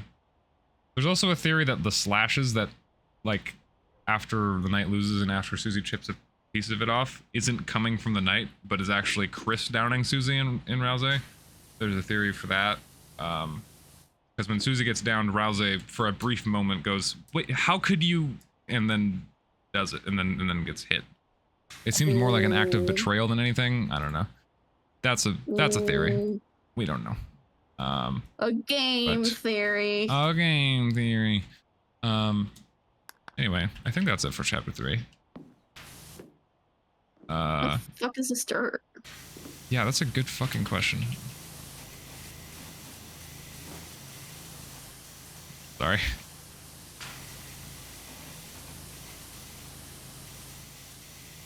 Where? Oh, I got it. Not the arrow, though. Oh, not the arrow.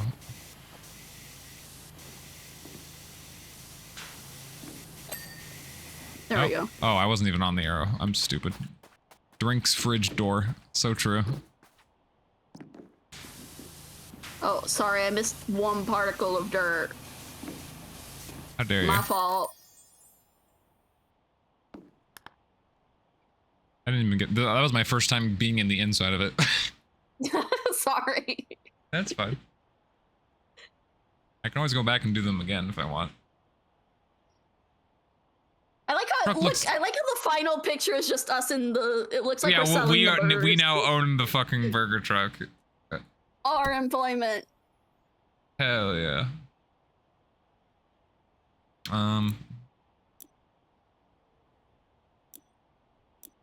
Okay, so this is kind of awkward. Without me trying to get the DLC maps or you hosting them or something, the only ones that are left are clean the satellite dish and clean the mini golf course. Up to you. I can do either one. Like actually, the satellite dish I will say though is really annoying. All right, golf course it is. What if I get that hole in one right now? You have to do it for all the holes. Are the golf balls? Is it like a full mini golf course, like 9 holes? Yeah, I think so. And you have to. I do mean, it I don't first know how try many on all of holes in them? a mini. I don't know if you have to. No, it's not first try. It's not a hole in one. You just have to like do the hole. I think. Why Oh, am I okay. candy? Why am I candy? Deep. Thanks. Actually, yeah, I don't even know how you do a hole in one. Why can I only use the Prima Vista 3000? Oh, is it a limit? Yeah, it's a limiting thing on this job, I think. Because this is I don't want the candy. Give me the ornate. This is under the odd job section and not one of the Muckingham thingies. Ah, that'd do it. Yeah.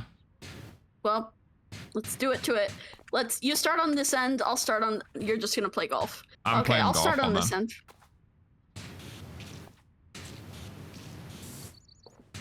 You can do whatever you want. I'm gonna clean. I'm technically cleaning the course as I'm doing this. Mhm. God, getting it up this ramp is hard. Yeah, and that's just the first one or so. There's some really rough ones. I don't think I actually got the achievement. I think I got frustrated and gave up. I can't I should remember. probably look Let at me what check. the actual achievement is before trying to do this. Yeah, let me tell you real quick. Okay.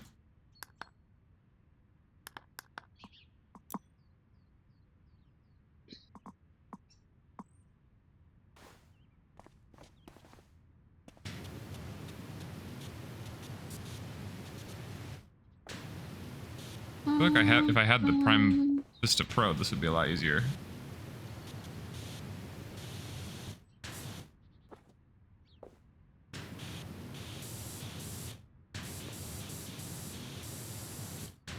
How the fuck do I get this up here?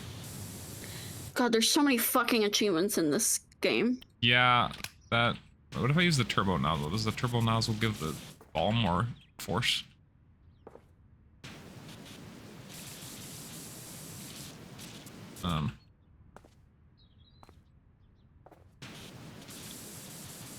Wait, it's not showing.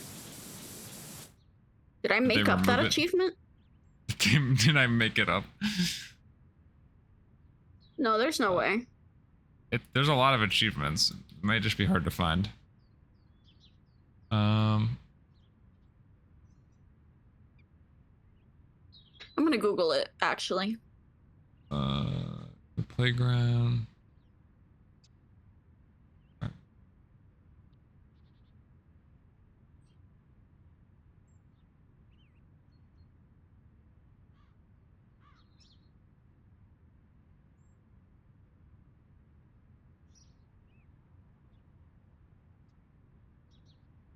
No, I think I may have just made up that being an achievement.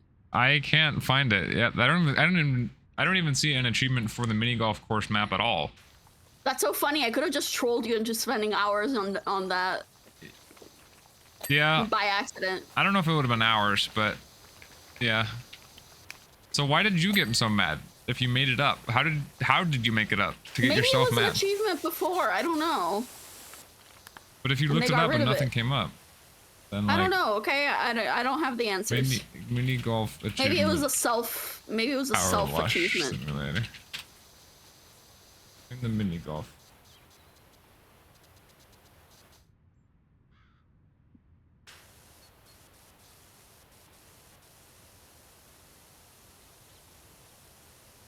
Okay, well, for one thing, I just learned is that it's literally impossible for some of the holes. Um. Oh, hey, look, perfect. A Steam guide for 100% achievements. This is my goat. Your goat.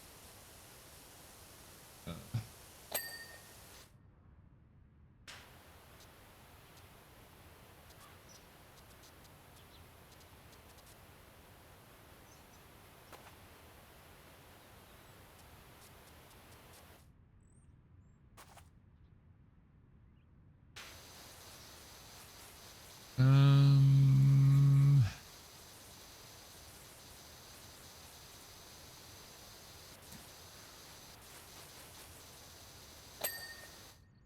While you figured that out, I will be right back.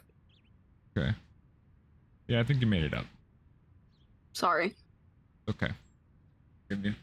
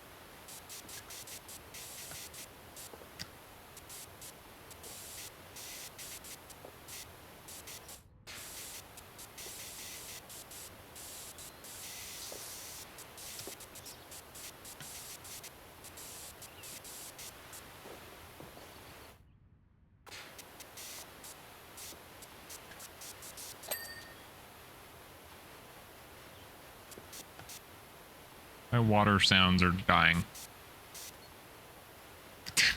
They just don't exist.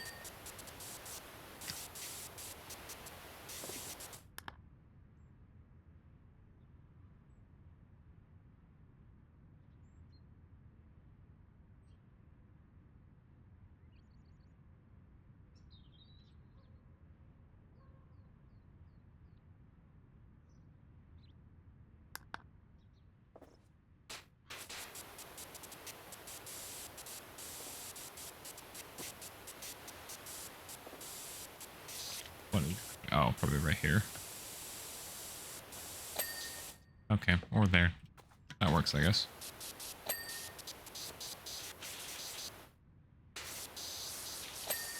Oh my god, I saw Yo-Yo standing there and I thought it was Ghost Girl from Lethal Company. That's terrifying.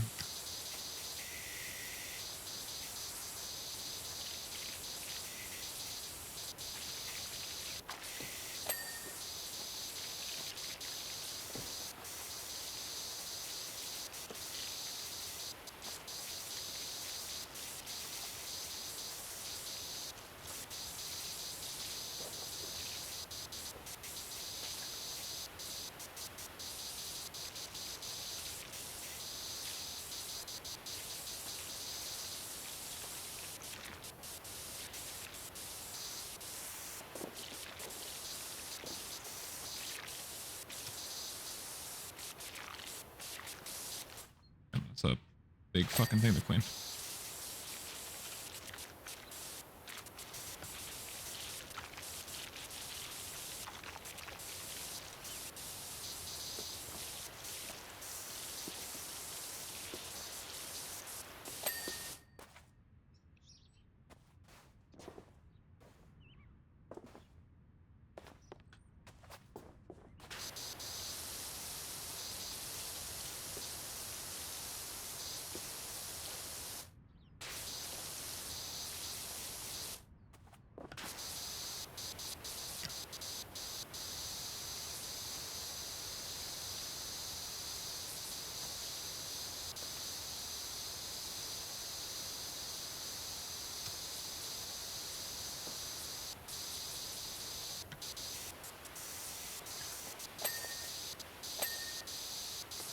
Back, sorry. It's fine. Been cleaning away. Cleaning away.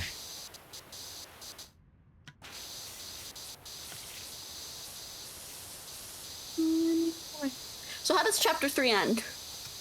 Oh yeah. It ends with after you can't go in the bunker, Susie walks away and then you inspect it and it's like the padlock with the different symbols or whatever. And then right after that, the door of the bunker slowly opens. Chris looks at the gap and then it cuts and that's the end. Oh. Sneaky. Suspicious. Very. Yeah.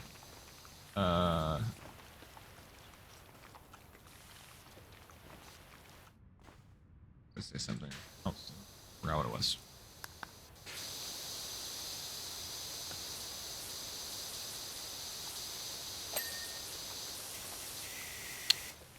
Oh, it's gone now, so probably wasn't important. That's what I always say. Yep. Anyway, I think that's mostly it for everything non-chapter 4.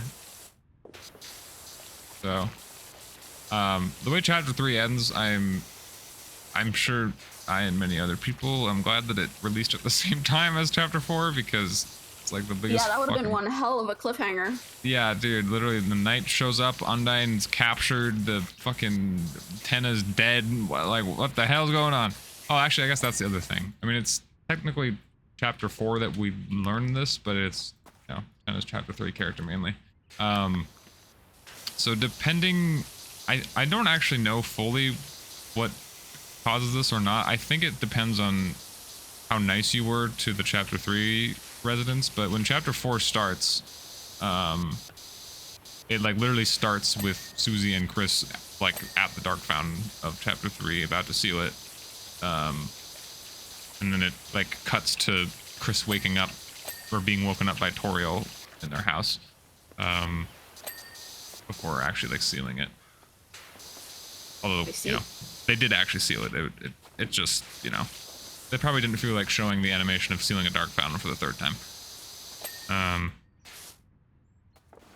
But yeah, what happens to Tenna, I think, is based on how nice you were to the Darkners in chapter 3, because Susie mentions, like, you wake up in the living room again, and then, like, Toriel gives you pancakes for breakfast. Shout out Toriel. Yay, pancakes. And if you like wander around and look at the TV is either banged up and has like a little bandage on it, or is just banged up, I think. Aw. Deltarune TV, right? I guess if I look up Tenna Light World Sprite.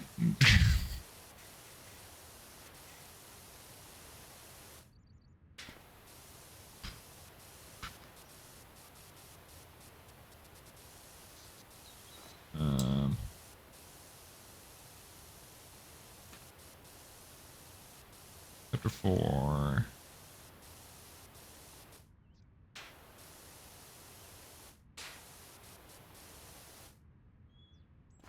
Okay, so actually it's not just like spare everyone. If specifically Shadow Guy and Pippins were recruited in Chapter 3, and no recruits were lost. So you only need to recruit those two, and you just need to not make any recruits lost, which I think is just, I guess it is being pacifist, because I think the only way to make recruits lost is just to have them flee a battle by you attacking them. But yeah, so if you mention, or if you talk to the TV, Susie mentions like it was hard, but like we managed to like patch up Tenna, whatever. What'd she say? Yeah, has its broken antennas been taped back to it.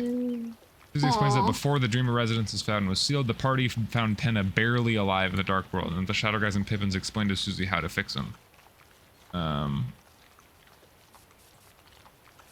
If the recruit requirements were not met, the TV screen will be smashed, and Tenna cannot be brought to Castletown. Susie will instead say that the party was unable to find Tenna in the Dark World, and that none of the Darkness wanted to help find him. She will also mention that Toriel intends to throw the TV out. So, yeah, so if you... Tenna literally is just smashed and thrown into the garbage and in one timeline, I guess. If you don't... That makes me sad. Spare people. However, he does have a nice ending.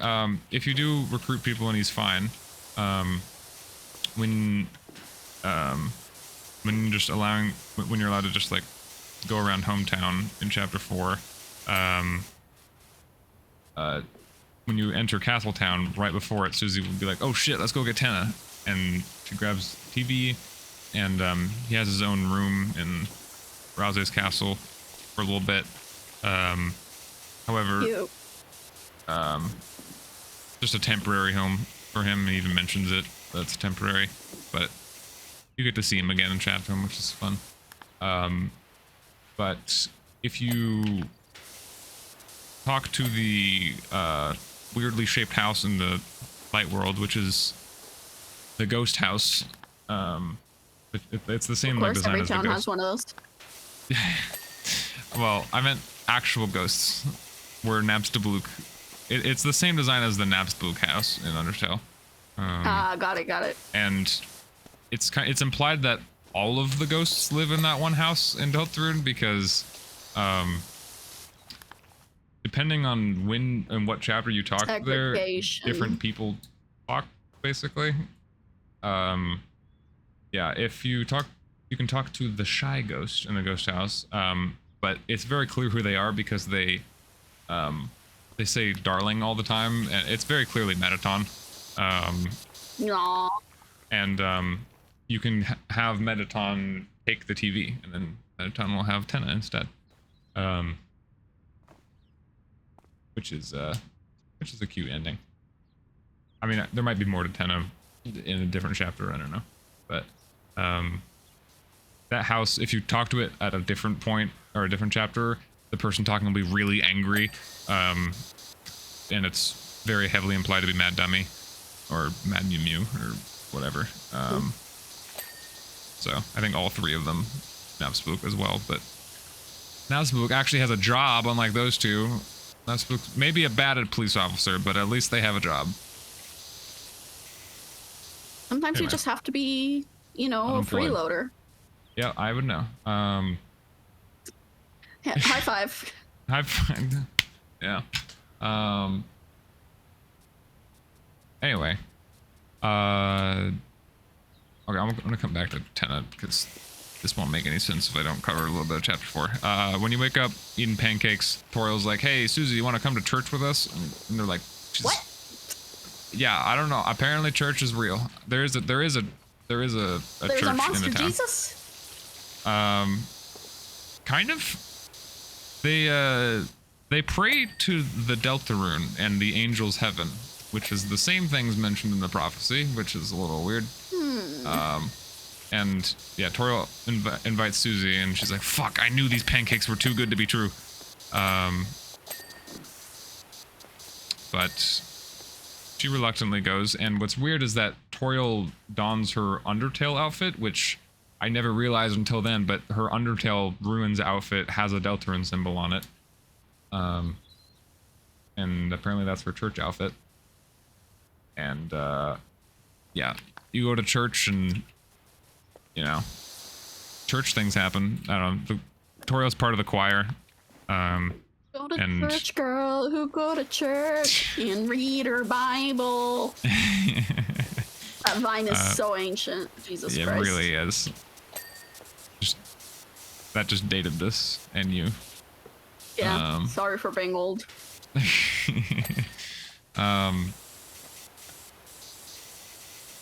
Anyway, yeah, after the church shit or whatever, then you can free roam hometown. And while you're at church, the secret mission, actually the reason that you went to actually went to church was to kind of ask people around what they knew about the bunker to kind of figure out what to do next. And ultimately, they're gonna go to Noelle's house because the mayor keeps all of her shit at her home, and Noelle's her mom, and they think that they can get into the bunker from something there. I don't remember exactly what, but the plan is to go to Noelle's house, and it's really funny because Susie goes like, "Hey, can I come to your house?" And Noelle's like, yes." And Susie's like, "All right, hell yeah, Chris, let's go." And Noelle's like, "Wait, Chris is coming." I'm gonna kill myself. Yeah. Every time it's like, "Oh, great, Chris is coming too. Cool. Thanks. That's awesome, and Susie." And your friend, Steve. Yeah. Steve. The third wheeling goes crazy. Anyway, before you go to Noelle's house, you can explore hometown and go to the Dark World, and that's when you can chat to Tenna and stuff. However, if you recruit him, but then you just go straight to Noelle's before going to Castletown, Toriel ends up throwing him outside the door, at least. She doesn't bring him to the dump, but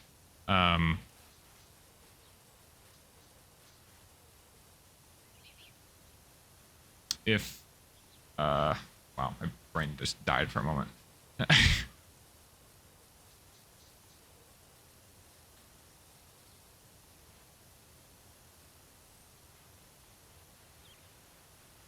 Oh, that's okay. That's actually fucked up as well. Yeah, if you do meet the requirements to recruit him or whatever, if you just never go to the Dark World or never return to your home, the TV's just fucking gone. Oh. Which is actually, I would argue, even worse than not being able to repair him, because then he's like, "Oh, I have a chance again at happy." Oh, okay, Toriel's throwing me out. All right, well, it's been a good run, guys.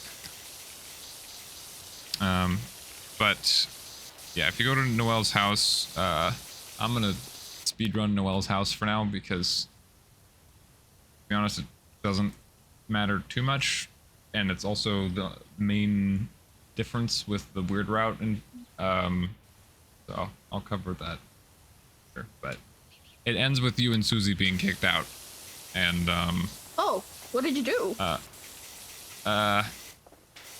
Well, okay, maybe I should just cover it.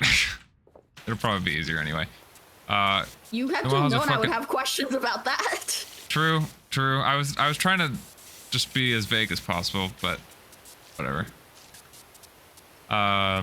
Yeah, it's a giant fucking mansion, and you're trying to look for clues, and Noelle's just clueless, but also just is fine with it. There's a funny gag at some point where you're exploring their her home or whatever, and Susie's like, damn, Chris is staring intently at this door. There's got to be something important in there. The bathroom? Yeah, no, just says like the bathroom. It's God damn it, Chris. Made me look bad. Anyway, you can look around and there's a room that you're not allowed to go in, and it's like, damn, that's suspicious. But in reality, it's So just her suspicious. sister's room. Oh, that's just sad, actually. Yeah, it's just your sister's Not room. suspicious, She's just like, we sad. don't allow guests to go in there. But yeah. Oh right, the excuse that they gave was to work on their group projects for school. That was the original excuse for why they came over. So they all go hang out on the TV, or on the couch, not on the TV. There is a TV within view, I I suppose. love but sitting on the TV. sitting on the TV. Me when I sit on the TV. And I don't remember. Oh right, yeah. If you're in the main route, Birdley calls Noelle about being her player 2 to the festival, and she's like, yeah, sure. Yeah, sure, Birdley. And then Susie yanks the fucking phone out of her hand and is like, she's not going with you, dumbass. Oh my god. Queen shit. Yeah. You can pick up the phone and have Birdley want to go with Chris instead, kind of. I don't know. There's some very... Birdley just has the silliest fucking shit lines. Words hard. Anyway, it's a distraction enough that they don't know where or Noelle doesn't know where Susie threw the phone, so you can actually get out from the couch and then you can actually like go explore the home by yourself. And then if you go into Dessa's room, oh wait, right, the music. The music. I could have been playing the music this whole time. Oh my god, I could have done the music this whole time. There's the church music that I missed. There's that's the church music. The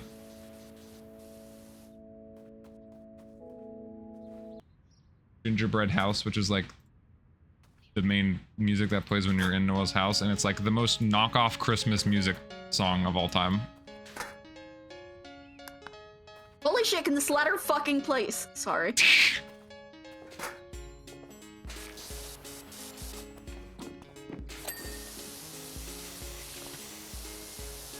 I like this. Yeah. It's supposed to sound like those obnoxious Christmas music, but it still sounds good, because... I don't think Christmas music is obnoxious. I like Christmas music. All of it? Yeah. Really? Wow. I'm a Christmas kind of person. I really like Christmas. Probably Yeah. my favorite holiday. I enjoy it a good bit. It's definitely among my favorite for sure. But it is like a running joke because Noelle and her family are all reindeer and their last name is Holiday. I mean, hell, her sister's name is December. December Holiday. She's literally, her fucking sister's Christmas. But, Dude, maybe that's what we have to do, rescue the spirit of Christmas. maybe this was about a Christmas Carol all along. Yeah. Maybe we're just Scrooge asleep. Maybe the last chapter of Deltarune, just like the first one released on Halloween, the last one will release on Christmas. Oh my god. If that actually happens, I'm gonna like point to this VOD and be like, I'm God. I knew. I knew. Yeah. But okay, continue.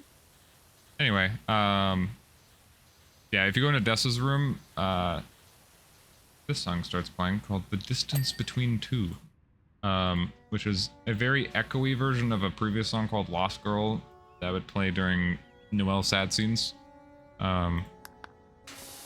Although it's seeming more like Lost Girl is a song about deaths than it is for Noelle. But if you look in Dessa's guitar in the room, it's like, oh, it seems like there's a piece of paper with a code on it, labeled bunker code. And then Chris leans down as the narration keeps going. It's like the code reads, the read, 1, 2, 2, and then Chris rips the soul out like mid fucking reading the numbers, and is like no, and like it like fucking shambles about, soul in hand, walks down. Oh, that song's not meant to be playing yet. Soul in hand, and then like walks into their fucking closet and then throws you in a box and locks the room. Whoa. Which is kind of fucked up. Yeah, However, man. in their need to be an edgy teenager, they slam the door and it opens the vent in the room. So then you can be this little, like, you can just be the little soul, like, roaming around in the vents. You can be among us. That's crazy. Yeah, and you can go to different rooms and, like, go to, like, the little entrance of the vent, but you can't leave it. And it's just, like, dark all around you. But you can go basically around the whole house, and, there's a few things you can see. If you go to the kitchen, you can see Chris in the kitchen making a glass of chocolate milk, as you do, and is on the phone. Chocolate milk. Yeah, same. Honestly, I haven't had chocolate milk in so long. But they're on a phone call with a mysterious voice that's like talking about Susie must not get guitar, sacrifice next week. It's very clearly the Knight or someone working with the Knight, and it's telling Chris what to do. If you break out of that vent, Chris will like fucking snipe you no matter where you are, just throw something at you, grab you, and just like put you back on the box again. Oh my god. Yeah. But if you go, I don't remember exactly how you break out again. Oh, right. Yeah, you follow the vent system all the way down to the basement. And then you can find the fuse box and turn the fucking entire house's power off.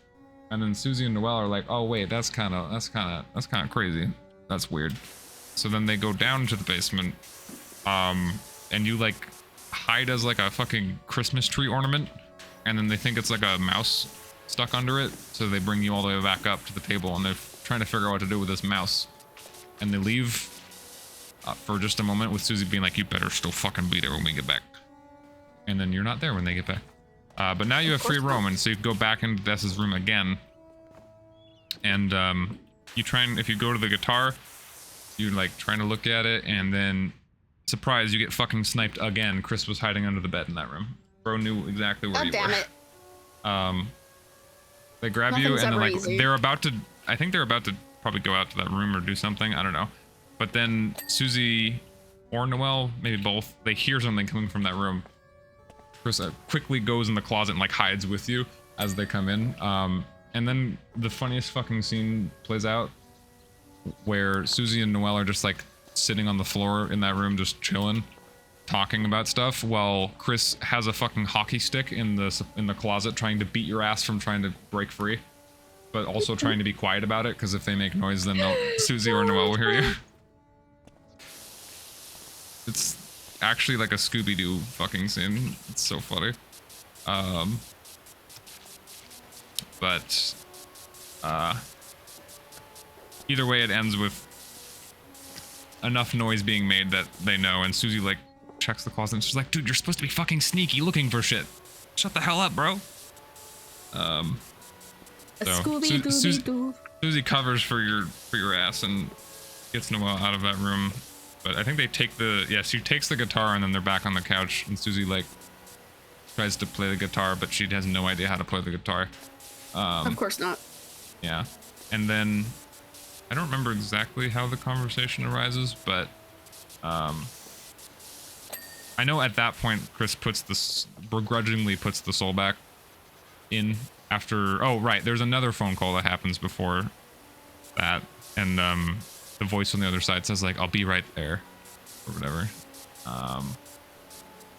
Chris has soul in them again, and then like falls over for a moment, which is a little weird. Seems to imply that Chris needs the soul to not die.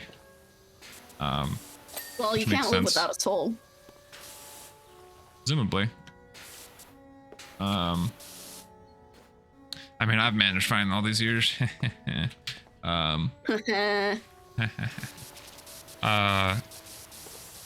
But the interesting thing is that once you're in control again, if you try and go to the phone, it's all the contact numbers have been deleted. So Chris was covering their tracks for you trying to check who the fuck they were calling. Well, can't call Which is mom funny. anymore. Yeah. Unfortunate. Consequence. Mom sequence. Yeah. I think Chris just... I don't remember if Chris joins them or if he's just lurking from upstairs, but Susie and Noelle are, you know, playing guitar or whatever. And then... Oh, right. Yeah, then Asgore fucking shows up because apparently he's like cleaning their Asgore? toilet. Yeah, he's like cleaning their toilet for some reason. I don't know. Asgore and Why Asgore the bus driver all of a sudden? I don't know. Asgore in Deltarune is like, it's sad. Like he's like the biggest loser of the town, pretty much. Because he's not a king in just like me, Deltarune. for real. He and Toriel are still divorced, and he still constantly tries to give her flowers and, you know, get back together.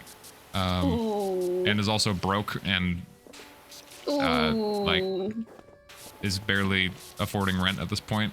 He also used to be the police captain at a certain point, but got fired. You just blow after blow. Yeah. Not great. We don't really know why he was fired. We know he was fired by Daryl, the mayor. It seems like the reason is that like he was either responsible or like failed in trying to figure out what happened to why Des is missing. I think that's probably why. Because if you like go to his window in his store, it shows like a cork board in his basement of like connecting things and shit, and like he's definitely trying to figure something out. So I think he was probably fired for failing to find Des. Would make sense. And that might actually be why he's also still working at their house, is because he's trying to figure shit out.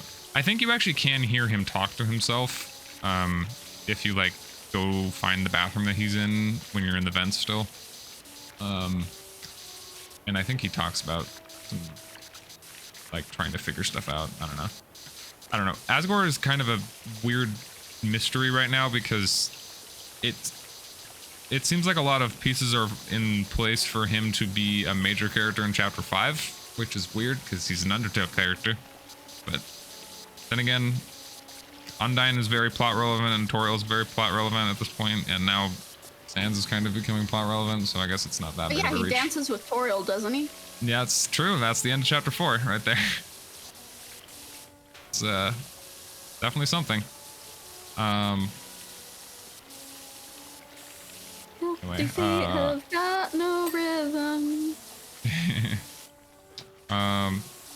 Anyway, yeah, he interrupts Susie and Noelle, and he's like, "Bro, is that a fucking snack tray? I'm so hungry," and just starts fucking going to town on their snack tray. He kind of lets it slip that Carol is like right outside to Noelle, even though Noelle is expecting her to be done with work hours later. And she's like, "Oh shit, Susie, you gotta go, Susie. You were to let that go." And then she appears. She appears in the doorway, and she is not. Oh. She's not. She's a very, very cranky lady. Is she kind of like Odalia from the Owl House? A little bit, but like not boastful and arrogant, just cold and like says things in a few words to get her point. Yeah. But yeah, she's like, "Asgore, fucking eat those outside. Noelle, get your ass in the kitchen. Susie, get your fucking hands off of that guitar. That is not yours. And get out of my house." So it's pretty clear that Chris was talking to Carol on the phone, because it was like, "I'll be right there," and Carol surprisingly arrives way earlier than she's supposed to get off of work. So wait, Chris just snitched on themselves? Well, yes, because Carol goes all crazy on Susie and kicks her out. Although Susie does a little act of defiance and is like, "Guess who's taking your daughter to the festival? Bye." based. Yeah. And as you begin to leave, after Susie and Asgore both basically get kicked out, Carol walks up to you like right before the door and puts her hand on Chris's shoulder, and it's like you feel like something incredibly cold on your shoulder. And she says, "Sorry for that back there, Chris. As you know, you are welcome here anytime." Damn. So, yeah. But the main reason, the underlying thing was that the code, one of the codes or a code to the bunker is in a piece of paper or on a piece of paper in the guitar. And Susie had the guitar. Although it was also Des's guitar, so I wouldn't be surprised if she was also just that controlling of it, because it's like, hey, that's my missing, probably dead daughter's guitar. Get your fucking hands off. Yeah. But like, I mean, at this point, we have no idea what happened to Des. Maybe fucking Carol caused it. Who knows? I don't know. Probably not. But anyway, I think that's mostly it in there. But it's a very crazy sequence because it's, you know, I think it's the sequence that I'm hoping has finally convinced a lot of people that are like, oh, Chris isn't their own person. They're just that's the player. We play as Chris. Because that entire sequence, you are fighting Chris bits, basically, to find information that they don't want you to know about. So what changes in the Snowgrave route? Yeah, I guess I could go over that now. In the Snowgrave route, well, for one, when you first, like in the church, when you're asking to go over, Noelle is a lot more hesitant around Chris specifically. But still agrees to it, mostly because she agrees to it because she wants to talk to Chris as well. Well, for one, when they're on the couch, Burley does not call. Obviously. Because he's fucking dead. Well, he's actually not. If you go to the hospital in chapter 4, and when you're just roaming hometown, he's in a hospital bed and he's breathing, so he's not dead.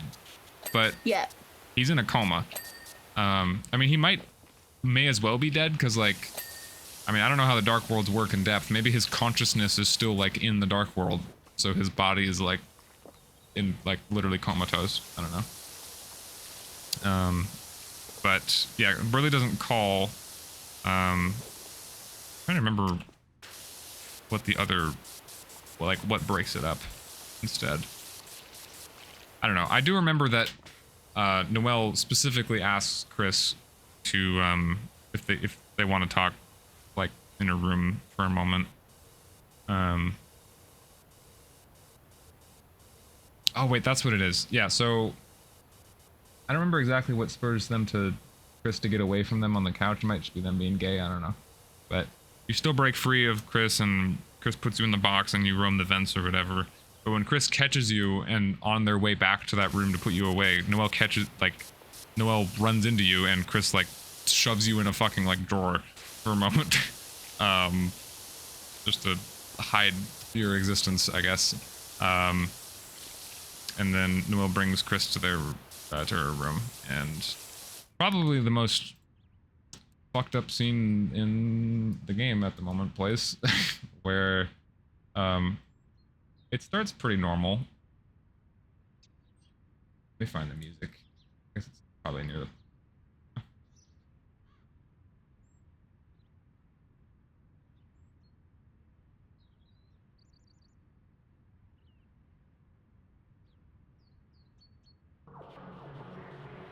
Oh, yeah, that's a cool... That's an awesome song. I'm gonna pull up my VOD of this, because it's a very long scene, and I'm gonna forget parts of it. Alright. I mean, I'm still giving I'm trying my best to give cliff notes, but I appreciate it. There's too much lore.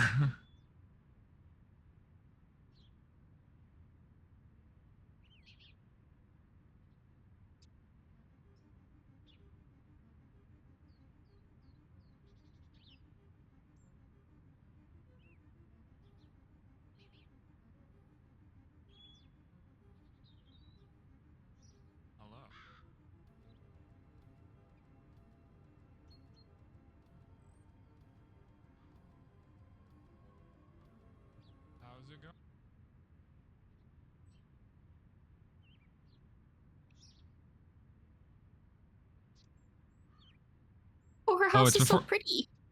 Yeah, actually, I just remembered it's before you. It's the very first time, like when Chris first rips you out to not see the code. You don't even get to. Chris never even puts you in the room where you go in the vent. Oh wait, never mind. Chris goes to the room, puts you in the vent, and then goes to Noelle's room. So the way you go see that the way you see their conversation is by going through the vents to find that room that they're in. That's right. Oh, I see. Yeah. Yeah, she's like, to be honest, I've been kind of waiting for us for a chance to be alone all day. I've been wanting to talk to you about last night. And you know, she kind of just talks about how that was fucking spooky, bro. I didn't like that. God, dude, my YouTube is so slow. I know why. It's because of YouTube's shitty ass anti-ad blockers. I hate them.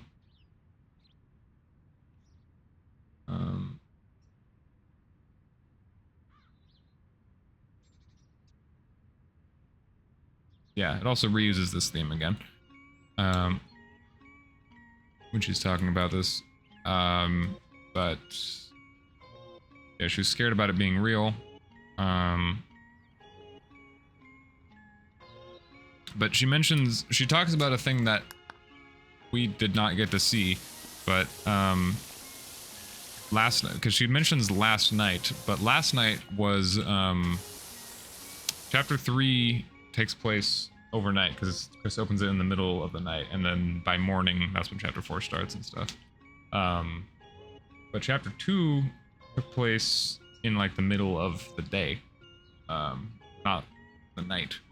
So in between the chapter 3 ending and chapter 4 beginning of, you know, the bunker opening on Chris and then it starting with Chris and Susie in the dark world already. Apparently in that time, Chris went over to Noelle's house, you know, in the middle of the fucking night, as you do, and like appeared on her balcony and basically told her like, sorry about all that stuff. That was just a weird, bad prank. Like, I didn't really mean any of it, and no, just I'm sorry, and basically trying to fix the fucking damage that we caused from the weird rat by just chalking it up as all a prank. I think that's, yeah. Sorry for being weird at the hospital. Oh yeah, and for being weird at the hospital. It was all a stupid prank. Birdley was going to get better. Yeah, that as well. And she mentions like how Chris's voice, quiet, mumbly voice, but she feels like it's been a long time since she actually heard it because she's been hearing our voice, not Chris's voice. Like, Chris, you're back.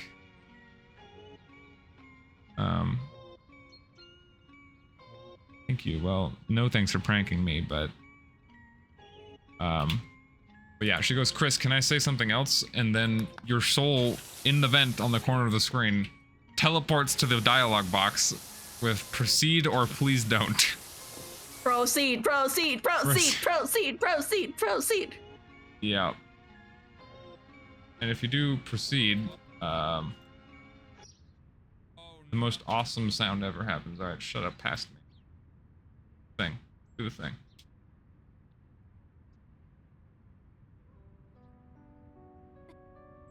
Oh. Oh, wait, never mind. I forgot that doesn't actually happen. Never mind. I'm dumb.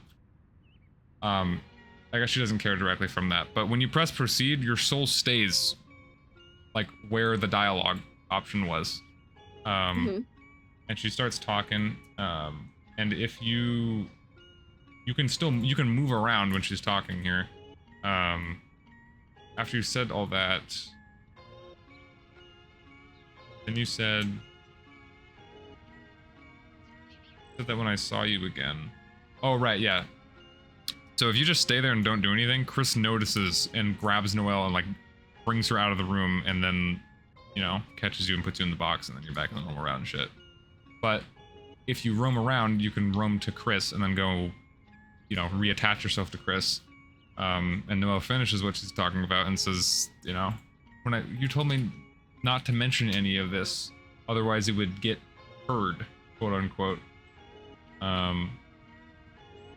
Which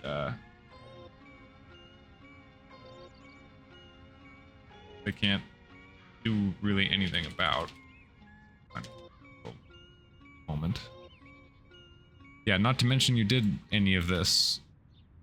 Or yeah, and like Chris's arm is like tweaking out. So Chris can't really do anything, but Chris tries to like put their hand on Noelle's mouth and just like, shut the fuck up, bro. Chris, it's okay, it's just us.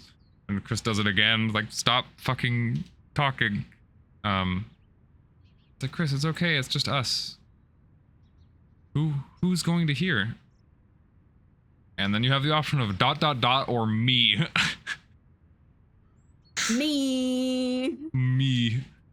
Yeah, and once you select me, it does a cool thing. The actual thing I was expecting earlier. Since I've... Shut up, early me. Oh, there we go.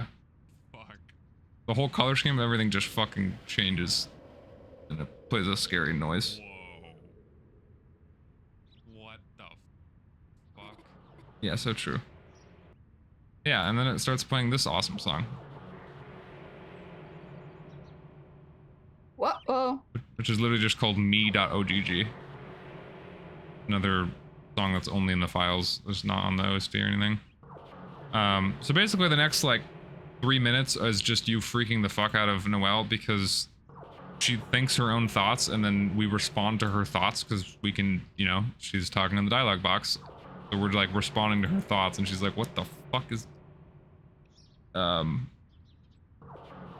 She's like, tell me it didn't happen. Tell me it didn't snow. And it like, you can do it happened or it snowed. All of the choices here, you don't really have a chance to,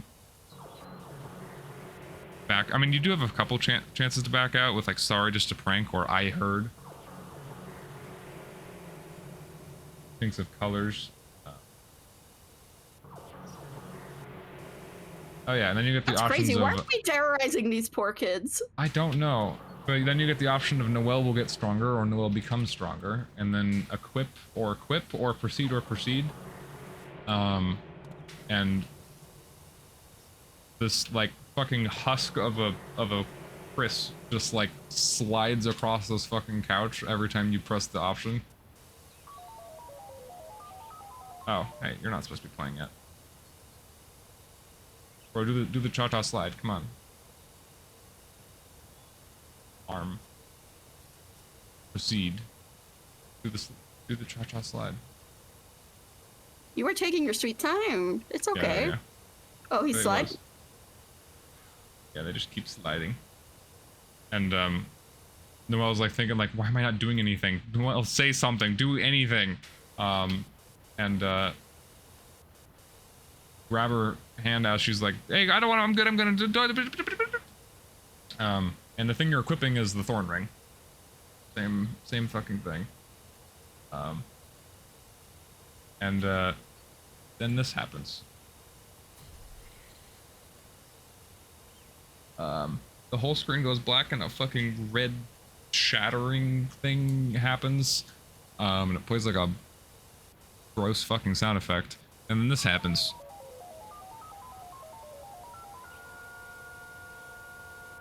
Ruh-roh. And every like weird route decision up to this point, it does like a ba-da-da-loom, ba-da-da-loom, whenever you like go proceed or whatever. Yeah, like this is an indicator of the point of no return in the weird route.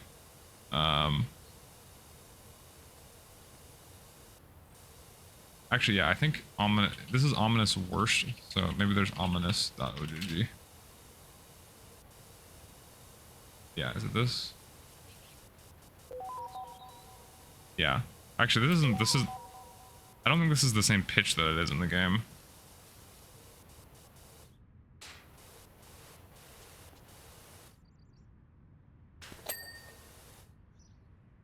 Alright, power washing. This one? Might be this one. Nope, that's definitely not the right pitch. Ominous wind? I don't think this is it either. No, this is the wind. That's wind. I don't know. it plays a little jingle, and then this is like the ultimate jingle that plays after that. And then Chris has a crash out. It like cuts to the bathroom that Asgore's in. Your vision's all blurry, and Chris is like stumbling around. And Chris throws the soul in the fucking trash can, and then just starts kicking the entire fucking can around the room, like relentlessly, with increasing force. The entire can starts bending. And their pace quickens and keeps kicking and keeps kicking and keeps kicking, and then Asgore saves our fucking life. Asgore's like, hey, Chris, you okay in there? And Chris begrudgingly puts the soul back in, and if you check, you have 10 out of 20 health instead of 20 out of 20. Damn. So, yeah. The rest of Chapter 4 plays out pretty much how it normally does, except for the ending a little bit, and any choice that... sometimes a choice that normally would not have Noelle has Noelle appear, and if you choose it, Chris just, like, crashes the fuck out. Like, if you, in the church, if, you know those little, like, candles for, like, prayer, like, what has like, different names of people and stuff? You can pray for Noelle, which is not normally even an option. And if you do that, Chris immediately kicks over the entire fucking stand. And it's like, bro, Jesus. Fuck off. Yeah, so...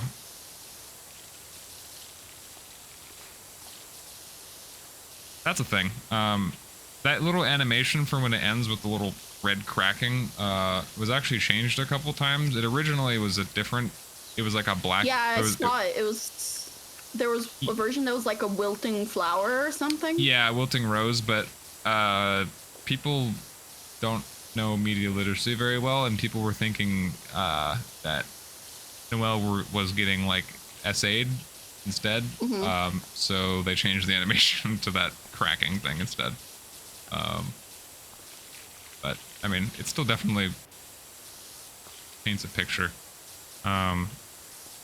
Anyway, so that's cool. Cool Weird Rat stuff. It's only gonna get worse from here, probably. I don't know. Don't have chapter 5 yet. There's still a few more changes that kind of indicate where it's going, but I'll cover normal chapter 4 because I cannot believe it. I've been yapping for this long. Anyway, back to normal chapter 4. Either way, after that scene ends, Susie like kind of catches you up with like, yeah, Carol showed up and got pissed at me and kind of kicked me out, and it basically continues normally. After you get kicked out, then it starts to rain, so then you're like, ah, shit.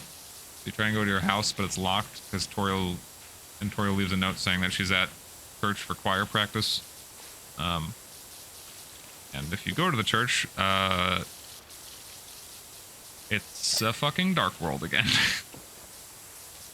It's really funny the way it's... Are we gonna fight Dark World Jesus? And that would be awesome, to be honest. It's really funny the way it gets played, because Susie like opens the door, sees the darkness flowing, and immediately closes it and turns around like, bro, not again.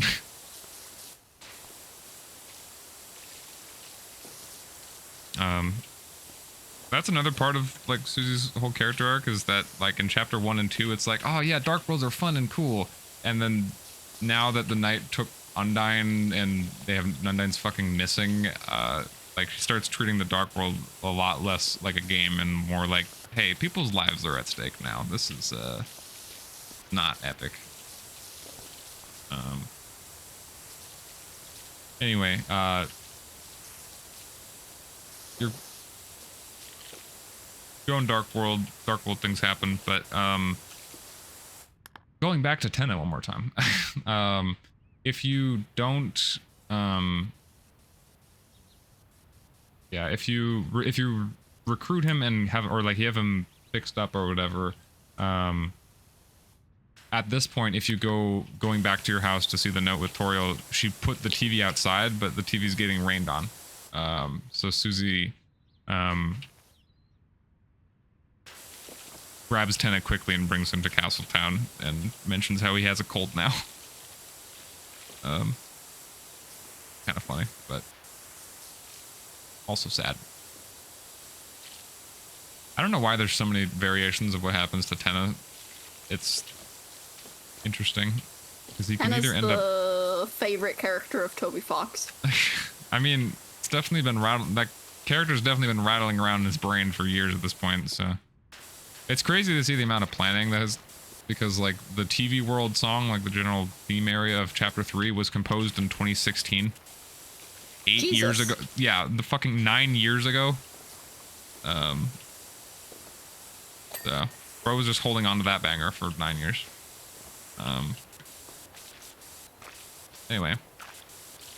So chapter 4 is all here. Let me get music out of weird route zone.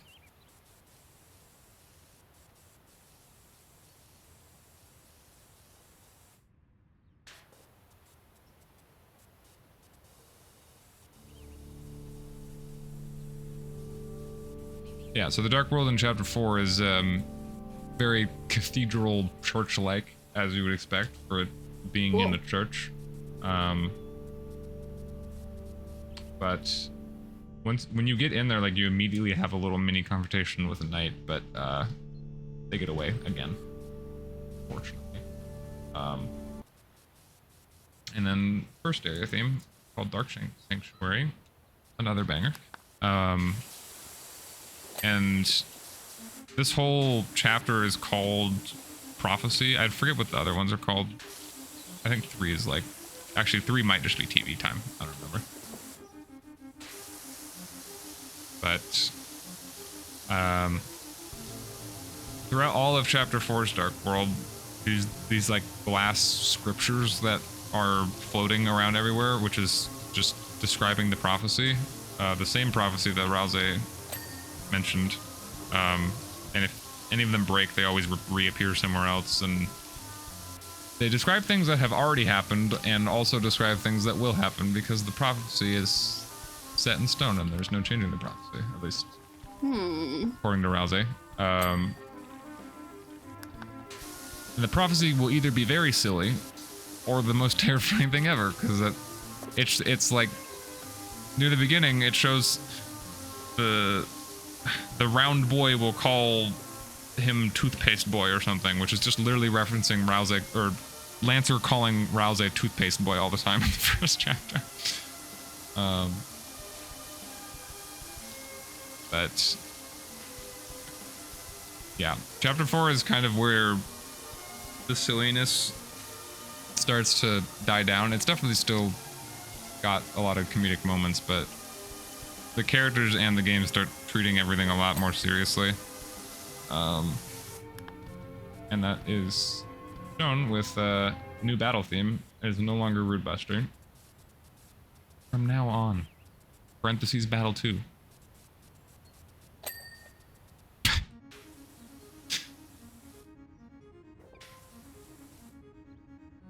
It starts really quiet and it gets really loud, so I'm gonna go with the not increasing the volume too much, otherwise I will go deaf.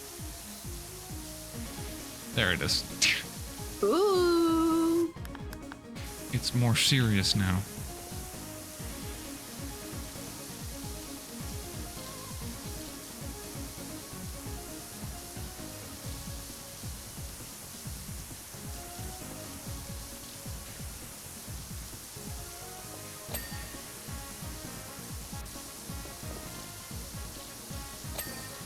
There we go.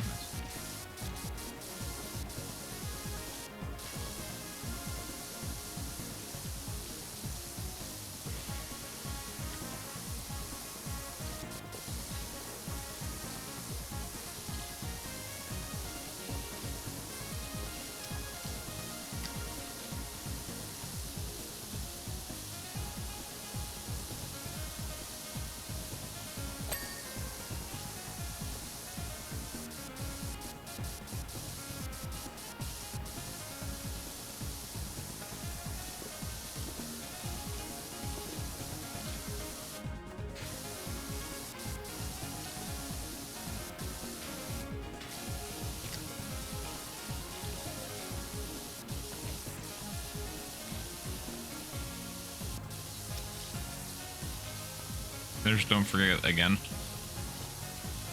Same leitmotif. It's fucking everywhere. Dun, dun, dun, dun, dun. I just remembered. I forgot a thing.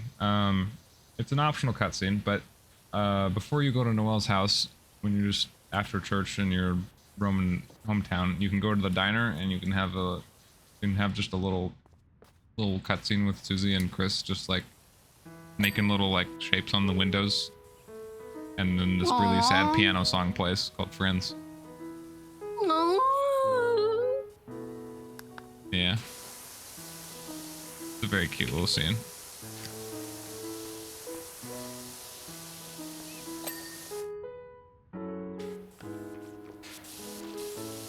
The #1 comment is, "Mark my words, you will hear a variation of this theme again at the most important moment in the whole story, and it's going to make you cry."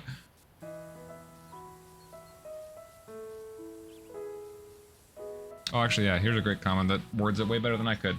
There's something about Chris sharing a tradition they made with Azrael. Their big brother. That's another thing that's ongoing with Chris, is that they miss their big brother Azrael at college currently the whole game. I'm sure he'll show up at That's some why point. you should never go to college. Says the person planning to go to college again. Nope. Not again? Oh, frick. Never mind. Then. Never go to college. Never go to college. Something about Chris sharing a tradition they made with Azrael, going to the diner, ordering the special, and making pictures in the window. Something that seems quite special despite how mundane it is, and the people Chris shares that tradition with are people very special to them. Chris and Susie have been friends for 3 days at this point, yet it feels like they're bonded for life. 3 days. God, it doesn't feel 3 like days. it's only been 3 days. Yeah, I mean, at the beginning of chapter 2, Susie, like, fucking shakes Chris by the shoulders, like, just waiting for today felt like years. Because it actually That's was funny. fucking years. Yeah. Anyway. Figured that was important to mention. There's an ongoing, well, subtle theme, but it's definitely going to become more apparent that Susie or Chris is working with the knight and like is definitely keeping things from Susie and Rouse and is kind of sus, but throughout it all, it's definitely shown that Chris genuinely like really likes Susie as a friend, and Chris is kind of caught in a area where they're gonna have to choose between Susie and the knight, basically, of where their loyalties lie. And it kind of seems like they're leaning to pick Susie currently. But I guess we'll see in chapter 5. Anyway,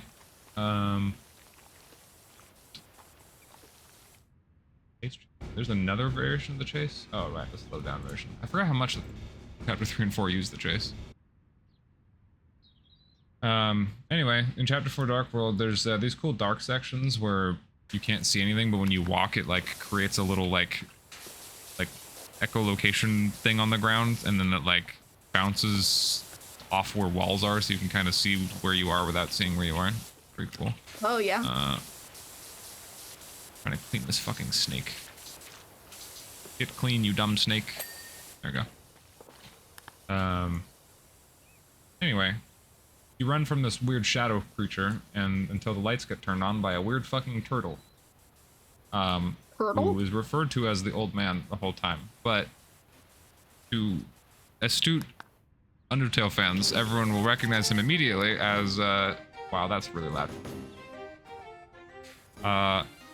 He looks incredibly similar to Gerson, the vendor shop and waterfall in Undertale. He's a very side NPC that doesn't really have much importance in Undertale. I was gonna say, I was like, who? He would say that too. But he's never called Gerson here. Everyone just refers to him as the old man, or just old man.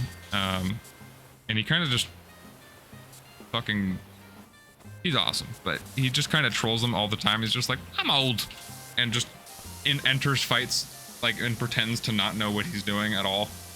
He's literally Master Oogway and Kung Fu Panda. He's the Never elder. watched that movie. He's the elder that like he's the mentor character that like has seen all the fucking battles and knows everything, and you know, can probably solo anyone that you throw at him, but doesn't really want to because he'd rather teach someone else to know how to fend for themselves, kind of person. Mm-hmm. He's old. He's old. But yeah, it's Gerson in Undertale is just like in Waterfall. You can enter his store and you can buy like I think you can buy the crab apples and like the CT Bro, items. apple sounds so fucking good right now. My body craves a fruit. Yeah. And in Deltarune,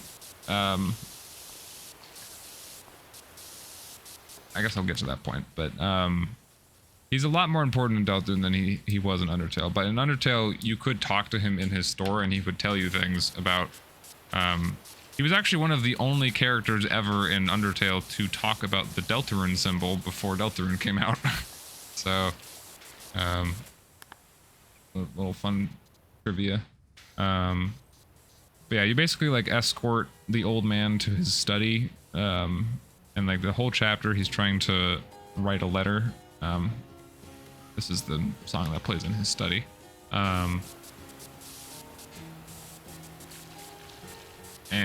Yeah, the whole chapter he's trying to write this letter, and is also not so subtly trying to mentor Susie to help her out, because Susie was trying to practice like healing magic, but like is having a lot of doubts because Rouse is way better at it than she is. The old man keeps encouraging her to like make her own path, and there was another thing I was gonna say, but it's gone. I don't know. He's mentoring Susie, and she even says herself that like he's the only person that's ever taught her something that made her feel less dumb than she was before. Which is real, to be honest. I think a lot of people. I hate this stupid castle. You could do a different section. It just has so many nooks and crannies. That's why I I already said you started it. I could do it. Okay. I'm about to finish this section I'm on anyway. Yeah, exactly. Let me finish this little thing. There we go. Oh my god, I just realized that from look up here, you can really tell that each of the holes are shaped like a number. Oh, yeah. 6. 5. Huh. Cool.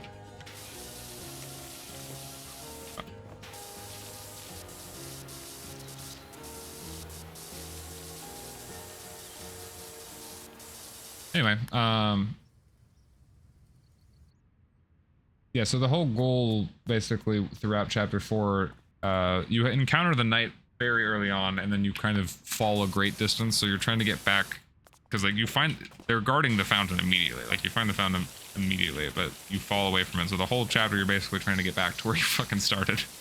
And to do that, you have to like open these gates around, there's the spooky guy in one section. You go in a very dark area and you cannot see, and there's this voice that tells you to keep turning back, but if you do not turn back, then you have entered the dark zone, and you fight probably the best mini boss in the game, who I'd be surprised if you haven't heard be quoted at least one time. This is where the "you're taking too long" thing has originated from. What? You haven't heard of that? I'm actually surprised. It's been everywhere. I don't think so. The big pumpkin guy that says "you're taking too long." Not a clue. I'm genuinely surprised at that, to be honest. That's the one thing from these new chapters that have like spread outside of Deltarune.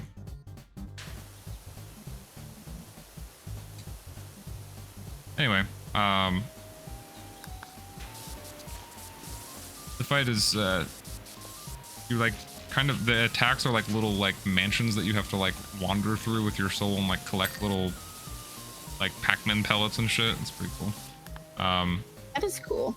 But after like attack 3 or something, this giant pumpkin that shows up and it says you're taking too long and forces you to run out of the castle a lot quicker. And every turn it keeps evolving more and more. From you're taking too long to you're long, and he turns the fucking soul real fucking wide. You're long. You're long. And then what's the one after that? Is it? Oh. Then it's you were taking too long. It's like a smiling pumpkin that looks like a fucking Ditto version of it that's fake. And then halfway through it chasing you, it shows up and it's you're taking too long is taking too long. It's so fucking dumb. And the whole way you win the fight is by getting TP to use like brighten to like brighten the darkness, and brightening it. The fucking pumpkin like jumps around the screen, and when you on it, it goes Mamma mia, Mamma mia. It's so fucking stupid.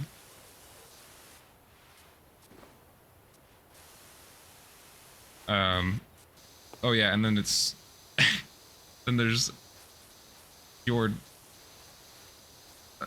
taking tutu because you found there's a tutu that you find as a soul on one of the attacks, but he lets you keep it, and then it's you're taking tutu. Also, I feel it important to mention that every time it's the wrong "your" intentionally. It's not you apostrophe re. It's you or yo. Oh my god. You're taking too long. Am I taking too long? What?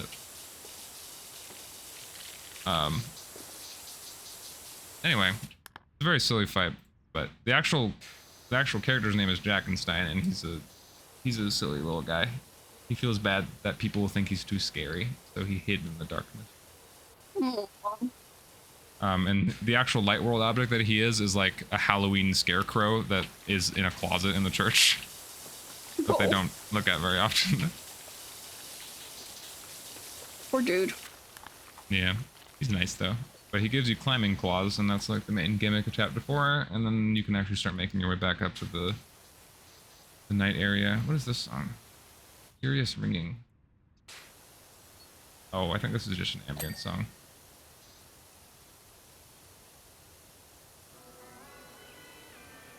Yeah.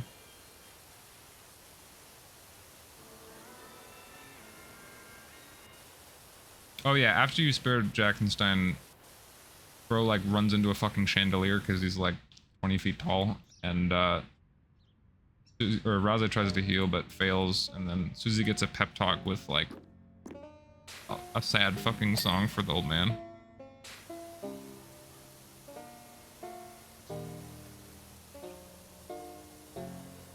This is the song that I imagine the song's gonna come back at some point in like an anime moment for Susie, where it's like, think of the friends that helped me along the way. It kind of sounds like one of those songs. Yeah, no, I can see it or hear it, I guess. There's a gnome in here. There is. I left him there just for you. Thanks.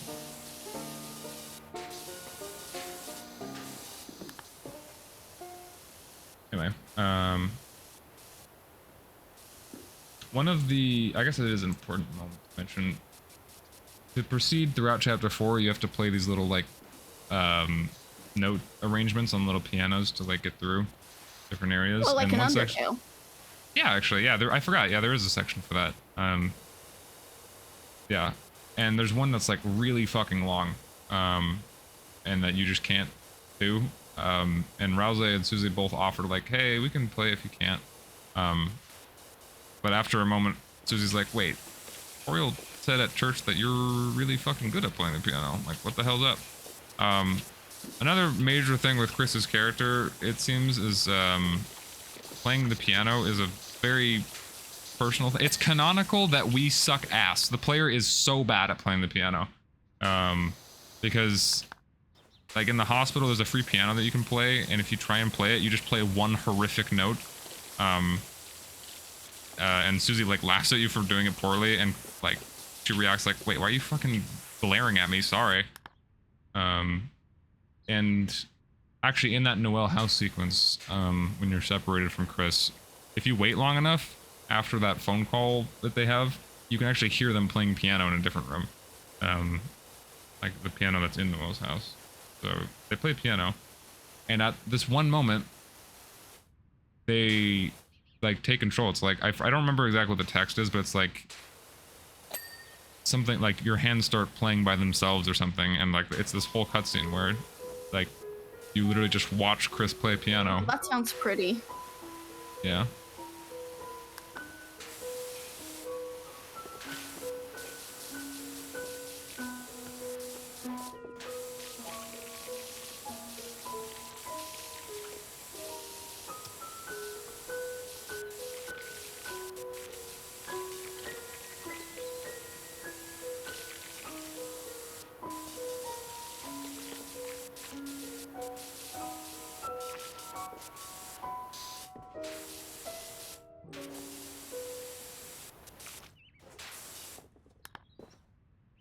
Anyway.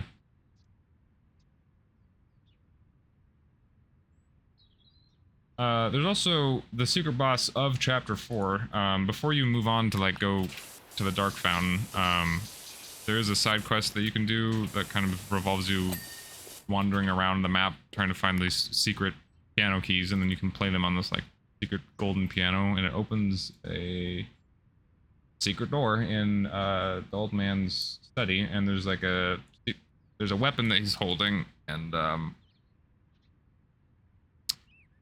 there's some jokes that are made, but basically it ends in a friendly spar between Susie and him to try and win the weapon. And it turns out that he's the secret boss of the chapter. Although it's the only boss so far that is like not a serious fight. Like it's just two friends fighting basically. It's not a actual like fight to the death thing. The friendly spar. Yeah. And he's the only like Why does if you're it trying sound to familiar? Oh, right. So the song is called Hammer of Justice, which is what his name is. That's what his like his hero name is. And the reason is because it sounds like Undyne's fight theme. Yeah, I was gonna say.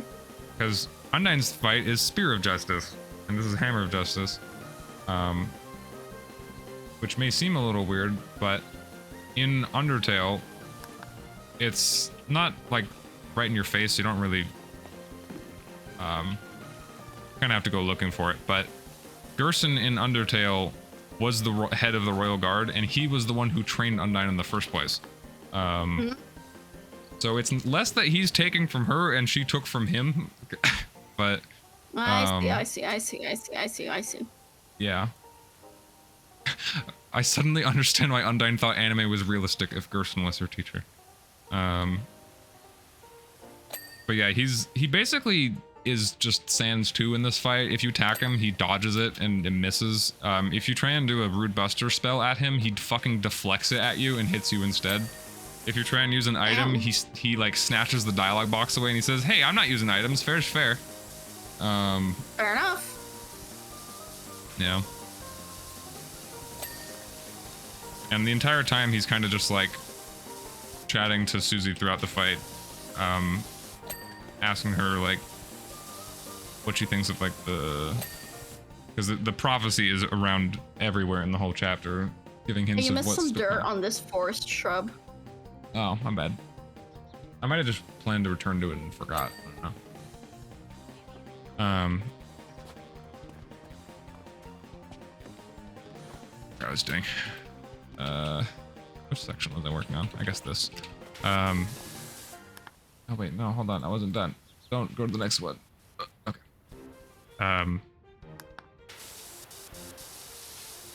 But yeah, it's the only secret boss so far that the game has you know, an actual sane individual and not a fucking crazy person. But he talks about like the Lord of the Hammer books, which seem to like foreshadow or are based on things that have happened. Like chapter 1 of that book series mentions stuff that happened in chapter 1, like you face off against a king from a dark land or something, and chapter 2 is a queen. I don't remember exactly, but everything lines up with each chapter. and he also mentions book 5 of like, you know, the garden like set ablaze with jealousy or something. Like there's hints to what chapter 5 is going to be. And it definitely seems like Asgore is going to be a major part of it, because the garden Asgore has a flower shop in Deltarune, and he has reason to be jealous with how Sans has been with Toriel. I can't believe Sans getting with Toriel is going to be an actual major plot point, but here we are. Anyway, the whole fight, Gerson is just kind of telling Susie to like forge her own path and not care about the prophecy and just do what she thinks is right. And he even mentions like he has a shadow crystal that he drops, just like the other secret bosses, but he literally mentions like, someone gave me this a while ago, but I just didn't fucking care and I put it in my desk. So you can have it, I guess. That's a whole other theory to get into, that like the shadow crystals are what drove them mad, because the shadow crystals seem to like tell the future or something, or show an alternate reality. I don't know. I don't even know much about those. But anyway, Gerson, absolute G. He does all this knowing that he's fucking dead, by the way. He's not alive. Wait, why is he dead? So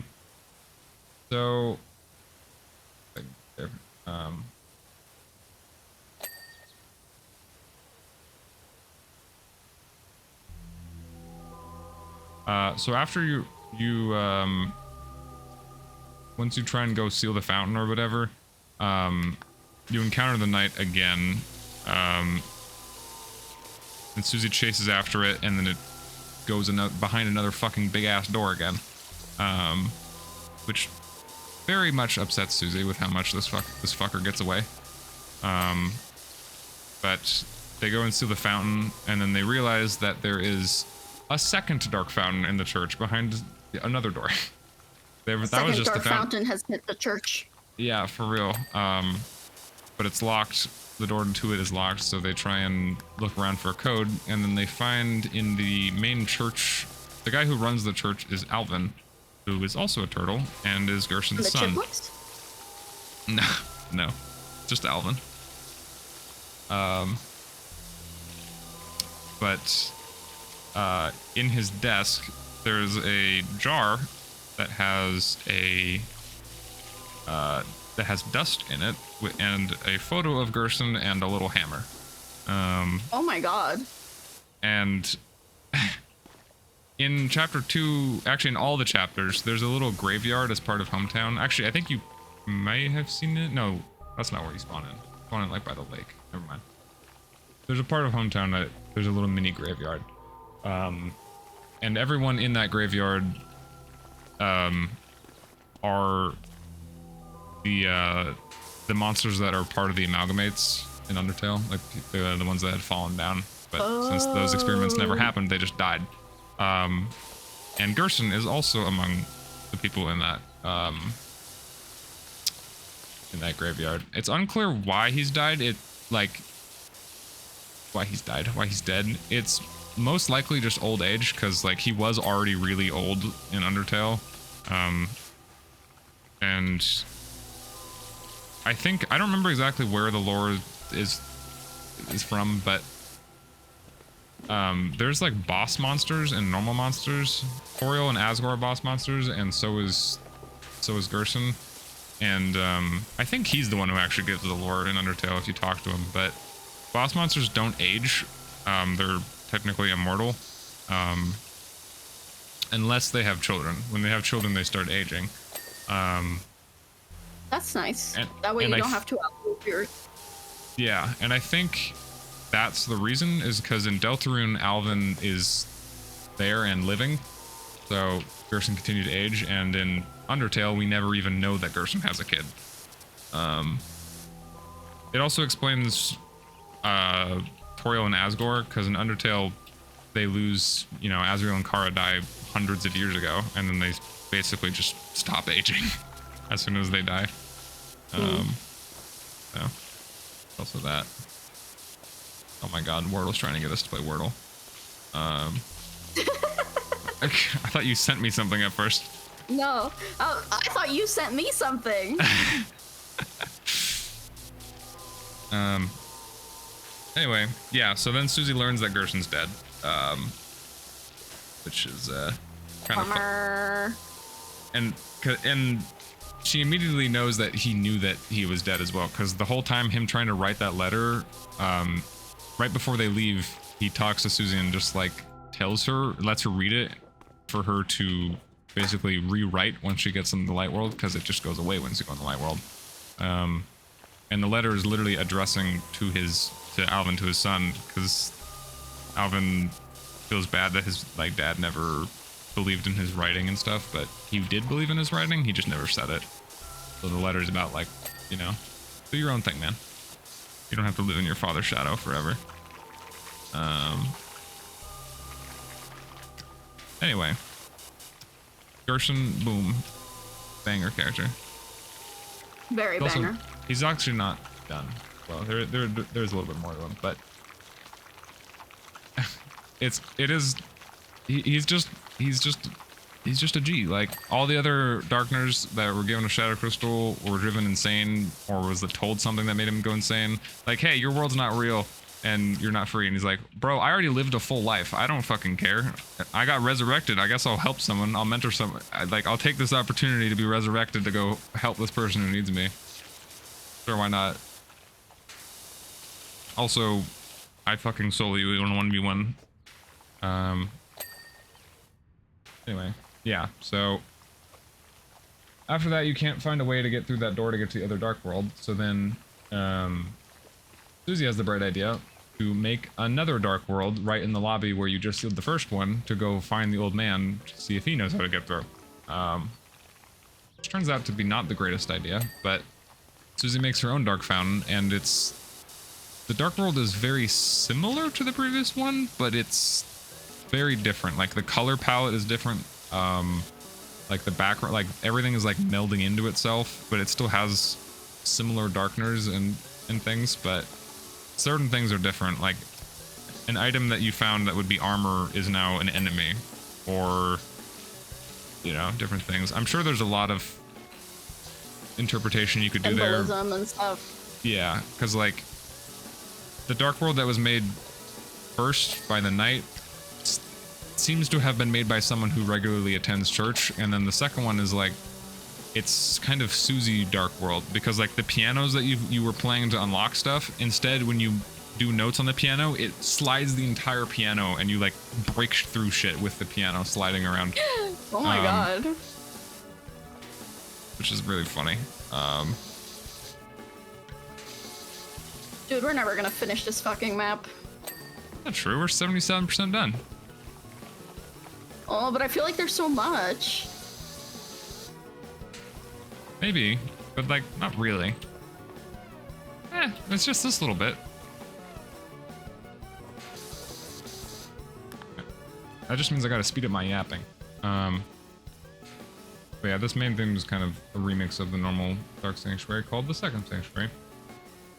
Anyway, after a bit of wandering, you find, you're in that very dark area, and you find what Susie thinks is the old man again, but it's very dark and it's hard to tell what's happening. And you get split off from Susie in the darkness, and Susie ends up in a 1v1 in the darkness. When this haunting song plays. Oh, hey, that's what Susie did. Get split up. Ah! But yeah, then this song that sounds nothing like a Deltarune song, like it sounds like it's from a different fucking game, starts playing, called Ripple. Honestly, this sounds like a Fear and Hunger song. Bunger mentioned.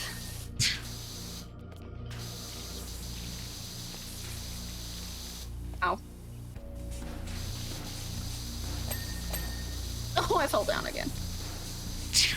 I fell back down, but I get up again. You're never gonna keep me down. Anyway, yeah. The whole fight is in I darkness. just fell down before I could even do anything. Oh my god, use the ladder. Oh. I was. Oh, you just. Oh, that was Whatever. intentional. I see. Anyway, yeah, the whole fight is in darkness and you can't see who's attacking you, but the attacks are. It's actually pretty cool how the attacks work. It's basically Simon Says. It'll go like left, right, left, and it brings back the green soul from Undertale with like the Ooh. directional blocking of stuff. I forgot to mention that Yeah. Gershon does that in his secret fight as well. That makes sense because it's Undyne. Yeah, except now since it's Susie in a 1v1, it uses the axe, her axe to block instead of like a little spear. Oh, that's sick. Yeah. Anyway, yeah, this fight is actually really fucking hard because at a certain point it'll just go left, right, up, left, right. Playing DDR.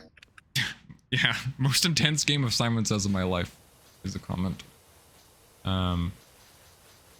Anyway, it ends with her trying to remind the old man of who she is by doing the healing spell, and it illuminates him enough to show that it's not him, and it's actually one of his statues in his study that came to life that was just kind of acting as him. And then Rouse shows up and fucking breaks the entire statue into a billion pieces. Oh. Yeah. So.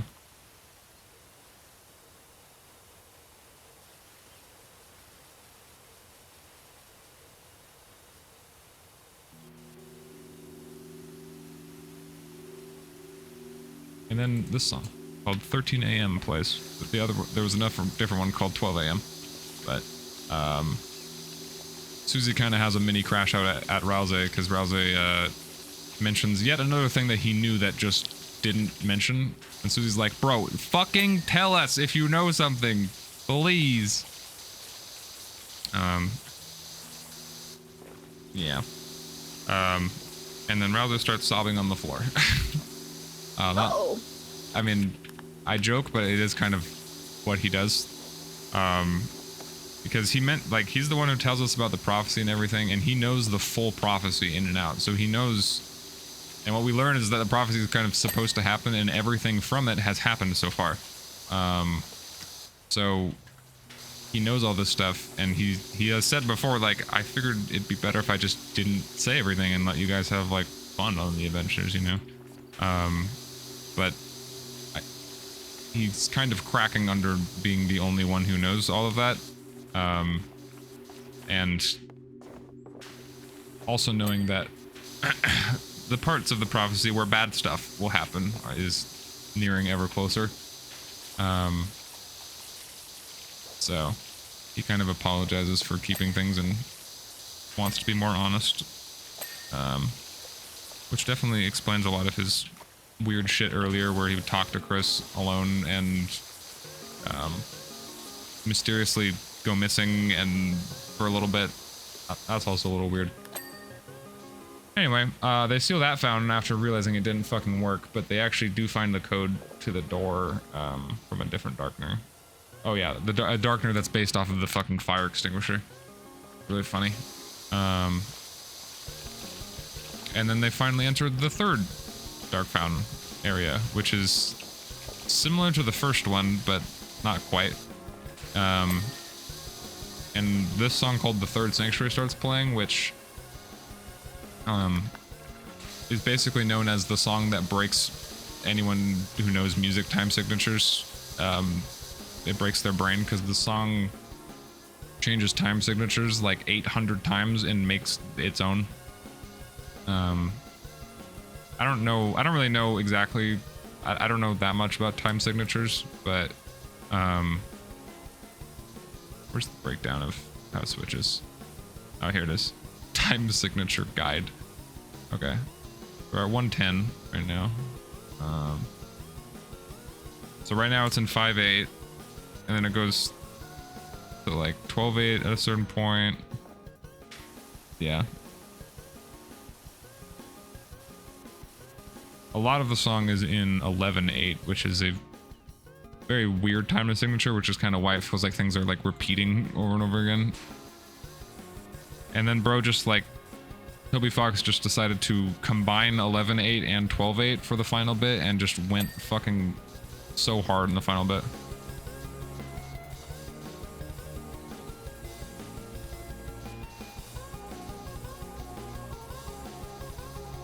Whoa.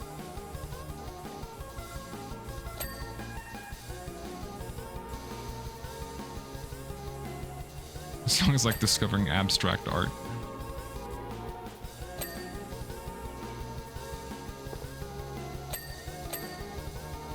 Anyway, it's a very uniquely composed song, I know that at the very least.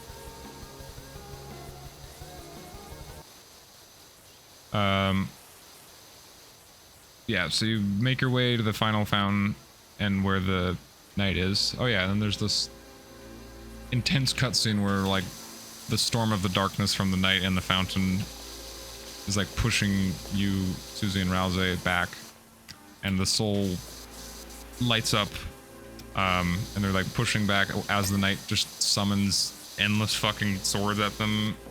At a certain point, it literally becomes undodgeable, and they just start like taking hits for each other. I'm not really giving the moment justice, but it's a very cool moment. I believe you. Also, don't forget theme again.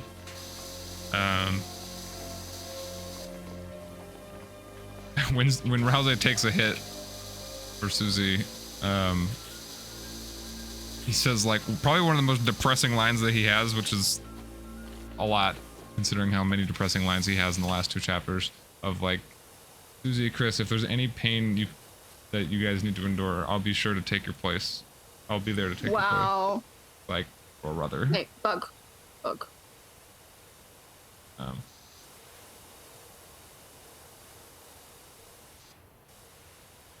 And then, the most like, the final boss you're about to fight the final boss theme ever.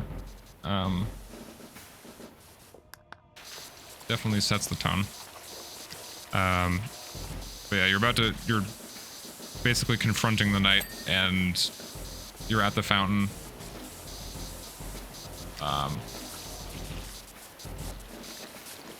Feels hard. Yeah. Like a final march.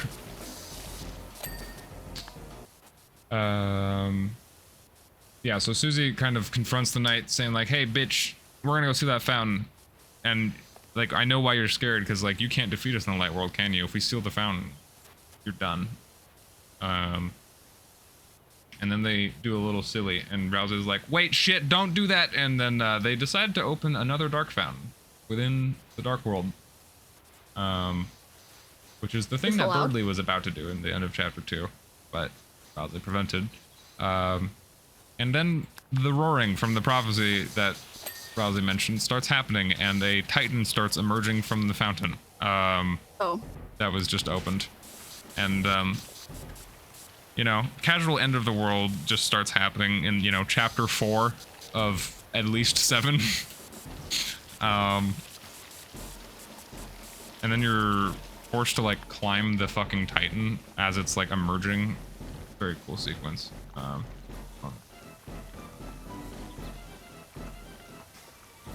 Chapter 1, find Chalk. Chapter 4, defeat the entity who pushes the world to immediate destruction.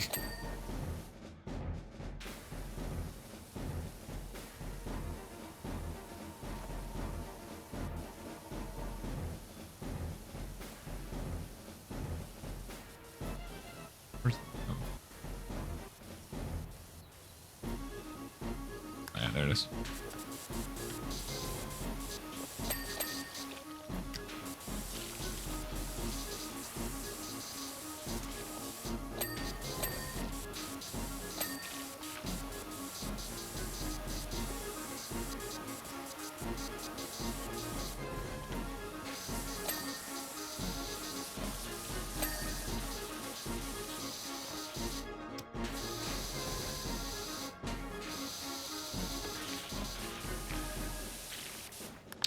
Banger. Anyway, before you get to fight the actual Titan, you get to fight its spawn, which is you know, a thing. There's this little, like, fucking womb-looking creatures of darkness, Whoa. that fight you, and, the main thing with Titans is that their existence is, Rousey describes them as literally entities whose entire existence is to destroy. They don't have a consciousness, they don't even understand what the concept of mercy even is. So you cannot spare the spawn or the Titan at all. Like normally it just says like but their name wasn't yellow, or like, but you couldn't spare. It's just like, but it wasn't like, but it didn't understand what mercy was. So if at this point you've been only a pacifist, you are forced to do combat. Which is pretty cool. Also, this theme goes fucking hard. It really does. Man, I wish I had a theme song when I was a fetus. YouTube comments are crazy. Rousey whispers to himself that everything is going to be okay. That's dialogue in this fight. That's crazy. Anyway, after that, you find the Titan at the top, and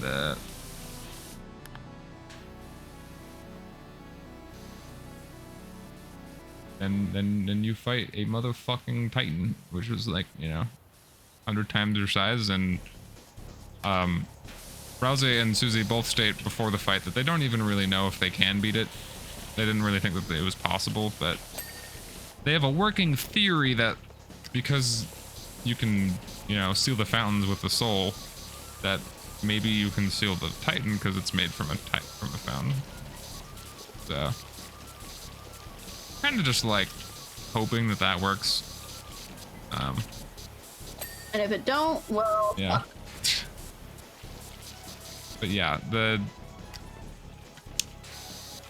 and for the second chapter in a row, you're fighting basically the final boss, which makes me very interested to see what the actual final boss is going to be. But I don't know. It might be like a full fight with a knight. But this theme is Christ, let me crazy. up.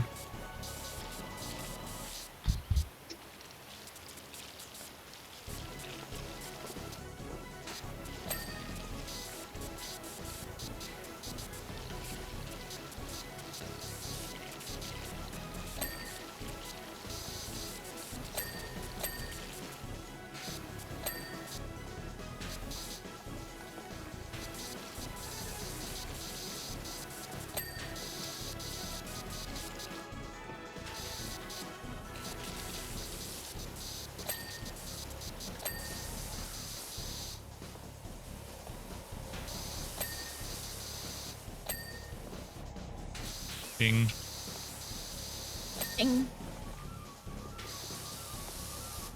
Anyway, absolute banger.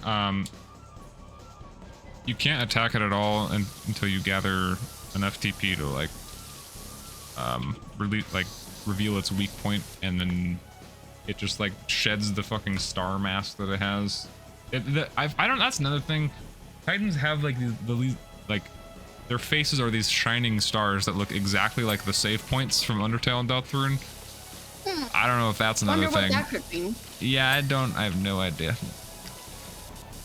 But yeah, you have to release the weak point, and then Rousey, the absolute fluffball character that hasn't wanted any violence, screams in the dialogue box, "It's if defense is down, attack!" Exclamation points. So that's cool. You know, shit gets real when the fucking pacifist says peace was never an option. Yeah.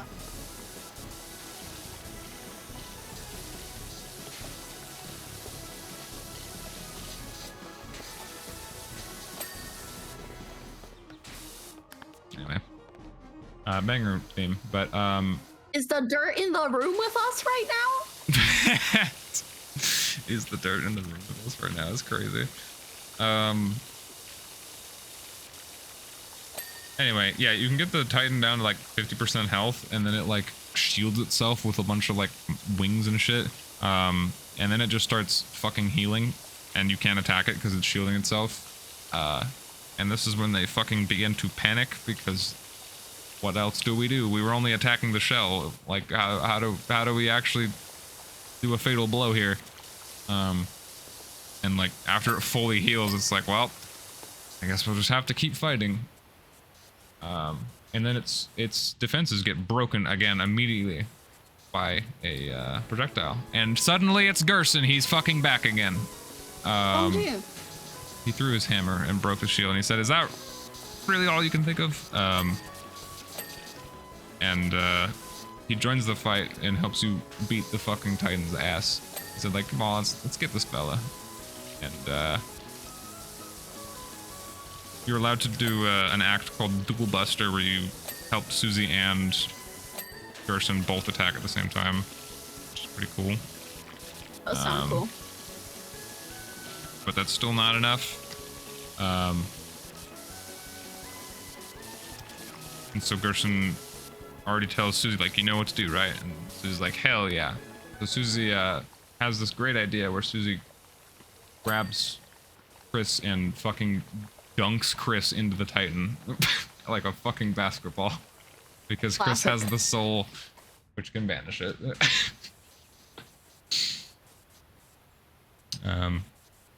So very climactic finale. After that, you do it. You're able to banish the Titan and go on the ground. It's like, wow, that was great. And Susie's like, oh shit, wait, the old man's over there. Oh, let me go catch up with him. And Susie runs ahead. Oh no. Which is where Rousey shows up, and he's like, oh hey, how's it going? And then he's like, wait, where's Susie? Wait, Susie, wait. And runs like fucking bolts after her. Because earlier when he confesses that he knows a lot, he specifically mentions that he doesn't want Susie to know the last prophecy, the way it ends.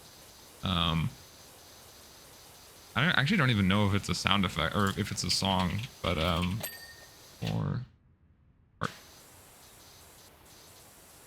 when you chase after Rousey, there's is it this?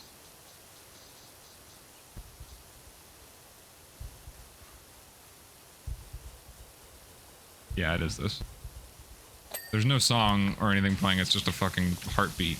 And the prophecy on the wall is like the final prophecy, the final tragedy unveils. There's to save both worlds, there is only one way.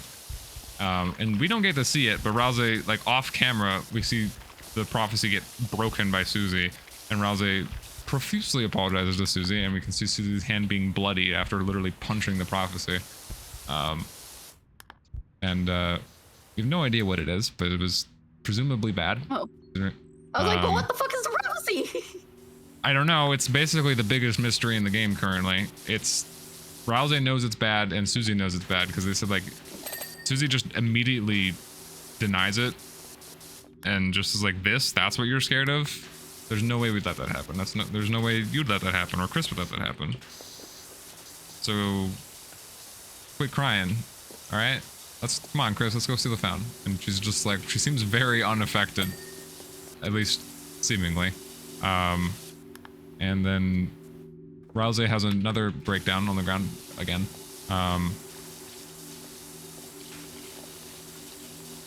Where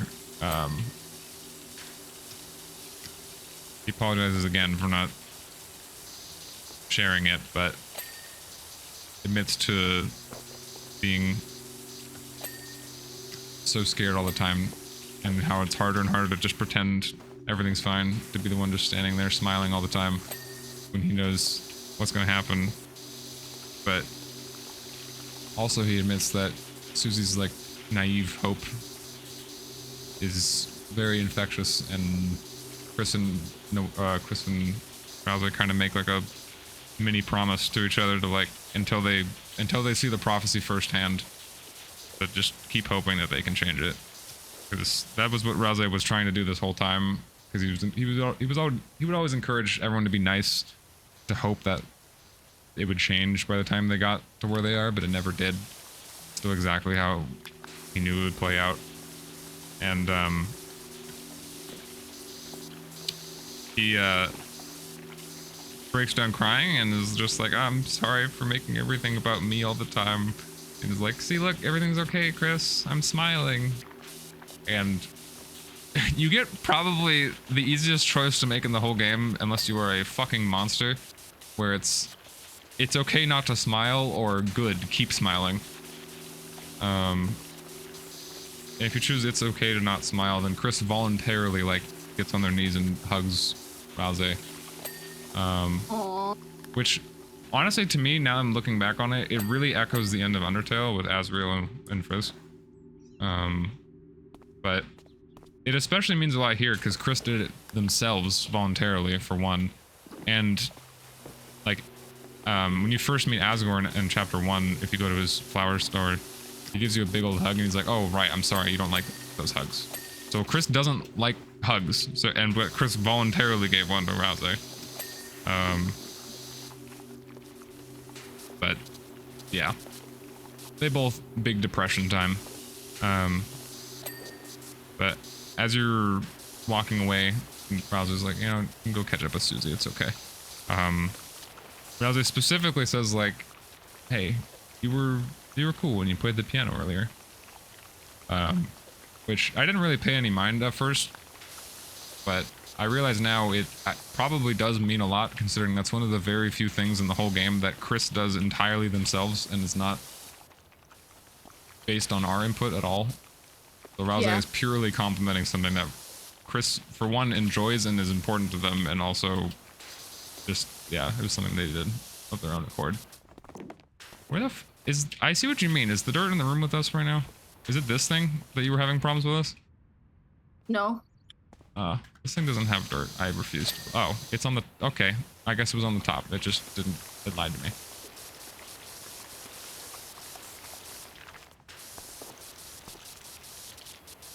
So is that how chapter 4 ends? Pretty much. You can go up to Susie and then, you know, she kind of admits that she wants to just, no matter what happens, to keep being friends with the three, like with Rouse and Chris. And you see the fountain, and it's nighttime inside the church, and the whole thing's trashed. And that's when it dawns on Susie that Toriel was never even in there the whole time. So the whole time they were trying to save Toriel from the night, Toriel was never actually in the church. The entire fucking time. The whole reason they even went in the Dark World in the first place. He wasn't even there.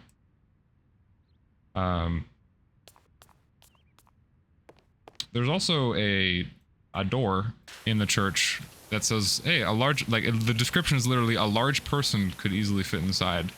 And, it gives you a prompt to turn the doorknob, and you can do turn the doorknob or no. And you do turn the doorknob, and it says you didn't do anything more than that. So, Chris is literally, like, abusing the fucking dialogue choice that we got to be like, hey, I did what you said. I'm not opening that fucking door. Because it's pretty evident that whoever the knight is probably hiding in that closet at the moment. Oh, they're still protecting the knight's identity. Wow, I can't believe the knight is in the closet. It's 2025. Come out, King. I mean, knight.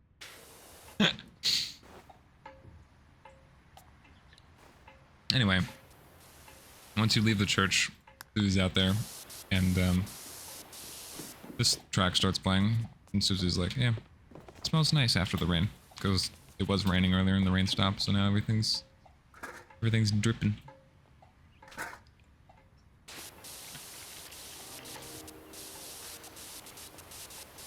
And then I got transported 10 years into the past. Because a fucking Undertale track starts playing. In the background.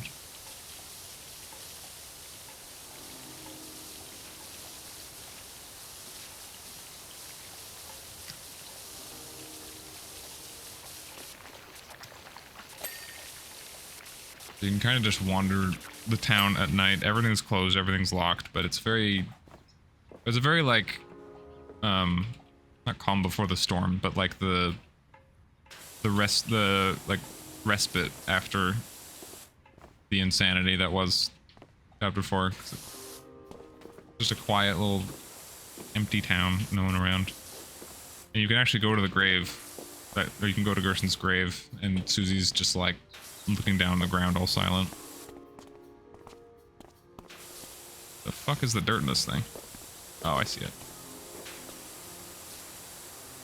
A little groove in like the limbs over here.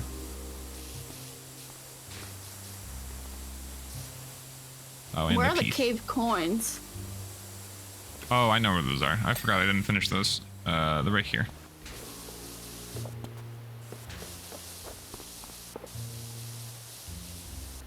Oh, there's one I didn't finish. Okay. You didn't finish the targets. 6th hole ramp.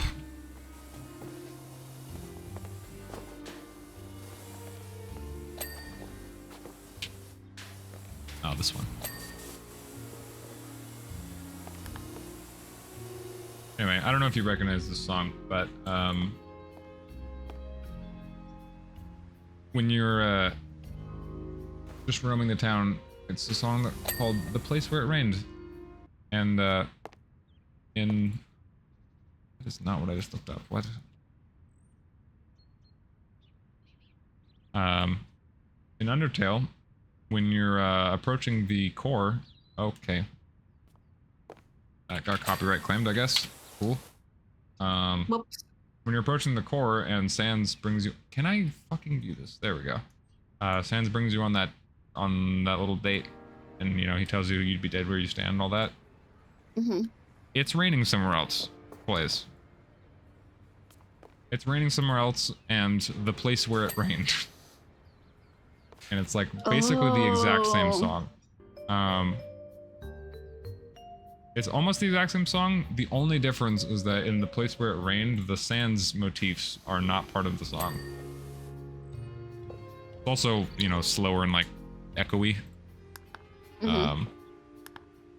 But I'll get back to that in a moment. But you know, then you go back to your house, and then Oriole and Sans are dancing.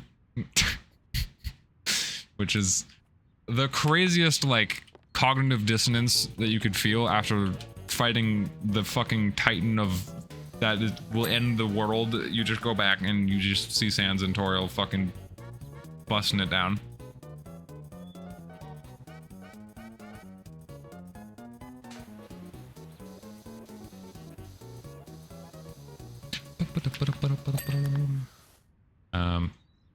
Anyway, yeah. So Susie goes home, at least temporarily, and Chris tries to go upstairs and cannot fucking sleep because of Sans and Toriel yapping downstairs. They're literally in bed with their pillow like over their head trying to fucking sleep. Oh no. Yeah, it's really funny. Sans is like enemy number one to Chris.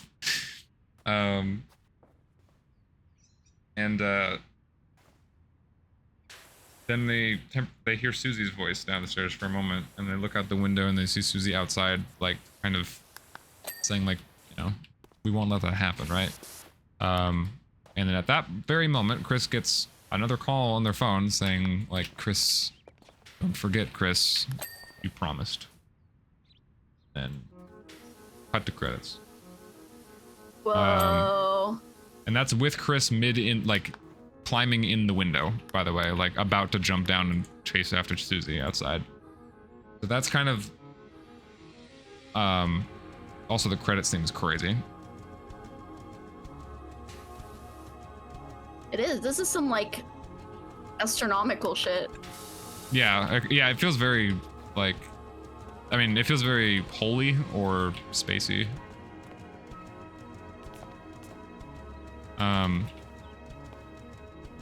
But yeah, that's kind of what I meant earlier by, like, one of the main conflicts is Chris kind of being forced to choose a side, like, and it seems like they're gonna go with Susie. Like, it seems like they care about Susie more than anything else. But they also, whatever deal they made with the knight or whoever's helping the knight, like, or Carol, like, we still don't know who the knight is. It could be Carol. It could be Des. It could be December. I don't know. Either way, Chris made a promise, but Chris is seemingly willing to break it to help Susie. I don't know. Oh yeah, and at this part in the song, it cuts to the same dialogue from when you were creating your vessel, which is probably Gaster, and it says, okay, what is the dialogue? It's probably in the YouTube comments.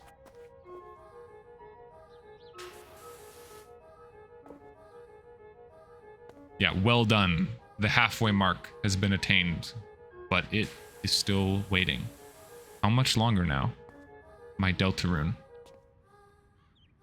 Oh my god, it's the title of the game! I know, it's crazy.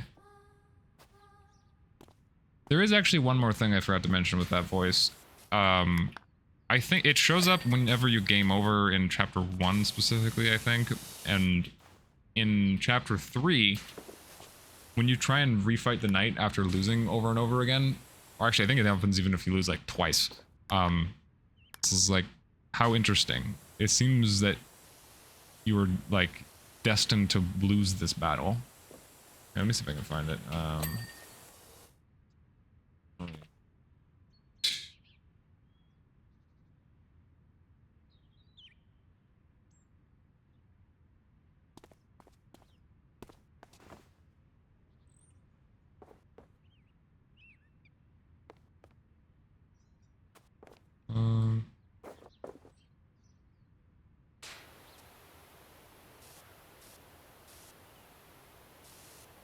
Oh, there we go. Yeah, first time. When the party loses against the knight after having previously completed chapter 3, the voice speaks to the player. I guess that's the current fan name of it.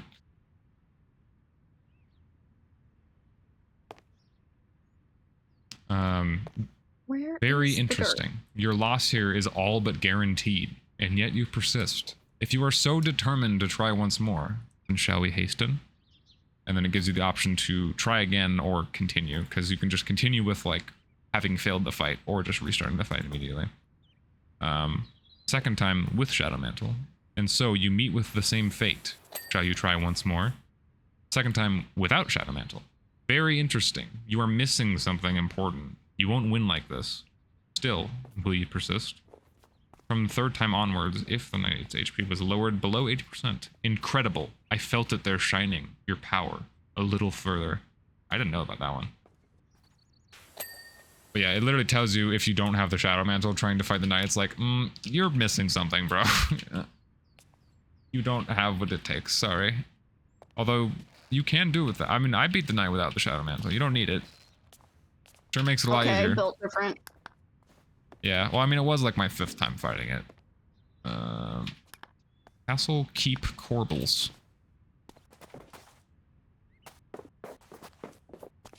What's a Corbel? Fuck if I know. What is a Corbel? Corbel. Corbel. Oh, wait, I saw a progress bar on something. Oh, this is Castle Internal Wall. This isn't done. Oh, wait, it's on this side specifically. It's probably, yeah, it's down low. Oh, there we go. Oh my god, we're in the end. We're in the end.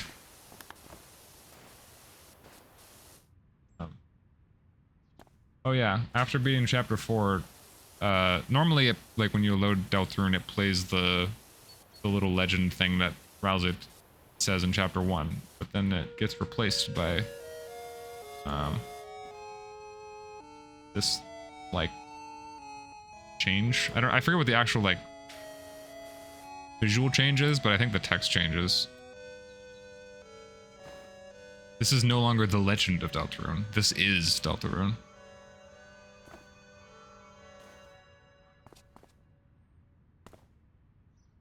Where dirt. And the main menu theme changes to "With hope frost on our hearts."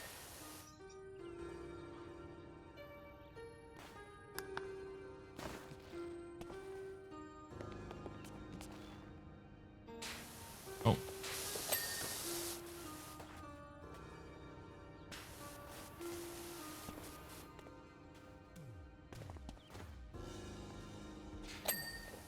Oh. Saw the Corbel.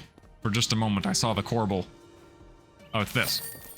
Oh. Oh my god, it's over. We did it. Oh, look at that camera view. We did it. Oh, look at us go. Yeah.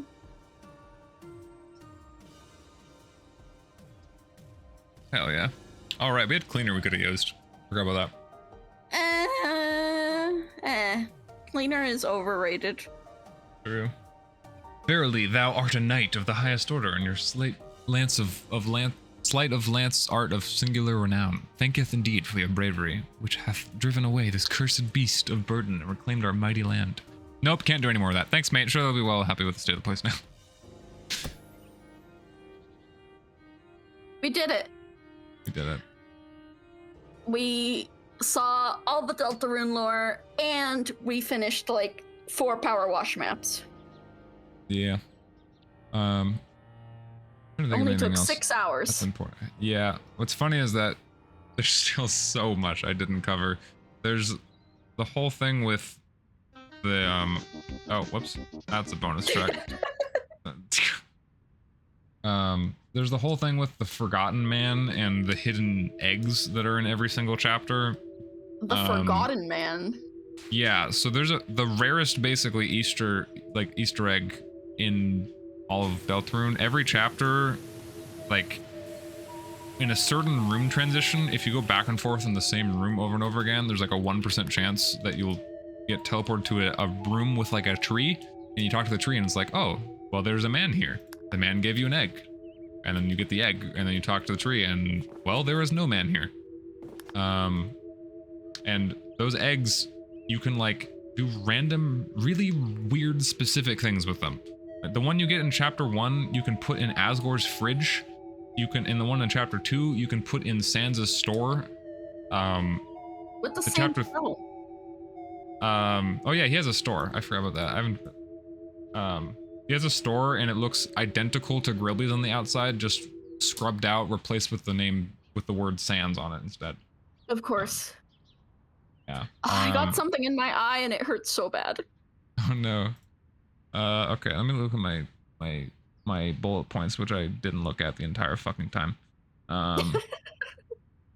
Yeah, so the main questions are like mostly about identities and fates of characters, like what happened to Das and where is she? The most likely thing is that she is the Roaring Knight.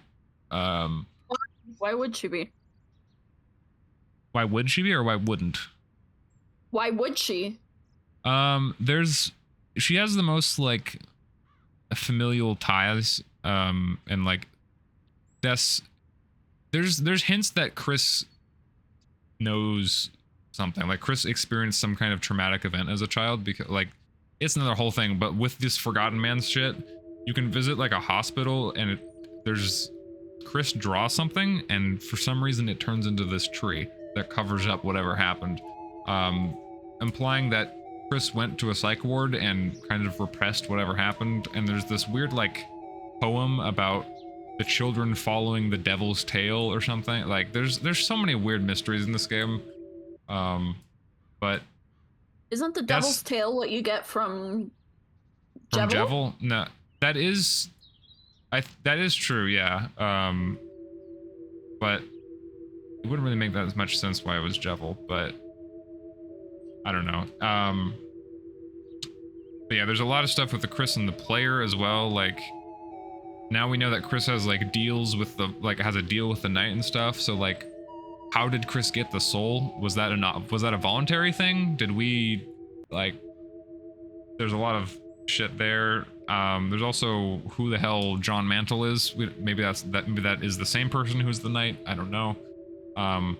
There's also another mystery character that is like, there's so little about them. There's Image_friend, this weird smiling creature with a pink and yellow eye, which is similar to Spamton. Spamton also has a pink and yellow sunglasses. And this face appears in the basement before you fight Spamton Neo for a moment, and it fades out. It appears in Rousey's explanation of what the Dark World is. And it's like, it's this thing that's just like in the files. We have no fucking idea what this thing is. It's just Image_friend. But it's a cat specifically. We do know that it's a cat. Also, oh yeah, Very also John friendly. Mantle summons little friends in its fight. maybe John Mantle is Friend. Maybe Friend is John Mantle. I don't know. Maybe we don't know who Friend is at all. Some people think it's like a follower of Gaster. No clue. There's also Sans and Papyrus in Deltarune is really weird. Papyrus specifically is really weird. He is suspiciously absent. Every single Undertale character, like main Undertale character, is somewhere. Metaton, Toriel, Asgore, Sans, Alphys, Undyne, everyone is there. Papyrus is just fucking gone. It's not like no one talks about him, but the only person who talks about him is Sans, and he says like, yeah, my brother needs friends, and like, here, like go talk to my brother tomorrow. And like, when you knock on their door, you can hear like the distant trousel of bones, but then like the bones get further away, and then it sounds completely fucking quiet in chapter 3 and 4, like he's not even there. And no one in town besides Sans mentions Papyrus at all. There's a lot of people there before chapter 3 and 4 released. A very common theory was that Papyrus was the knight, and it still exists. It hasn't been disproven yet, but there would have to be a lot of narrative stretching for that to make any sense. But Sans especially is really weird. Sans is like the main key that makes everything in Deltarune seem more like a prequel than a alternate universe. I think it's actually both. Because in Undertale, there's all the, like, when Undertale first released, everyone got obsessed with Sans for a good reason. It's because he was like the most mysterious character that didn't have questions answered.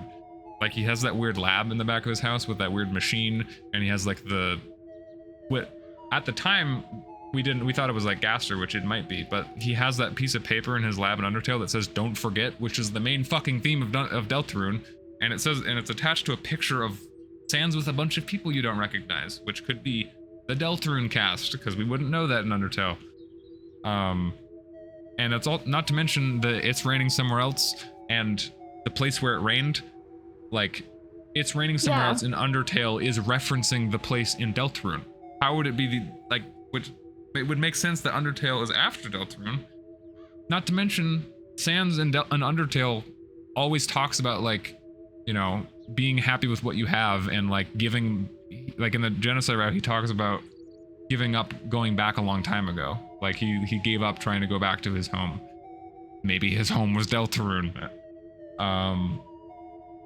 And like, I don't know, it's really weird. It seems to be implying that like the prophecy, however the prophecy ends, maybe it ends in like the total cataclysm of the worlds, and then it gets reshaped or like restarted into Undertale or something. I don't know. There's a lot of question marks there, but the main stuff going forward is like, can you fight the prophecy? And it seems like the weird route with Noelle is you brute forcing the game to make a solution to fight the prophecy. Because the few things that changed in chapter 4 I didn't mention were that if you did think about Noelle, it would go to like a black screen and it would show a single little red pixel in the center of the screen. And the difference with the ending of chapter 4 is that Chris doesn't try to go out the window. Instead, like, it's not even a mysterious voice on the phone this time. It literally is the Carol's dialogue sound. So you know Carol's the one on the phone. And Carol says like, Chris, I just want to tell, or like, Chris, you're going to the festival tomorrow, right? I just wanted to mention Noelle is really happy and excited to see you tomorrow. And then it cuts to black, and that red pixel from earlier is a little bigger. So what people are theorizing and what it really seems like is that in that scene where it plays that red shattering thing, you put a piece of the player soul in Noelle, and that you're going to play as Noelle at a certain point. Which is how you'll fight the prophecy, is by not being Chris anymore and being Noelle instead. It's kind of crazy, but also when is like chapter 5 set to release? Sometime in 2026, sometime next year, which is a lot sooner than previous chapters. So there's that. Yeah. There's also like Noelle is very often related to imagery with angels, and like the whole thing with the prophecy is banishing the angels' heaven. And the angels' heaven might just be the player itself. I don't know. My theory right Aren't now is that all the the weird. holidays kind of associated with angels, though, Yes. just because of like the Christmas imagery? Yes, So if yes, it's that the is. angels' heaven, that could also be like the night. If Yeah, it that's really true. is December. Yeah, well, that's another thing as well. Like, if the night is part of the prophecy as well, like it mentions like the night that, you know, prevent like trifles with the heroes or whatever. That's another thing with the prophecy is that it mentions like the three heroes, like a human, a monster girl, and the prince from the dark or whatever. But throughout chapter 4, it seems like it's kind of it's a little vague, but it seems like Susie is not meant to be part of the prophecy. It seems like Noelle is meant to be the one, the monster girl. Because Rousey mentions how Susie's meant to be wearing ribbons, but she refuses to wear ribbons. Noelle is the only other character that can wear ribbons. And in the prophecy, there's multiple things where it says, like, it's very vague about it. Like, love finds its way to the girl, which could be, it's played for a laugh at the moment of like, you know, oh, there's a crush, but it also could be the soul, because on one of the things that looks like Noelle, it shows a soul over it, which is also where that theory of Rio playing Noelle at some point comes from.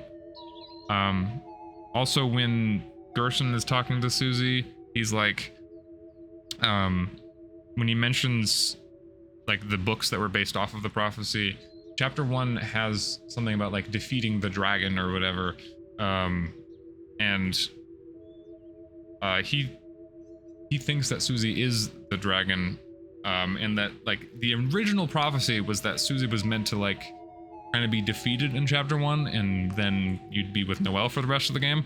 But Susie's kind of just bought that, and it would also make sense because Noelle. That's a whole nother parallel, is Noelle and Susie. Noelle, the whole weird route is because you can manipulate Noelle so easily. Susie is the exact opposite. Susie, you cannot control her for like almost all of chapter 1. Any decision you make with Susie, she overwrites it and makes her own decision instead. In chapter 2, when you split up, like, Rousey is like, we should probably split up and cover more ground. Chris, do you want to go with me or Susie? No matter which one you choose, Susie's like, hey, no, why does Chris always get to choose? I'm going with you, Rousey, and they split up from you. Susie is constantly going against everything like the player does, and now the prophecy. I don't know, there's so much. Also, the entire thing of Deltarune, like, Undertale is seemingly Toby Fox's warm-up game. Because there's a tweet from like fucking ages ago from Toby Fox saying that like he had a dream of an ending of a game, and his goal was to kind of make a game so that he could make that ending, and that game was not Undertale. So Deltarune was literally born from a guy's dream of a cool ending for a game. Which is another reason why the ending of the prophecy being bad is a little scary, but I don't know. That is pretty scary. Yeah. But yeah, there's so many fucking layers. There's the association with the player, there's the prophecy, there's like, and the knight, who is the knight, like, what's gonna happen to Susie and Rousey and Chris, because it seems like something bad will happen to them according to the prophecy. There's whoever the fucking, people think the Papyrus might be the Forgotten Man because no one ever fucking mentions Papyrus. The Forgotten Man is distinctly not Gaster, though. The Forgotten Man's someone else. And then throughout all of this entire fucking game might just be an experiment that Gaster's running the whole time. So there's that. Also, it's very highly theorized that the vessel that you make at the very beginning of chapter 1 that gets discarded, quote unquote, will come back at some point. Maybe it'll be a secret boss, maybe you'll play as the vessel at some point and you'll be separated from Chris, or maybe the vessel is the knight, who fucking knows. I don't know.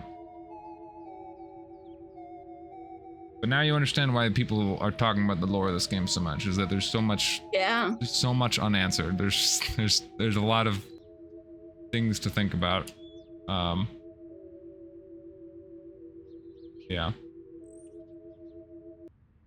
Yeah, Forgotten Man.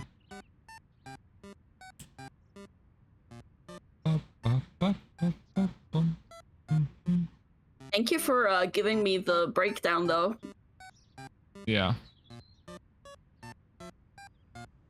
Now I am informed. Maybe I'll even play Chapter 5 myself. Who knows?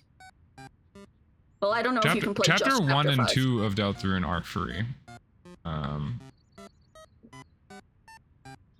then I think... Oh no, now I can just watch you play it and have the context. That's true, that's true. Because, I mean, no way you're not playing it, right? Yeah, true. Hold on.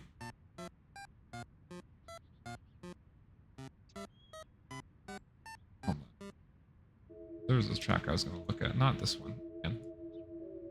Oh yeah, there's also... it's a very small thing, but in Chapter 2, Phantom would, in his fucking incoherent rambling, would constantly talk about this character called Mike. Mike? Yeah. And the Deltarune fanbase, being the absolute deranged fanbase that we are, we noticed that in Chapter 1, Jevil talks about how the Queen will arrive, and then in Chapter 2, Queen's the main antagonist. So everyone was like, oh my god, wait, what if Spanton is talking about Mike, and Mike will be the next big character? So everyone, for years, people made so many different designs and ideas for what who Mike was. Everyone was wrong, and it was actually Tenna, not Mike.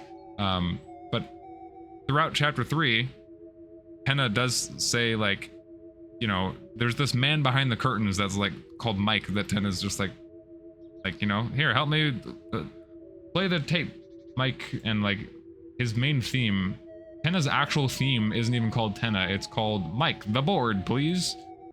And you never see Mike at all in Chapter 3, but in Castletown, there's a hidden door that you can open. And you can do the secret Mike fight, which is literally just the silliest shit ever, because it uses your mouse, like your actual mouse, instead of your keyboard or controller, and it uses your microphone. And the whole fucking fight is literally just like the first mic comes in, it's like, yeah, it's me, microphone, and it's like it's an actual microphone with a bow tie.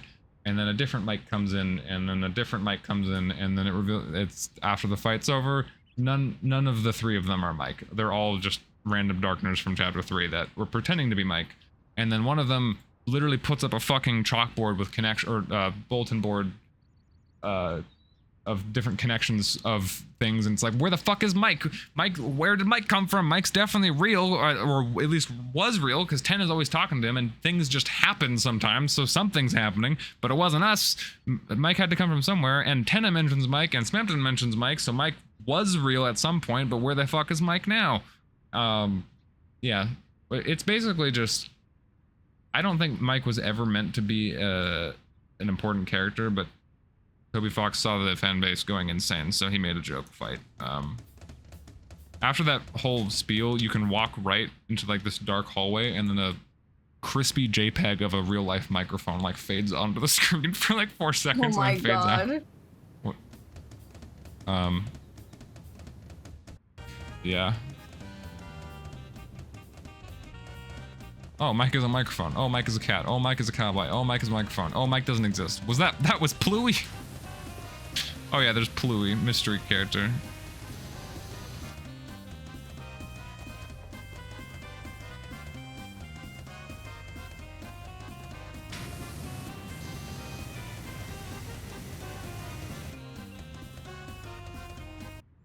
Yeah. There you go, Deltarune lore dump. There's so much I had to skip out on as well. I know. Like, that was... I was trying to be as light as possible. You should totally, like, edit this into a video essay. I don't... How?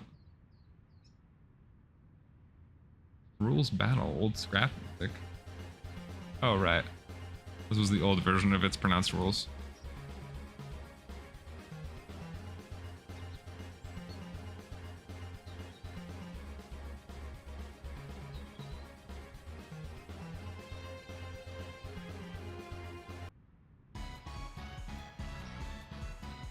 So good. Yeah, when making like the Phantom Neo fight, when it was meant to just be Metaton Neo, it started as just a remix of Power of Neo, and then like incorporating Spamton's theme into it.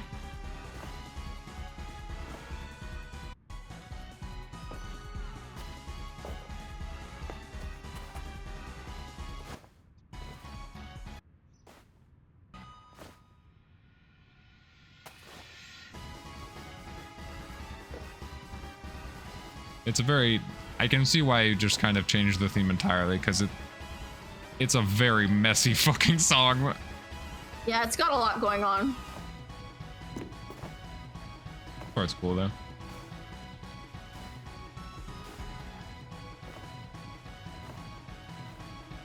There is actually an official Power of Neo extension though. I mean, it's technically unfinished, but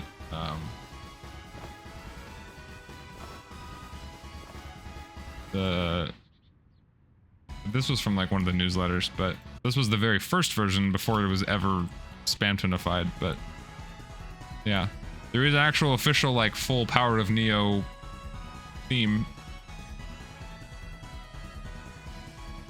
for the fight that never exists. Goes very hard.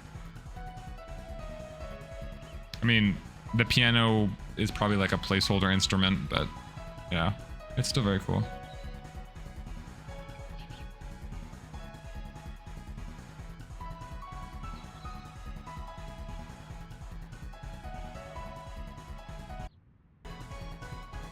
Oh yeah, this part goes hard.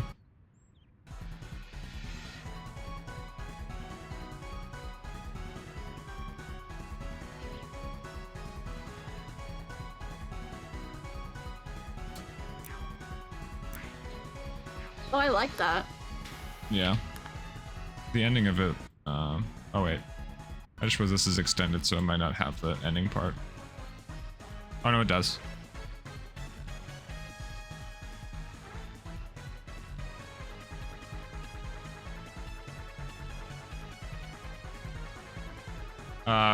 Assassin, we're about to end, unfortunately.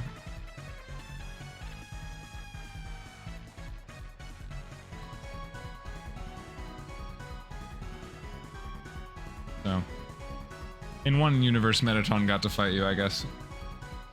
In one universe.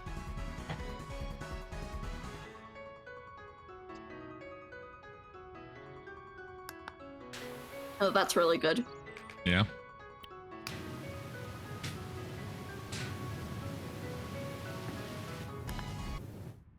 Okay. Anyway, Jesus Christ, it's midnight, bro. I've been streaming for almost 7 hours, bro. I'm actually like exhausted. 7 hour Deltarune dump. I'm actually like, my voice like hurts. I'm not gonna lie. Sorry, but also thank you. Yeah, of course. Thank you for helping me power wash here. Of course, I'm always down to power wash. Yeah. I only have one job left to do before I have to get more game. God, yeah, I never even got fucking dinner. What? Kills you. Well, I didn't realize it was midnight until just now. Okay, actually, here, before I end, let me show stream my funny bullet points that I didn't even use. We have... Yeah. I'm Winggaster, the Royal Scientist. My Deltarune, parentheses. Dark Worlds and Darkness. Undertale 2? Nope. Undertale 0.5. Chris and the Player. Susie and the Prophecy. Rousey? Asriel? Secret Bosses in Freedom. Spempton. Noel and the Weird Route. What Happened to Des? Who is the Roaring Knight? Who is John Mantle? And who the fuck is Imaged _ friend? Sans. Where the fuck is Papyrus? The Forgotten Man and Eggs. Chapter 5 and beyond. Toby's Dream, planning to make a Deltarune before Undertale, etc.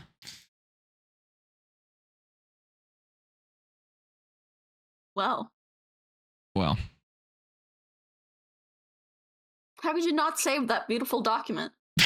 I just did by having it on stream. I could go recreate it at any time. Well, thank you so much again. This was a phenomenal experience. I think my jaw Thank is you for sore. letting me weaponize your interest. Mm-hmm. I didn't weaponize. I enjoyed myself. Maybe All right. came to a few epiphanies myself. You never know. Well, now I'm primed and ready for when Chapter 5 comes out. Yeah. And now you know why All everyone right. likes Gerson and why that he's. Oh, actually, and you know the Yes. "you're taking too long" thing. You're taking too long. You're long. You're all right. long. You're long. Good night. Good night. I will let you go eat and etc. Yeah. Bye. Okay. I am go now. Good night, everyone. I can't believe this took this long. Too much Deltarune lore dumping. I'm glad we played PowerWash Simulator during it, at least, because if we had just been doing the lore dump, I think I would have lost my mind a little bit. Because my monitor is right here. Look, it's my monitor. Okay. Good night. Bye. Oh, right. I pressed the start streaming button. I'm stupid. I always forget that that doesn't work. Anyway, bye.